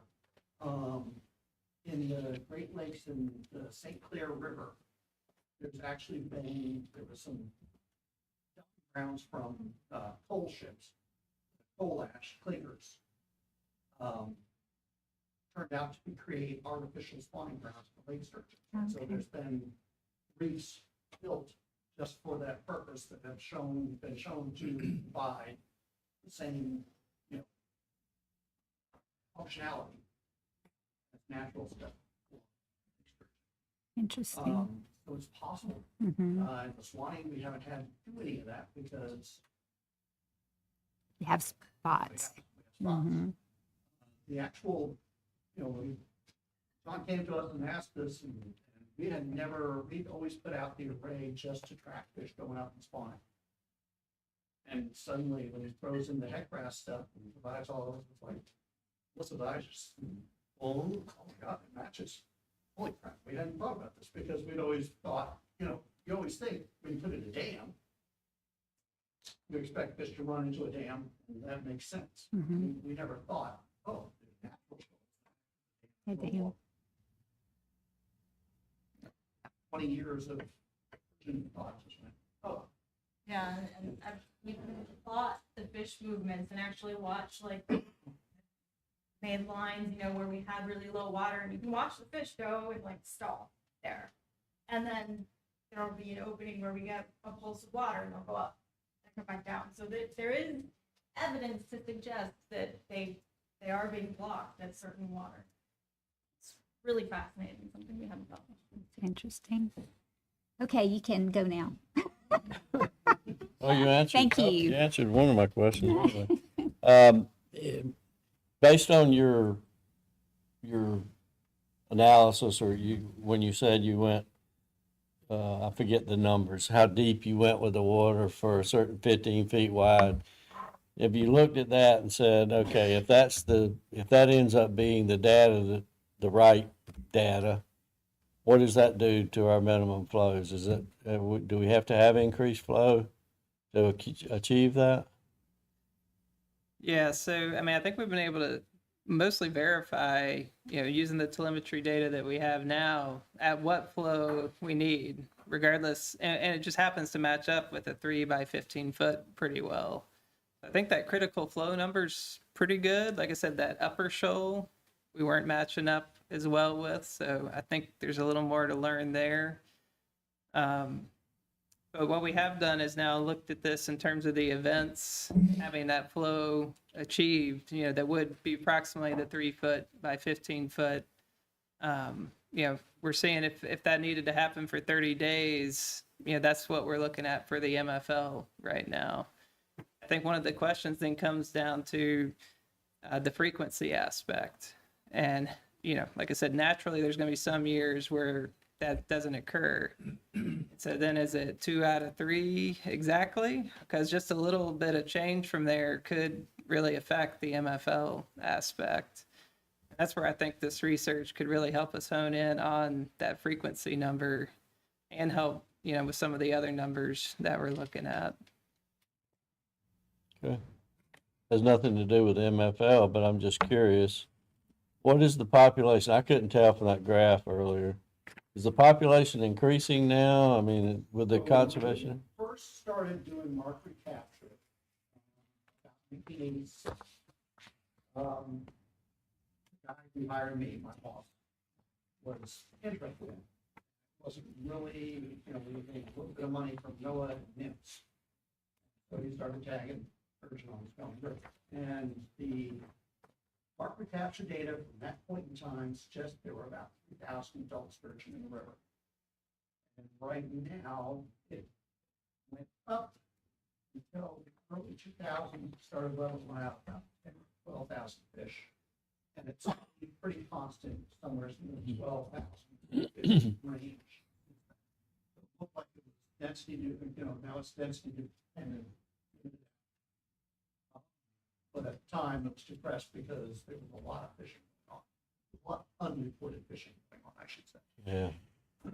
I lived on the river from 83 to 97, I think, right on the Swanee River, just south of where the Santa Fe flows in. A lot of sturgeon jumping out of the water right there. But I can tell you, in that period of time that I was there, it definitely increased, because when I first moved there, you would hear a sturgeon every once in a while. By the time I moved from there, it was something to hear or something to see in the spring and the fall when they were spawning. Below that is one of our main fishing spots. Yeah. For the event. They're at one. Yeah. Last question. How long does it take one of them to get to be 6 foot long? How old are they? Think? So it depends, because it's kind of their sex linked in a second. We expect that they're sex linked. One of the things actually now a genetic test for sex. Prior to that, we all it gets. A lot of times you get these small males. Males just get to like 1.5 feet long and stop. Old, we call them old farmer males because they just got this oldest nose. They're still, still the same length. But for females, it's about 8 to 10 years. Oh, wow. To get to there. And the females keep going until they're 7.5, 8 feet long. Mm-hmm. But, sorry. It also depends on, it looks like, which stock they're from. So our fall stock is a little bit smaller. And the life expectancy of one, how long? Call it 35 years. I stopped seeing fish from the 1986 years back. And those were mostly tagged with adults. Yeah. So every time we went out and did a lot of sampling, we picked that a little further. I would be really, really surprised to see a 50-year-old fish. I'm not so all surprised to see. Well, there's plenty of room there for growth then, as far as the population goes, if you got a lifespan that long. Two limiting factors, right? There's the amount of food in the Gulf of Mexico, and then there's that juvenile recruitment stage. We suspect it's not well proven, but we suspect that larvae, tiny little eggs drifting down. We know that there's these females, big females. You've got a lot of spawning females coming out. That's a huge amount of possible to produce. We know that the other end, the amount of juveniles per small relative to the amount of eggs. There's there's a lot of indication of the bottleneck right there in that first year. And we suspect, because you don't see them in normal sampling, which most normal sampling is going along the sides of the river, that where they're actually recruiting, the few times we've caught those little juveniles like the picture you showed, those are in you have the river, you've got sand swales that forms those ridges in the middle of the river. With them back on those ridges, and there's a little swaying bar of dark organic debris, broken up sticks, leaves, just hanging in the lee of those sand swales. I think that is where those eggs, those larvae recruit to and grow until they're big enough to start heading downstream in the springtime. And so the amount of area, suddenly you've gone from the entire length and width of the river to tiny little slivers of organic debris behind sand swales. Total area available for recruitment is considerably restricted. Restricts the amount of food sources and thus the number of fish that we produce. So, on typical average, I suspect this swine produces about 1,000 juveniles a year. Really good years might be 3,000 to 4,000 if the flows are, precisely what they want. That years maybe only a few hundred. But that's kind of the restricting point for population growth. And what was happening was the fishery that was going on was pulling out 800,000 to 900,000 fish a year. You only have 1,000 fish being produced, and if I catch 1,000 fish at the end, you keep a. Once you take that 1,000 fish out, that 1,000 fish casually out, and start growing, and you start come into food limitation. Interesting. Thank you. Curious, in the spawning areas, do the turtles devastate the eggs? Everything does, yes. The guys we know, the catfish, tell us that the catfish catch drops off dramatically. We suspect that every little starter in there is taken away like crazy. I don't know, they're the size of BB, or well, even smaller than BB, number 6 shot. Well, I don't know how much turtles are picking on that. And again, they're fairly probably dispersed on a chunk of rock, so I don't know how much they're turtles be in there picking away at it. But they might be feeding on the other animals that are fat and happy from the egg. This egg gets bigger before it hatches, right? It gets a little bit bigger. It swells up some, but it's got a hard core on it. And so it doesn't get, it's not going to expand much more. What happens is it kind of grows, the thing grows in a circle around it, and then it splits. And the top and bottom, the head and tail of the fish come out, and you've got this egg sac underneath hanging down. And that's when it drops into the rocks, hangs there until it absorbs that. By then it's big, but that's why it's hanging out in those crevices. From the time they're laid, they're on their own. Oh, yeah. That's actually one of the things with the telemetry that you follow. If you look at, because we keep an array of about 20 receivers along the river. So if you look at an individual fish, you can pick out females versus males by their trajectory. Right? So a fish comes in and it goes ding, ding, ding, ding, ding, and then ding, ding, ding, ding, ding, halfway back down. Female. It's made a run up, it's spawned, it's coming back down. The males, we laugh at them as being desperate males because they go up and then they go and come back down.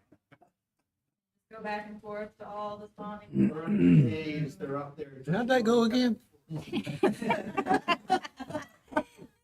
There. But yeah, there's narrow, you can actually look at the female and be like, oh, she wants to go on a couple of kilometers up to spawn because she'll pass the receiver at, 8 o'clock at night, and at 1 o'clock the next morning, she passes it again. You're just like, oh. How long will the juveniles stay in the breeding area before they instinctively head for the Gulf? So it's based on people who have spawned fish in the laboratory and then raised those eggs, right? Trying to mimic some sort of a natural environment. It looks like you've got about 10 days as a egg attached, 10 to 15 days as a larvae. So you've got 25 days sitting on those rocks, and then it disperses. They spend anywhere from 1 day to 4 or 5 days as a drifter before they settle.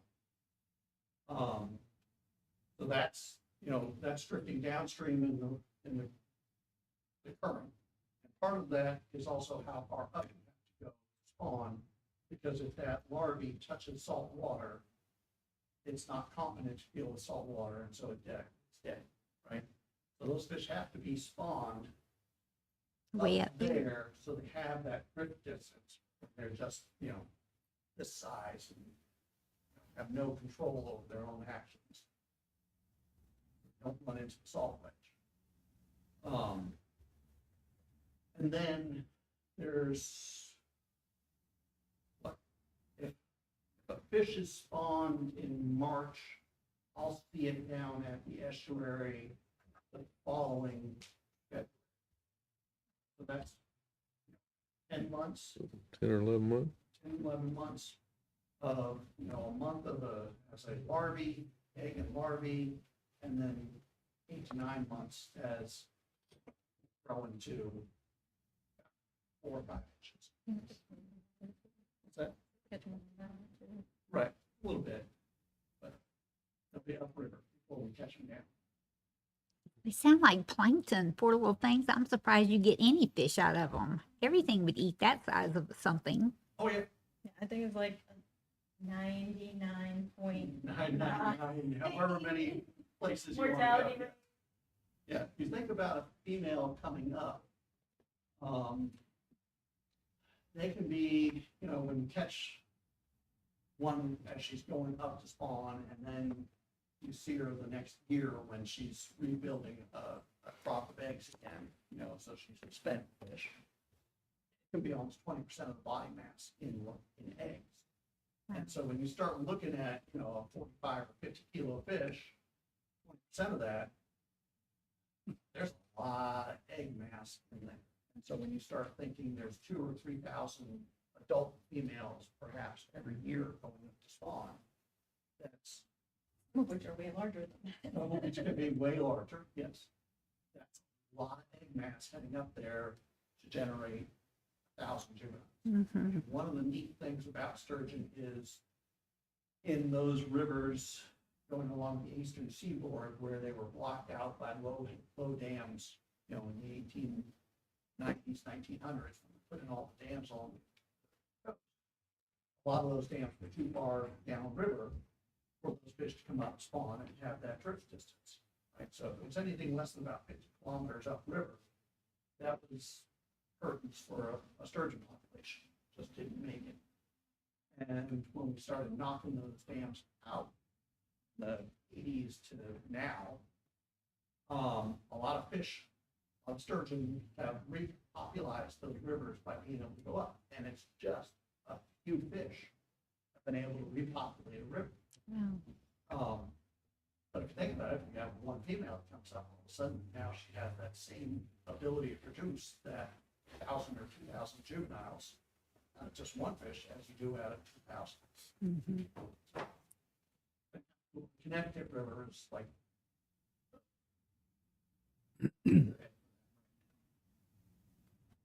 How many other rivers are you finding spawning grounds on? So in the Gulf, sturgeons, Gulf sturgeon are subspecies of the Atlantic. Okay? Basic thought is that at one of the high water spans, there's something called the Suwannee Seaway, and basically from Brunswick, Georgia through Superior. That was, an open waterway.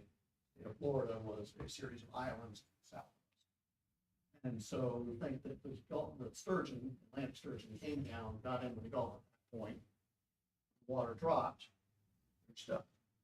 And so it's theoretically could be listed as its own species. Technically, it's far enough apart, but it was described as a subspecies, so it stayed a subspecies because nobody wants to touch it. But there are 7 spawning populations still existing in the Gulf Spit Range. Swanee, Apalachicola, Chattahoochee, Yellow, Escambia, Pascagoula, and Pearl. There was a population in the Mobile Tentombe River, and that got wiped out with dams and in the probably early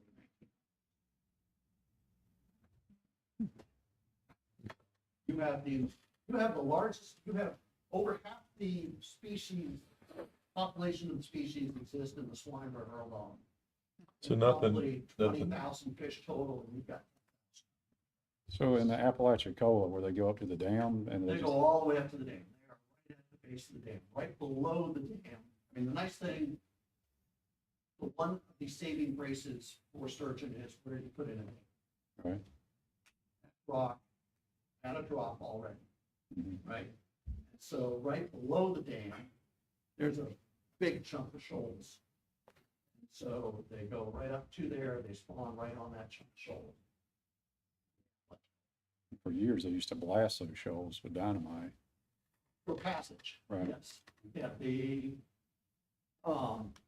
Swanee, we still have most of our deep holes. And so deep holes come in handy as a, not a thermal refuge, as a hydraulic refuge for these fish in the summertime. Large adults aren't feeding. And so they want to minimize their energy costs. They're only feeding, the river's not big enough to feed that many fish. And so they come in, they feed offshore, fork up, come in, spend the entire summer in there. They want to minimize their energy costs, find these deep holes, and just hang out in holes. In Apalachicola, we're blasting most of those out.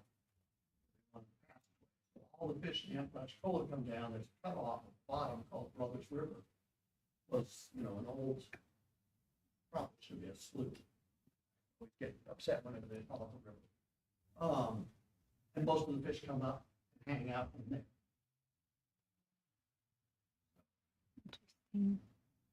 Yeah, we still have most of our deep pockets.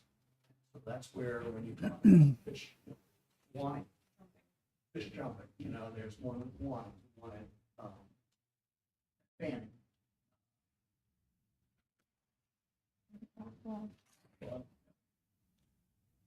Talk to anybody on the river and you're like, oh, where do the fish jump at? They tell you. Boom, boom, boom, boom. Those are chunks a kilometers long or a little deeper than the run. Give you a little bit more swirl. The fish will stack up. Madam Chair, could I ask a couple of questions? You mentioned a few minutes ago about the salt wedge, and as I recall, it's more of a water quality question, but typically, and it varies throughout the year, but we typically see that salt wedge from the Gulf up. As I recall, it's been up as far as Rock Bluff area. Some, salinity range within that. You see tidal range. You don't see salinity in the Swanee River. You see. Oh, really? Okay. So maybe it is the tidal influence that I'm remembering then. Under that creek. Right. So like in I'm thinking about the Calcasieu River out in Louisiana. I remember measuring, and you'd have a salt wedge 10 miles. You only see it after a major storm. Yeah. But that's got to do mostly with the lime rock.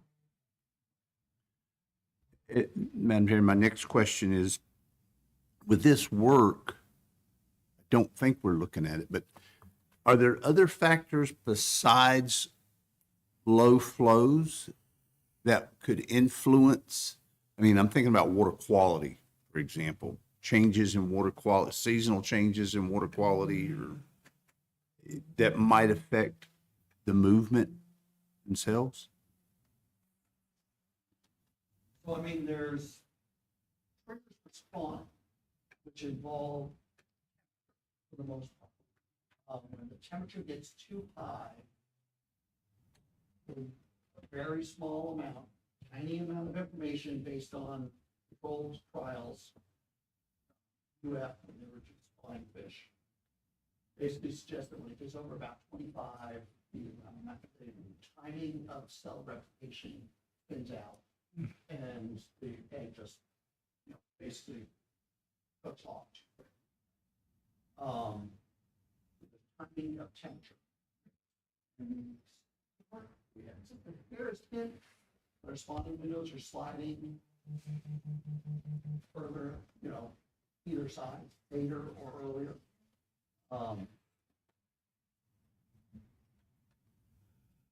Water quality, I mean, the amount of phosphoric acid that passes over the bridge at Ellaville scares me every day. Every time there's a train that comes up from there, through acres.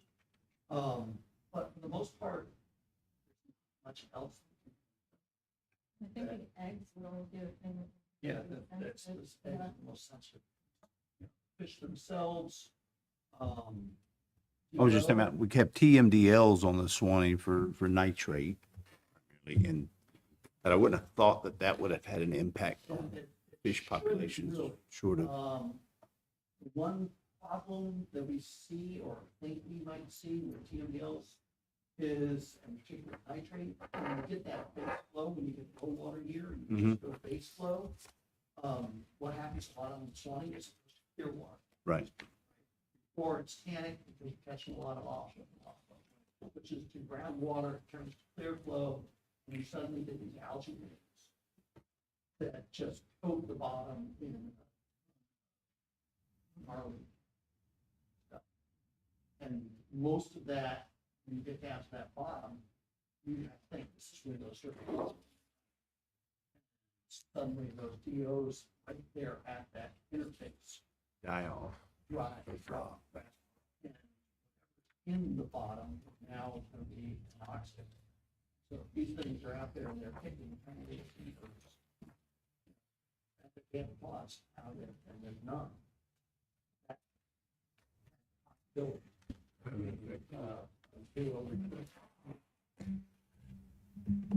Sturgeon are much more sensitive to oxygen than most of the fish.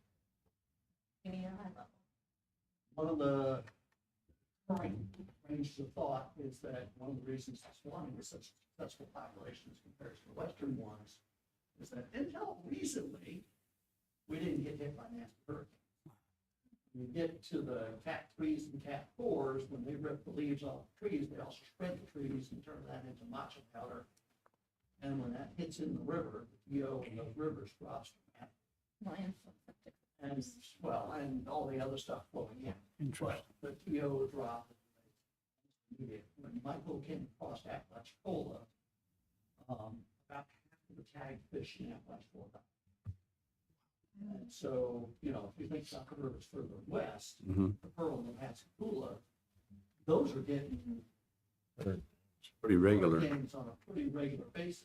So the population there, you go up, get smacked. Go up, get smacked. If you do that, that'll keep your overall population a lot lower than. And they're still recovering. Yeah, exactly. Interesting. Last question, Chair. No, these Why are do they all breach? great questions. Why do they breach? I've always wondered that since I was a little boy. And you see them, but So, never heard why. about living on the river, did you notice the difference in the quantity of breaching, of jumping in high water years versus low water years? Yeah. So one of the things when you think about energetic conservation, right, saving energy, you want to stay in position as much as you can with that laminar flow. And sturgeon turn out to be one of the great things. It's very ancient body plan. The bad thing is it was very ancient body plan. It's got a leaky gas ladder, leaky swim bladder. And so very small amount of data we have on them from some accelerometer tags is that when the water flow is high, you spread those pectoral fins, lock those pectoral fins in place, and more or less just use that to fly and press and hold in position. Using the current flow coming over those big long fins. Right. When it's low, now you've got to work it on your own. And do that, properly inflated, if you dive, Yeah. like a BC, that's right. BC that's correct, you're just gliding across the bottom, few kicks every now and then. Your BC is wrong, it wants to take you up, you're always working to come back down. In which case, their BC, it's deflated after a while because it's leaking. And so they jump, grab a mouthful of air, Reinflate it. ladder, and then they're good for a while.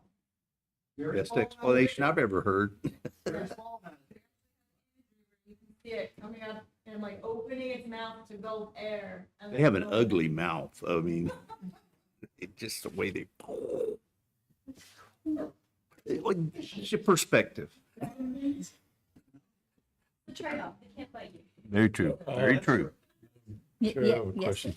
So how much increase in temperature would it bring the fall and the spring spawning together? Where they all work together? I mean, you're saying they're getting closer because it's hotter, so it's waiting later to spawn for the fall and they're spawning earlier in the spring. Eventually, they might all spawn together. Right, so the spawning window is like 18 to 24 degrees C. And the spawning gets down to around 12, 10 to 12 in the wintertime, and then up almost to 30 in the summertime. And so when those two, you know, if you look at that, when those two slides would become the simultaneous. I'm just saying, eventually they may end up December, I don't all know. together. But we've also had a lot of conversations about like microclimates and seeps and other factors that could be going on. Because we have some fish that look like they go up and spawn when it should be way too warm. And it doesn't really make a lot of sense. So either it's a failed spawning attempt or they know something we don't. Or they find a Well, cool, my cool take on spot. it would be that at the point where those two windows slide down and are the same point, Gulf sturgeon are gonna be the absolute least of your worries. Because the state of Florida will be uninhabitable. So we won't even be discussing this. Okay. What do they eat? So they are, you mentioned the mouth. The mouth is located on the bottom. It's a suction mouth. So it shoots down, pulls back up.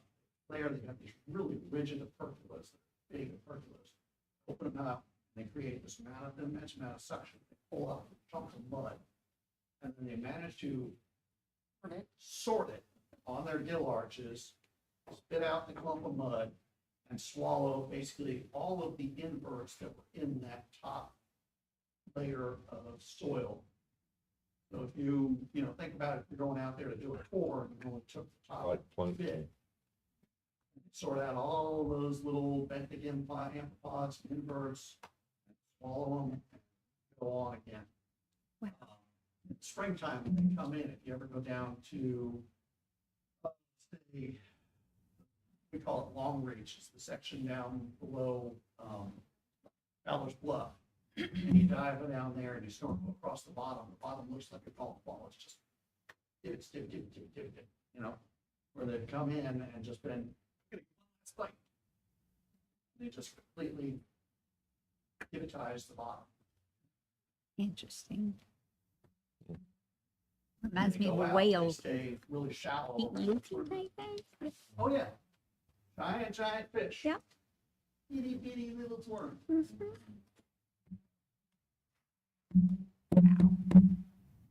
But it works.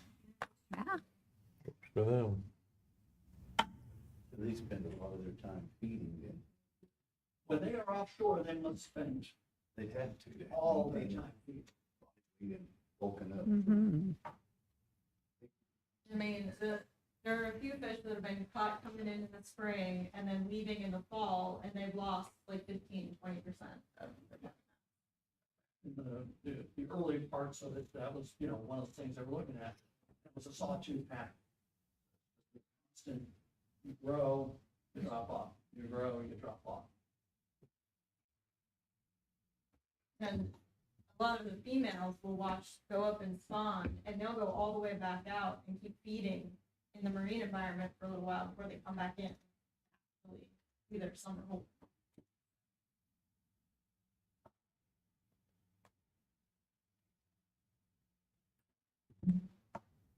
Thank you so much. We have learned so much today. Is any other questions? All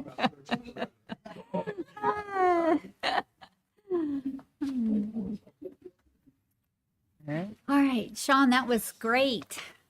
All right. Thank you, and thank y'all for coming and spending all day with us today. It was very generous. Yeah, they're quite a fish. We should have led with that. We should have led with that. And oh, I agree. Oh dear. All right, is that it, Sean? We'll have, I think the next step for us would be to come back with a funding approval request for this research. All right. Sounds good. Thank you All right, thank you. again. Oh, that sounds like fun. Sounds like fun. All right, is there any other open conversation or items we need to talk about today? Oh, recording is off. Okay. Anything else? All right. Y'all have a blessed and safe trip home, and we'll see y'all next month.